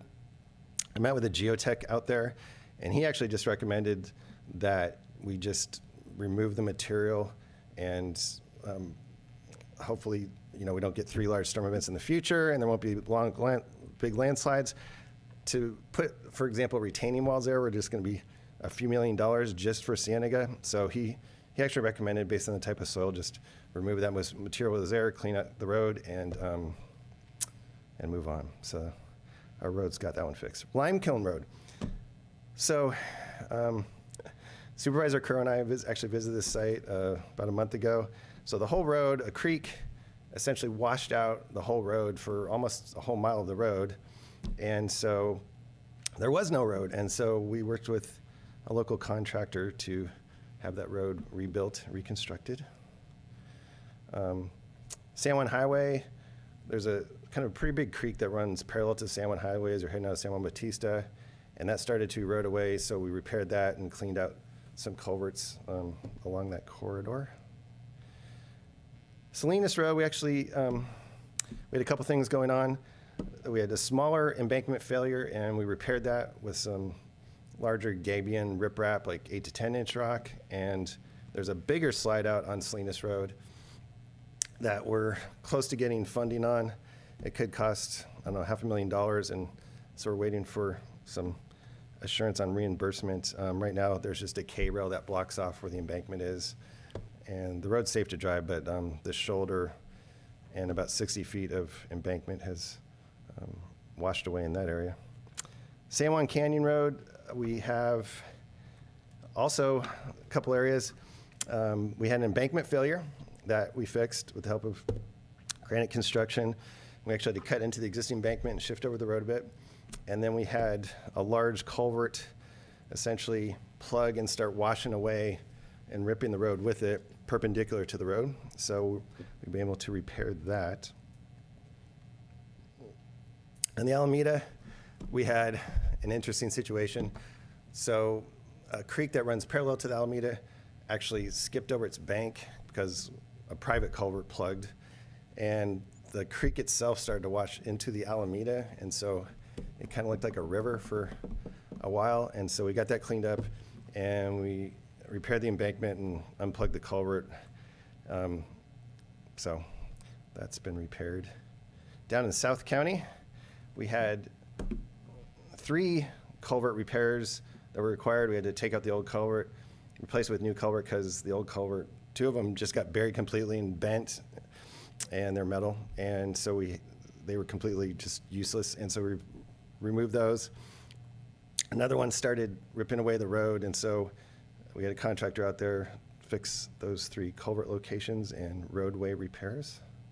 Old Hernandez, similar. We had a culvert and essentially it actually partially collapsed, and so we had to cut it out and put a new pipe in there. So let's see. Okay, ongoing projects. Cottonwood Road. So as you head down south on Pinoch Road, there's a road called Cottonwood, and we have a low water crossing, which is essentially, it's 2 box culverts, and it had manufactured riprap, so kind of formed concrete that were stabilizing the area. The storm actually ripped all the riprap apart and washed down the stream somewhere. And so we've had one of the embankments upstream that was already starting to fail adjacent to that crossing. And so we had the contractor bring some large rock to stabilize the embankment. And then I met with FEMA twice out there, and hopefully with their concurrence, we'll get funding for actually putting back large rock all around the areas that aren't as critical right now, but they need to be installed as soon as we're approved for the funding to stabilize that whole crossing. So, okay. Salinas Road, I mentioned there was one large embankment that's still not repaired, and but it's safe to pass because we put K-rail along the side of the road, and so folks can drive by in that location. Okay, San Juan Canyon Road.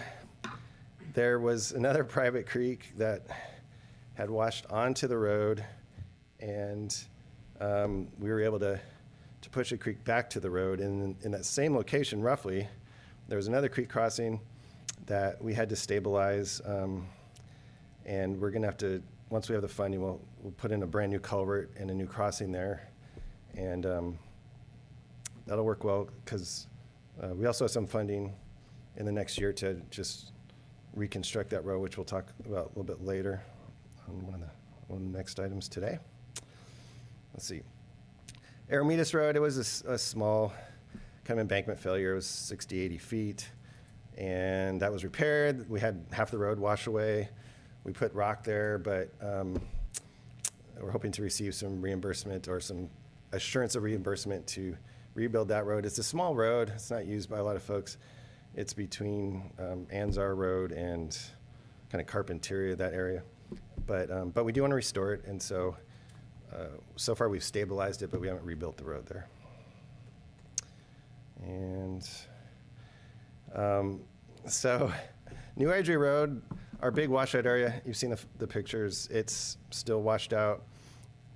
We're very close to having the temporary fix installed, and the temporary fix is just going to be putting in 2 pipes again and backfilling, and if a big storm hits again, then we'll see if it's washed out or not. But about 1.5 years from now, we actually received funding to build a permanent bridge there, and so that design's about 30% through, and the environmental review is about 50% through for the permanent bridge. But yeah, according to the locals, the creek is dry, 80 years out of 81 years, but when it's not dry, it's a pretty big creek, and so it washes out, and it's a big washout. So there you go. And then we do have one culvert replacement on Pinoch Road that we've been asking the contractor to help us with, and hopefully he gets to that soon. And I shall pause there for questions. Do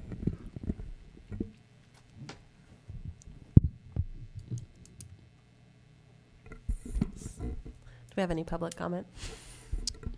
On Zoom, please press *9 at the raise your hand icon. No comments. Okay, bringing it back to the board. Any comments or questions? Supervisor Zinger? Thank you. Yeah, thanks, Steve. I got a few areas I had some questions on. I just want to go through real quick. So what you mentioned at the beginning with that bridge next to Swank, do you have any idea when we're going to get a contractor? Because you said it was a matter of just getting a contractor. Any ideas of when? So we just found the funding, so to speak, yesterday. So as soon as I get back to the office, I was trying to work on the job order. We're going to use the JOC contract. We have 3 on-call contractors. I'll send that to him. We've told him that we need it done ASAP, but I don't know the answer as to when. It should, hopefully soon. So, but I think weeks, months. I would hopefully within weeks, because supposedly the private property owners, they're going to start their work, and Caltrans just finished their clean out. So to make it whole, we need them out there ASAP. So. Got it. And so on that note, so I actually brought this up yesterday, conveniently, was just, I assume we're talking about the bridge right there by, right out front of Swank by Rich Hunter's house right there. So if you follow that creek down, it goes, I think, under San Felipe again, right? San Felipe at a different point, at the different point of the slough. Now, I got a call about that exact area yesterday, about basically the same thing. They said it gets backed up right there. I think it's Santa Ana Creek, technically. So it gets backed up right there under San Felipe as well. Have you guys taken a look out there at all? Have you heard that before? I don't know if that's being looked at. Okay. It's under San Felipe and not Shore, but... San Felipe. Okay. Then this is what I'd recommend or request is, please email me that location. Theoretically, our folks are supposed to be up here sometime soon there's probably 3 or 4 locations similar to that I'll have our crews work on. So yeah, just let me know and we'll put it on their queue. Okay, and then so just following suit there, the Rosa Morada Bridge.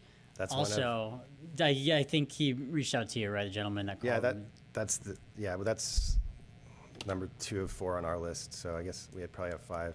Hopefully our folks are going to be able to get up here and work on those as soon as they finish doing some repairs in South County. So, but yeah, please email me the San Felipe one just so it's. I'll have an email too. Yeah, and then so for the other one, the Rosa Morada Bridge. So we're going to be looking at it. We don't know if we can get to it, right? Is that the deal? We don't have funding yet, or we do? Well, we won't have funding, but our crews, we have backhoes, we have equipment. During the storms, we were out there actually unplugging bridges and culverts, our own staff.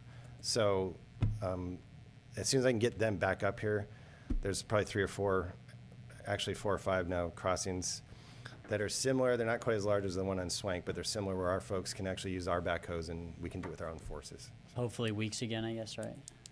Yeah, yes. Got it. I got a few more, sorry. Lover's Lane. So can we get an update on what's going on, when we can get those debris piles moved at Lover's Lane? Because I get calls about that every day, trying to figure out what I can tell them when we can get out there.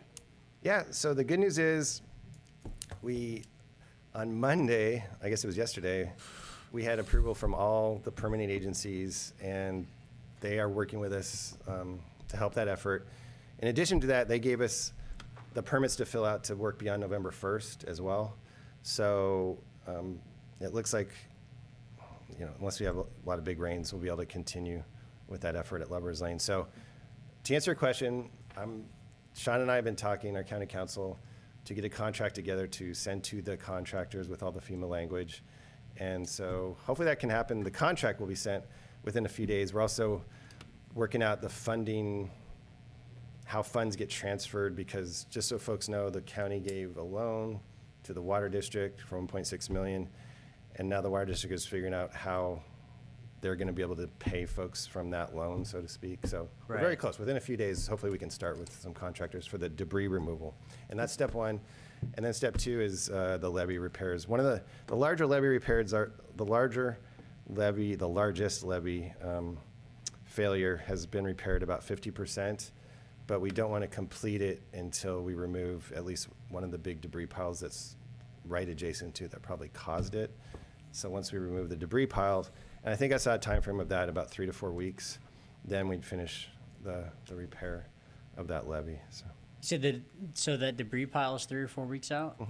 To finish. Oh, but we're going to start in a few days, hopefully. Hopefully, yeah. As soon as the contractor gets their forces together, and at least one contractor said they can do it within a few days. So, yeah, but the debris pile itself, that one will take 3 to 4 weeks, and the largest one, we've been told, will take 5 to 6 weeks. So we're just waiting on the contractor to, at this point, because we mobilize. just got everything from FEMA. And so there's multiple contractors, right? There is. Do you know them off the top of your head? Can you name them off? Are we allowed? Well, until the contracts are finalized, I think I'm supposed to. But, Okay. All right, well, that's everything. Thank you, Steve. Okay, thank you. Supervisor Crow, you want to go next?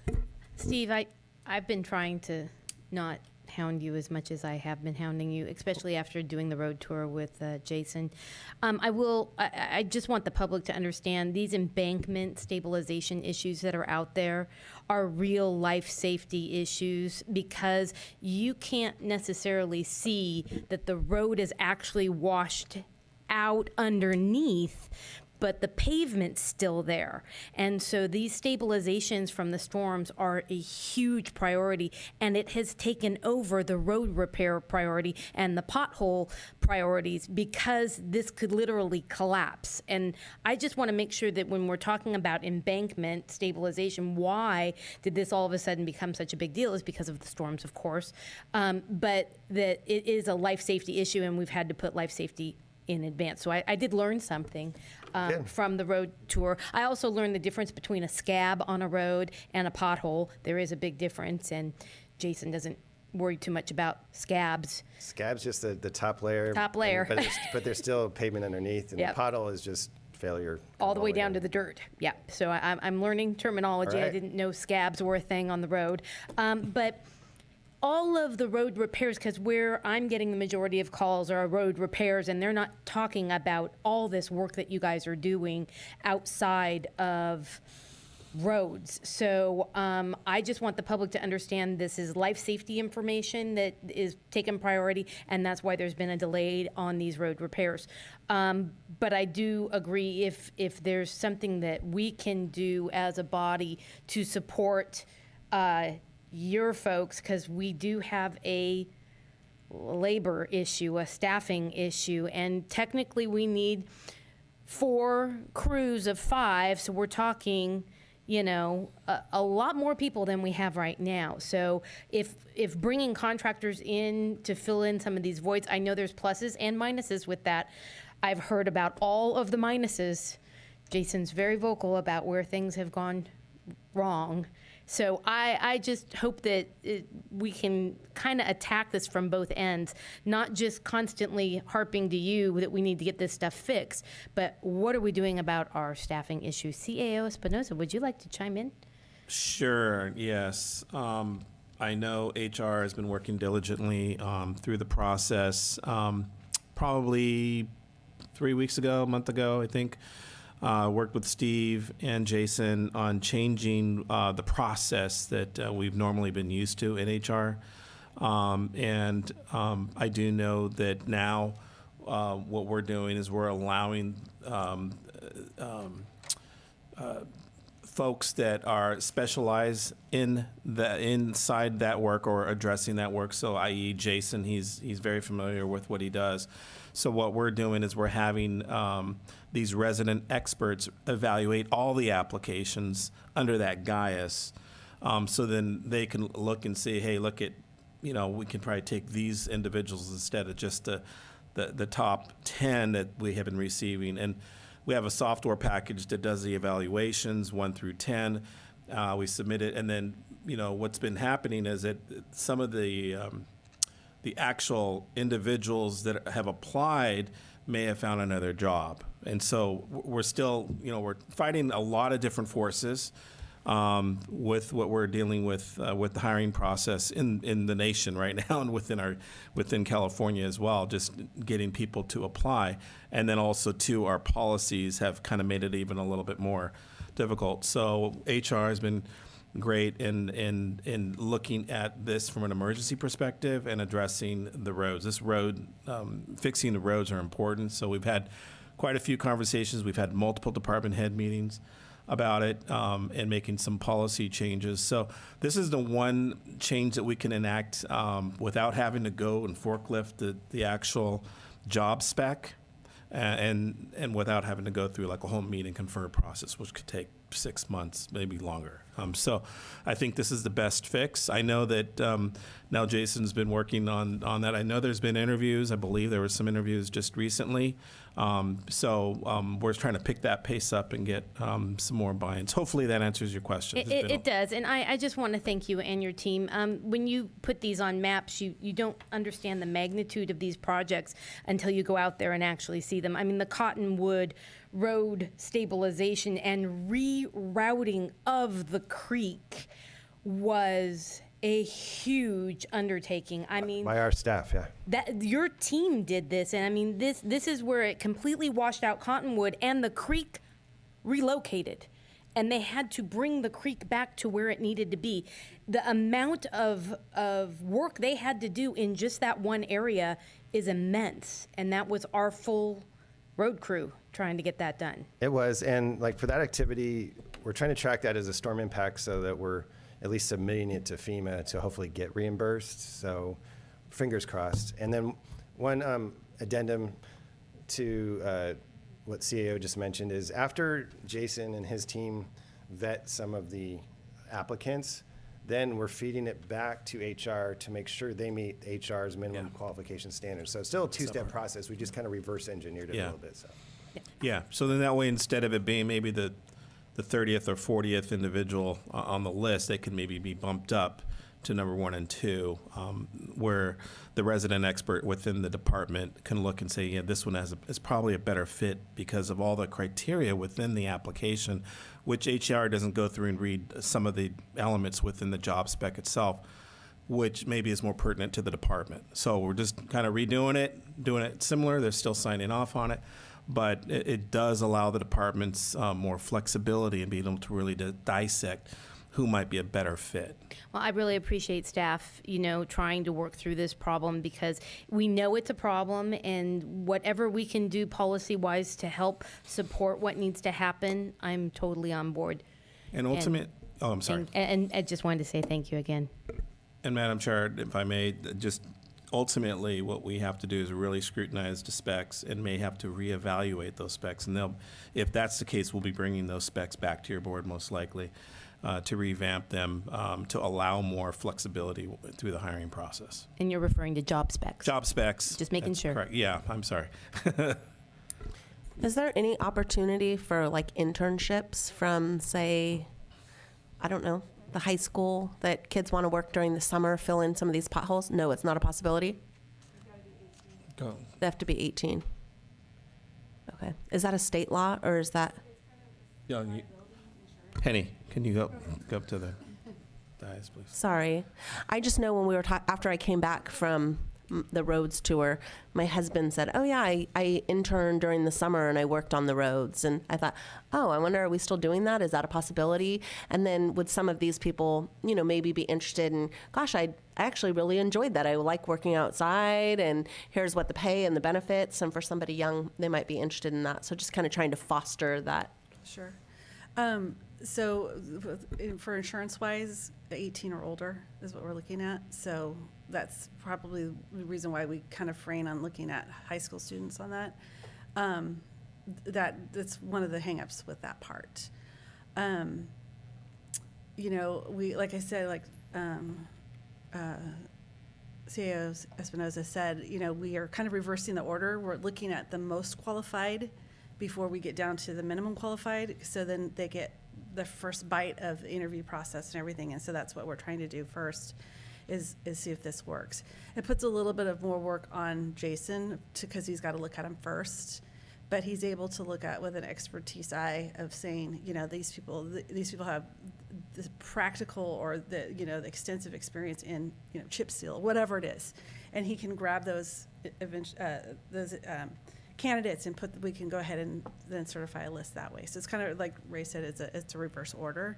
We're going to try this first, and then we can see. But, you know, there's, you know, other outreaches, you know, I don't know, some of the community colleges, what they've got, you know, construction management courses, people that are like in kind of that field that where they're engineering or whatever, if they want to talk to us, and we can talk to the schools too and see if there's any way we can do internships that way to try to get people involved a little bit sooner. I just saw an article the other day that there were just with engineering, with like manufacturing and stuff, to get people really involved, you got to start at the elementary school age. And you bring them in and you show them all the machinery, and they look at it and they're like, I want to do that someday. And that's really what a lot of agencies are now doing, is just even going a little bit farther and try to get people energized about that. So. Wow, thank you. Sorry, I apologize for speaking out of turn too. Supervisor Kosmicki, you want to go? Thank you, Madam Chair. So you're saying we're going to start recruiting kindergartners? Is that where we're at? Whatever it takes. Yeah. Yeah, so mainly I just wanted to bring up I got a call about Cole Road recently, and some questions about, I was described as part of the road fell off, and that they're just asking when that's going to be repaired, and maybe tomorrow when I go to Aromas, I'll take a drive on Cole and see what they're talking about. And then something about a sign that was, you know, blown over or whatever near the railroad. Again, I need to go out there, but and then they were just questioning, there was some rough gravel areas that they described that were like ski bumps. So I'm not sure what that is, but I just wanted to put that on your radar. That was, for the most part, that was it. And I did, when Dom mentioned that it was the great Samuel County way of describing locations, when he mentioned Hunter's right near so-and-so's house, yeah. Rich Hunter's house. I don't know where Rich Hunter's house is, but you do, and that's all that matters. But that just really just stood out to me. I really love that. So thank you. Supervisor Gonzalez, did you have anything? No, I don't. Thank you. Thank you. Thank you, Steve. I just appreciate the presentation. I appreciate all your hard work and all the staffs, and I appreciate how quickly you get back to us when we do ask about these things. And I know you've got a busy schedule, and here we are, every one of us are, hey, what about this? What about this? So thank you for being so patient with us. Madam Chair, if I may, Madam Chair, There's can a I? second piece to the. Okay, I just wanted to talk to Steve about FEMA potential reimbursement. I know that the board's approved $1.6 million to address this.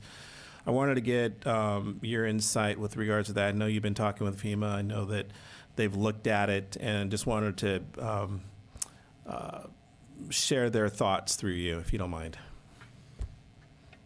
Okay, regarding the 1.6 million and Pacheco Creek, we've made a lot of progress towards getting reimbursement funds for the levee repairs. So there's two groups in FEMA that are helping with the Pacheco Creek repairs. There's a group that's helping with the levee repairs, and we've made a lot of progress, and we're very hopeful that when we do those levee repairs, we'll get reimbursed. Regarding the debris removal, we're kind of in a holding pattern right now in FEMA's mind. Since May, really, technically, they would say August, but they're still determining, FEMA internally, if the Pacheco Stormwater District has the legal responsibility and authority to maintain the creek.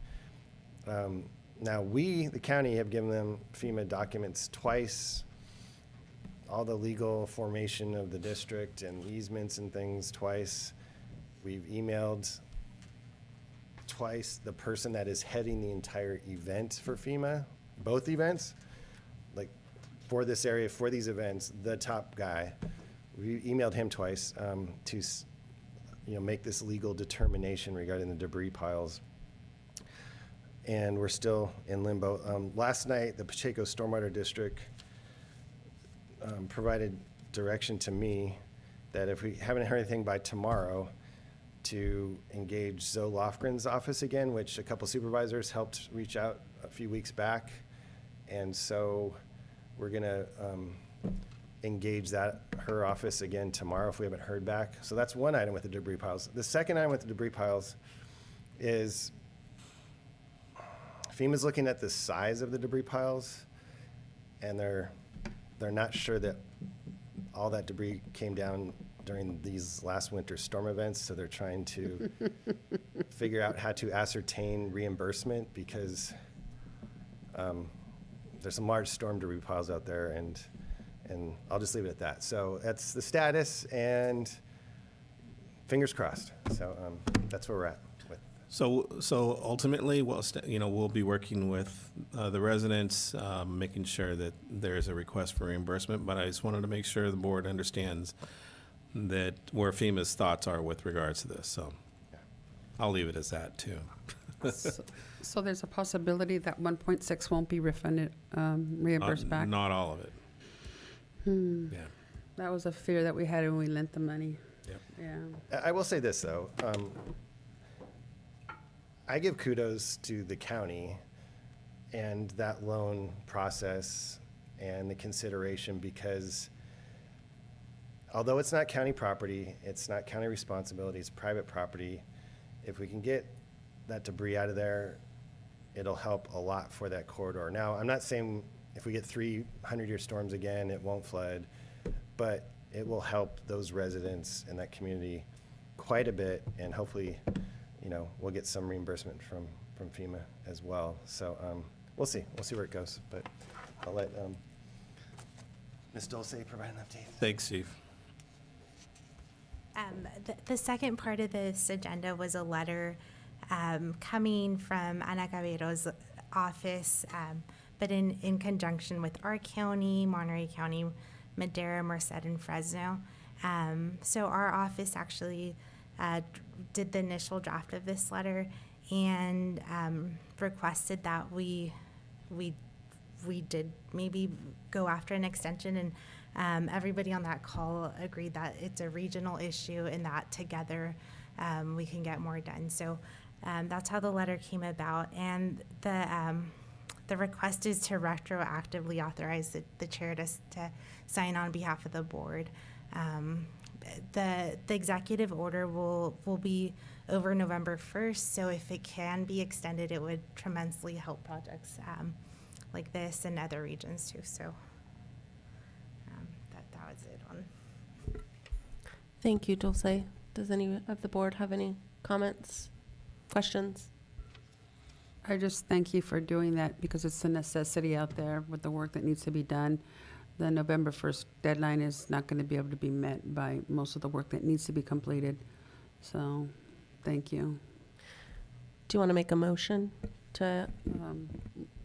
Move to approve the authorization to sign that letter retroactively. Second. All in favor? Aye. Aye. Anyone opposed? 5-0. Thank you very much. Okay, going on to item 2.8, adopt a resolution authorizing the elections office to not list proponents and opponents of local measures on county ballots for all future elections.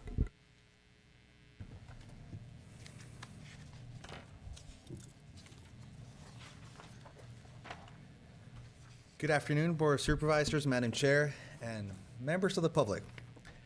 The state legislature passed Assembly Bill 1416 requiring the ballot label for statewide measures and, at the option of the county, the ballot label on the county, city, district, and school district measures to include a listing of nonprofit organizations, businesses, or individuals taken from the signers or the text of the ballot arguments printed on the voter information guide that support or oppose the measure. The list will be limited to no more than 125 characters, which comes out to about 15 or 25 words. Now, the proposed addition to the names is well intended in an effort to provide the voters with more information about the supporters and opponents of a particular measure. However, there are 4 key arguments that I want to bring to your attention, and it should be considered. First, it's limited space. Ballot labels typically have a limited space, and including a list of supporters and opponents could condense the space available for essential information like the actual text of the measure. Number 2, criteria for inclusion. The bill mentions that organizations, businesses, or individuals will need to meet certain criteria to be listed on the ballot label, but the specific criteria are not detailed.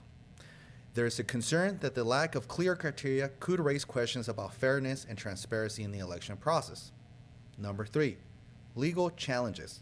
The inclusion of specific organizations or individuals on the ballot label could invite legal challenges at the government's role of accepting or denying individuals, businesses, or abbreviations. And number 4, costs of printing.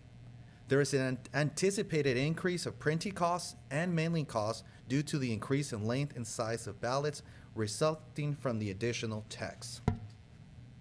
Here I have an example, fortunately I wasn't able to get it on the agenda on time, of what the additional language will look like. Anything that's highlighted here yellow represents the additional text that will be added to the ballot. This right here is a 8x14 ballot that was printed on the 2022 election. Now, generally, we most likely will have an 8x11. It could be an 8x14, but adding additional language, as it shows here, could bump a ballot card from either being 8x11 to 8x14, or it could add an additional page. Now, I also want to include that the bill itself acknowledges that the voter information guide already consists of the list of supporters and opponents of the state measures and locals. Yet, the legislature thought it was necessary to add the additional language on the ballot label on the ballot itself. Now, we don't have an updated list as of right now, but as of August of this year, 25 counties have opted out. Counties like Butte, Contra Costa, Marin, Napa, Nevada, Placer, San Francisco, and Lake County. The 5 counties that have decided to opt in are predominantly larger counties like Los Angeles and Orange County. There is a lot of other counties that are currently in the process of either opting out. There are a few that are abstaining to see how it goes after this primary, or once they get closer to the election, once they have a better idea of what's going to be on the ballot or how many contests are going to be in the ballot. And that's all I have. Thank you, Francisco. Do we have any public comment?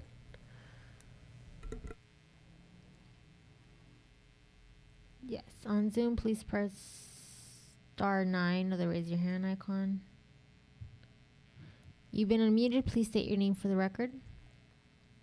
Elias Salinas. Thank you. I understand about the saving on printing and the size of paper and all. I would suggest that you abstain until you go through this next election to see if you want to be rolled out. My question would be, if you choose to opt in, can you later change your mind and go back to the way it was? Thank you.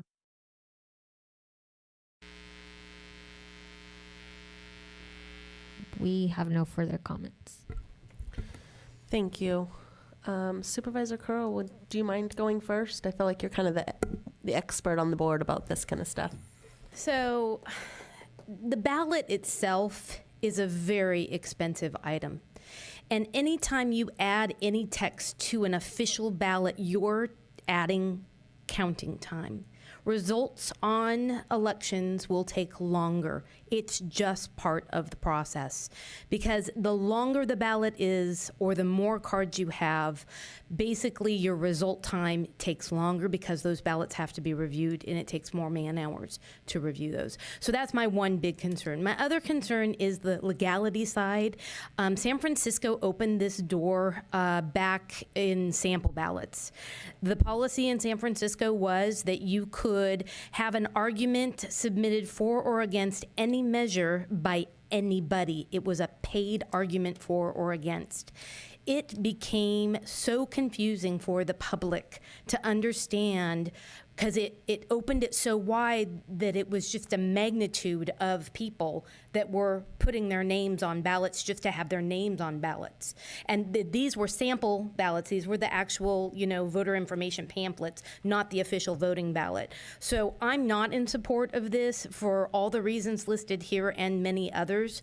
I think there's another way that we can get more information out to voters without actually having it be so costly for the county and the process. So that's my 2 cents. Thank you. Any other comments or questions? Supervisor Zinger? Thanks. Yeah, thanks, Francisco.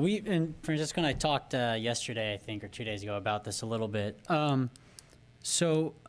Question. The question that was asked, the public comment, do you know if you have an answer to that one? So I would have to ask legal counsel, but my understanding is if you opt in, you will have the ability to opt out. It would have to be a board resolution. However, you have to take action with 30 days before the end of closing the nominations. So for this time around, that's going to be on December 8th. So that has to be done 30 days before. Once we are past that time frame, you might not be able to do it for the primary, but you can do it for the November election. Okay. But I will just caution and remind everyone that on the November election, we're going to have all the jurisdictions in the county.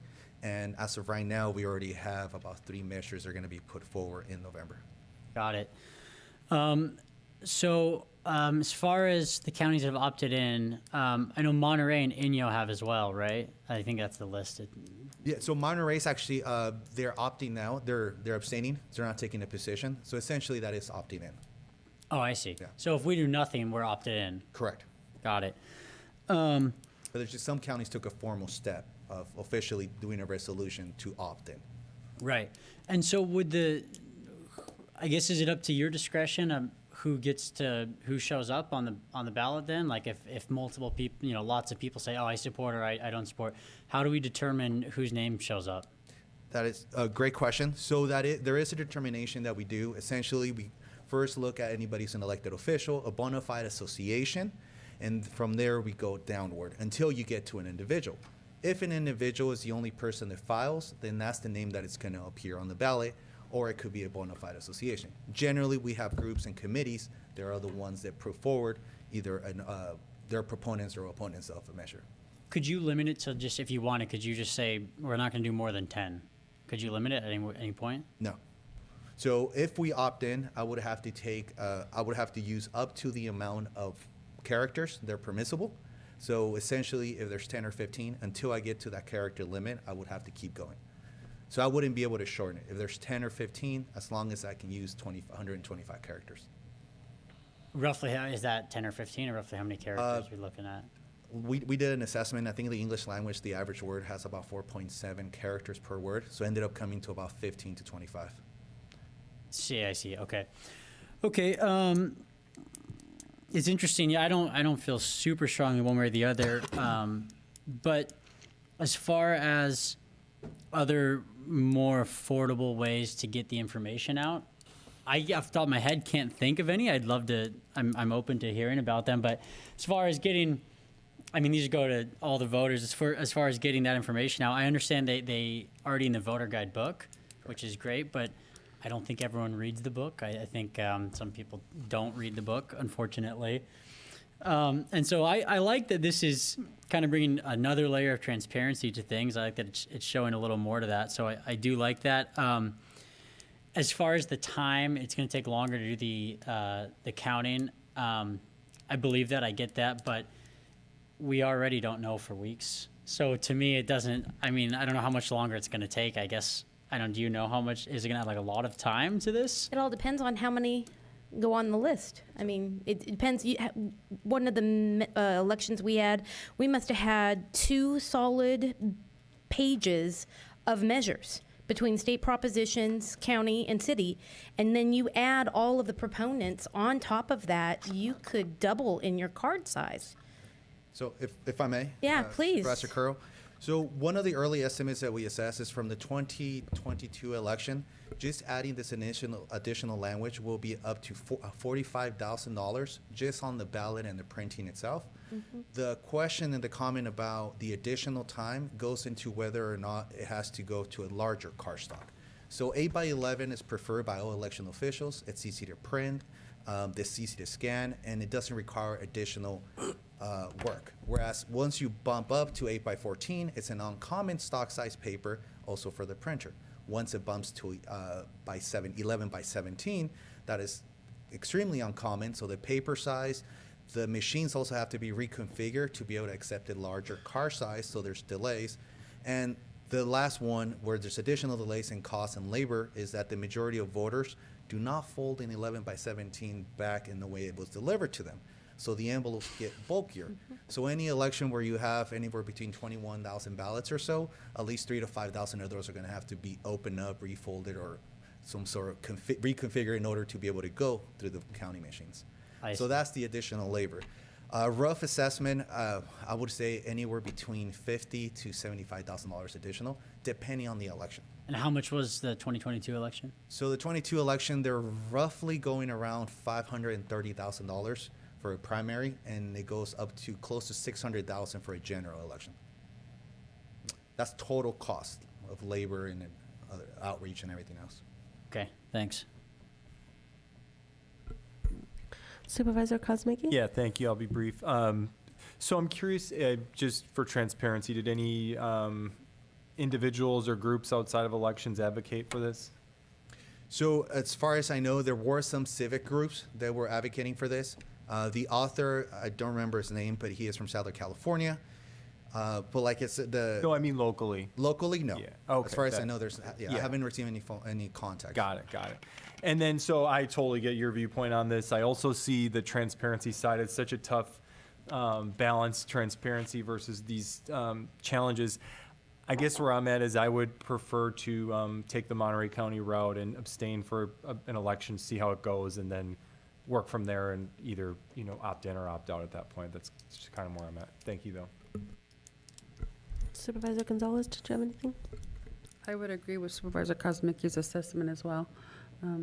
Take a wait and see stance on it, because if it's not something that we have to do right now, and we don't need to pay the added cost or the added burden in terms of, the human aspect of doing the extra work. It's already on the sample ballot on the pamphlets, that tell you information about the candidates and so forth, or the pros and the cons of each of the ballot measures. So I think it's there already for someone who would want to look for it. I don't think it has to be redundant and be on the actual ballot itself. So. Just for clarification, in terms, if we decide not to take an approach, essentially we are opting in. And I just will have to warn the Board of Supervisors that I will have to eventually come back for a budget augmentation to be able to cover the additional expenses. Just my budget does not account for the additional spacing and additional labor. That's just a reality. There's no contingency for these kind of things. So if we don't do anything, we opt in. Correct. So then we have to affirmatively opt out in order for us to not have to do the extra work. Correct. Okay. Could we opt in later? I know we could opt out if we could we opt in later if we opt out now? That is correct. It will take a board resolution action. Francisco, thank you so much for bringing this to us and letting us kind of debate this. I think it is already in kind of the guide that people get, and you can look it up. I think in some ways it just kind of confuses things to have more on the ballot. I kind of like it being very clean, and so I would be in favor of us opting out. And if there's if there's some big change, then I feel like we can opt in at a later point. But in some ways, I think let's see how this goes. And for me, I would be supportive of opting out. So, somebody want to make a motion on what you'd like to do? Madam Chair, I'd like to make a motion to move per staff recommendations and adopt the resolution opting out at this time, understanding that we may opt in the future. Second. So all in favor? Aye. Anyone opposed? No. No. So it passes 3-2. Supervisor Zenger and Supervisor Kosmicki are no votes. Thank you. Okay. Item 2.9, approve reallocations. This is a long one. I'm not going to announce the whole thing. Good idea. So there's no slides to present. It's pretty straightforward, and so it's just a matter of what the board decides to do. So we have two ongoing projects. Both of their scopes have changed a bit, either recently or over the past few months. And so when we get the bids for the contractor to do kind of the extra scope of work, the amounts have changed. And so I'll walk you through each one individually. And what we're essentially asking the board to help us determine or confirm is whether we want to move funds within the same pot of money. And so the first pot of money is RSTP funds, which is the Regional Surface Transportation Program, basically road projects and bridge projects and some other things.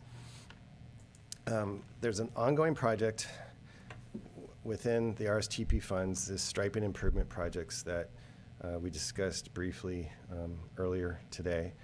And over the past few months, we have added scope to that project. The scope of project that we added were striping improvements adjacent to Anzar High School on San Juan Highway, and then striping improvements along Santa Ana Valley Road, where the residents, a few residents have said, you know, we know the road's not in great condition, but it would be great if we had some striping because when it gets foggy, it's dangerous. And so those two additions, and in addition to the price of materials these days, have almost doubled the amount of the original ask for the project. And so the board approved $700,000 originally for the striping improvement project, and those additional costs would be another $695,000. So where we're going to propose to extract that money from is there's a project at Fairview, Aquista-Pace, and Comstock, a proposed signal project. And we originally had about $1 million in that project allocated, which is a combination of design and construction. We only need about $300,000 for the design of that project. And we did not anticipate even that the extra $700,000 would be sufficient. We're trying to go after some grant funding, because really that intersection and the Fallon intersection are probably going to be closer to 1.5 or 2 million in construction. So we're going to need some extra, hopefully, grant funding for both those intersections. But this intersection, looking at the budgets and what was available and trying to fund these striping improvements, we thought it was reasonable to allow for the design of the Fairview-Comstock intersection to proceed for that signal, but that the construction funding could be allocated to the current construction of the striping improvements. They're both important projects, but we're essentially asking the board to allow the transfer of $695,000 and change from the construction of the Comstock intersection to be placed onto the striping improvements that are ongoing and are needed. So I'll pause there for questions, and we can talk about the second project separately. So. Do we need to take public comment now, or how do we? Steve, do you have more to talk about? Well, on the second project, I do. Why don't you just finish up your entire presentation, and then that way. Okay, Sure. will do. So the second project is also an ongoing project in South County. We're doing some things adjacent to the washout where we've already completed about 10 miles of, I'll call the straight, easier section of roadway construction. And now we're going to be transitioning into the windy part of New Idria Road near Griswold Hills. And we really need to get all the way through that windy part, which is about 7 miles. And we're reconstructing that road and putting a chip seal on it. And it's also kind of a safety thing, because when you're on windy roads, you need some kind of surface that the tires can hold on to. A chip seal is essentially kind of an emulsion layer, and you literally put rock chips on top. The majority of our county roads either have a single chip or double chip seal, so it's not asking for a lot. And it's just to try to get that chip seal extended just to the end of the windy part. And then we'd like to do a little bit further on Pinoch Road, but just to get through the windy part, that project needs another $423,000. The original budget was $2.6 million, and in order to get just outside of the windy area, it's going to cost we need another $423,000. The project, and so that's a separate set of, just so you know, this project we're talking about now is a separate set of funds. It's the general fund benefit fee fund group, where we have funds from various developers and settlements, legal things, and so we have this this pot called the General Fund Benefit Fee. And the total of that pot is about 28 million. And so one of the larger projects in that pot is the San Juan Canyon Road project. It's 6 miles along San Juan Canyon going up to the hills.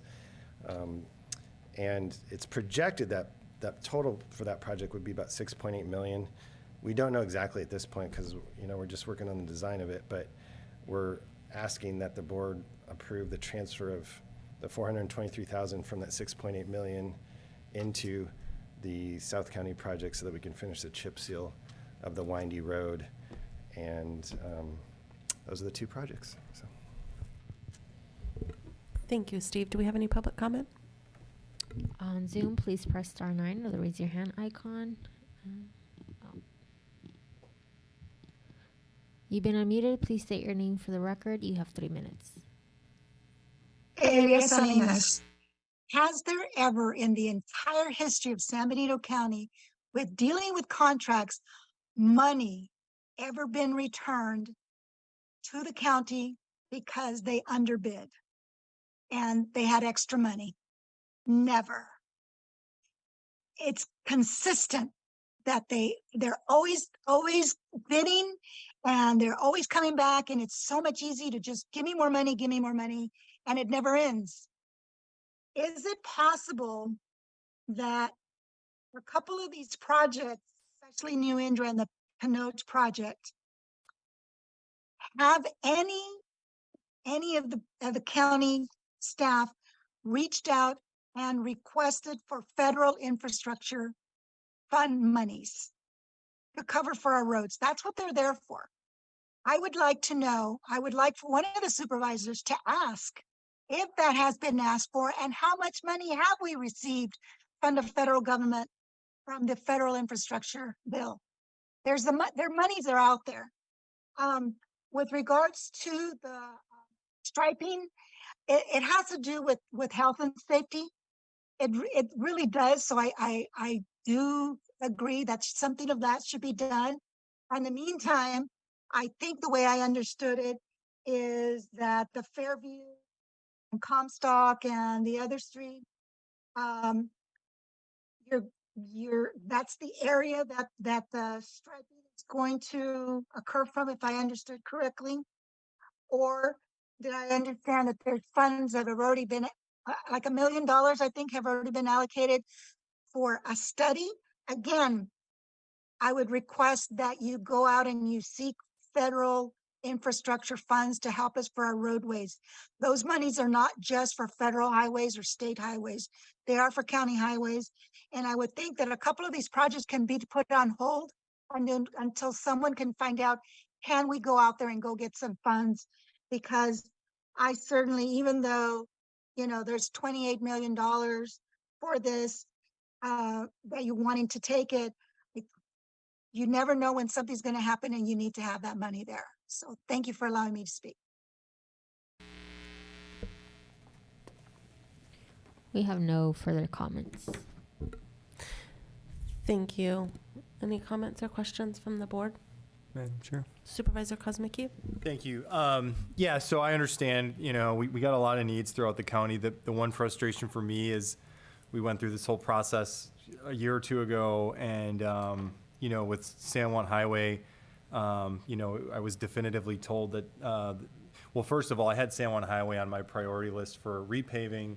It's one of the worst roads, not only from the condition, but the striping is non-existent. And then it also, of course, has become essentially a highway for commuters. And so it's a really, really highly used road.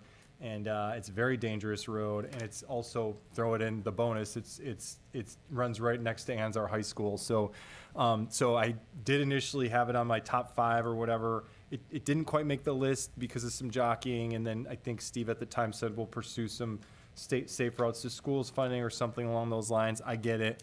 But then I was assured that the striping, we were covering the striping. It was on the striping list. And so I have been out there telling people that San Juan Highway is going to be restriped. It was actually scheduled for the summer. And I know in talking to Steve, some of these restriping things got pushed back like everything else. But But I just feel like once we definitively put it out there that we're doing these certain projects, it really puts supervisors in a tough position when I'm out talking to people. I will say I don't normally throw around the, I've gotten a bunch of phone calls and emails thing, but San Juan Highway, it has become, I have to say, by far my number one feedback issue when it comes, when I'm talking to residents. It is all about San Juan Highway. I think it's just, it's really just culminated this year. I just think it's gotten to this absolutely horrible condition. And so going forward with roads, and this is what I tell residents, that is my number one priority. And I'll tell this to anybody in the entire district for me right now, if we get more road funding or if we can get something from the outside. But in the meantime, I'm really asking my fellow supervisors to support keeping San Juan Highway on the restriping list, because I'm just very concerned that we're going to have some accidents out there, and the finger's going to be pointed at us, and rightfully so if that happens. And so please, if we could approve that, I appreciate that. The San Juan Canyon part, I'll just sort of echo the prior statement about that's been on the list of road projects since we did this in 2022. I get it. I just want to make sure, and I have been telling people, the San Juan Canyon people in particular, it's a very big deal that this road is hopefully going to get repaved. I did, Angela Curro, Supervisor Curro's predecessor, Supervisor Tiffany, and I worked on agreeing that this should be a priority. It leads up to Fremont Peak, which is, one of our tourist attractions in town. And so anyhow, my only question on that is, what level of certainty do we have that we're going to be able to get this road repaved and stay relatively close to on schedule to do it? Specifically regarding San Juan Canyon. San Juan Canyon? Yes. Yeah. So what we did, we looked at the cost of a portion of Cienega and a portion of Union, and looked at San Juan Canyon and the type of pavement section that would be needed. And to answer your question, I'm still fairly confident that the $6 million will be sufficient to construct that. And one small silver lining to the storm impacts is on San Juan Canyon, we actually had a pretty big culvert blowout that we repaired, and I think that was either $300,000 or $400,000, just that task that was going to have to get repaired anyways because it was in really bad shape. That would have been part of that $6.8 million, and we fixed it during the storms, and we submitted the bills to FEMA, or state technically, and so hopefully that almost could balance out that the $400,000 we're asking from that project. So, but yeah. So. Okay. Well, I want to support all this, and I'm going to, but I'm just asking you and then my colleagues, like, if we get to it, and I'm just asking for support on that down the road, because again, the county's been publicizing that nice map with all the dates on it, and I'm a very active supervisor when it comes to talking to constituents about all these, especially I'm very proud of all the work we're doing, and so I've been really touting, these things to residents, and that one in particular. If we give that to them and then pull the rug out from under them, it's not going to be good, really. So that's all. I appreciate it. Thank you. Did you want to? No. Supervisor Sanger? Sure. Yeah. So the first item, taking money from my Comstock light. I actually agree. I think the striping is a more pressing issue. I think it's more important. I hear a lot more about the striping issue than a light at Comstock. If this was the Fallon light, we'd have a different conversation here. But the Comstock light, I understand the striping as a more pressing issue for Santa Ana Valley and maybe for by Anzar over there. So I'm generally okay with that, and from what I heard, I'm probably gonna be supportive of this whole thing. But I just want to also say I've printed out the road map and I laminated it and I show everyone, and it's really nice. And so it is gonna be a problem if I keep showing people and we keep changing it and stuff doesn't get done. So I mean I'd rather, if it comes down to it, I'm more than willing to find more money that we have if we need to take from, and make sure that we can get everything done eventually, because I think it's just at this point, it's important to just follow through with what we've been trying to present throughout the year at the board meetings, we keep having this map show up. So I just really want to make sure that we do get to everything on there eventually. That's all. Supervisor Curl?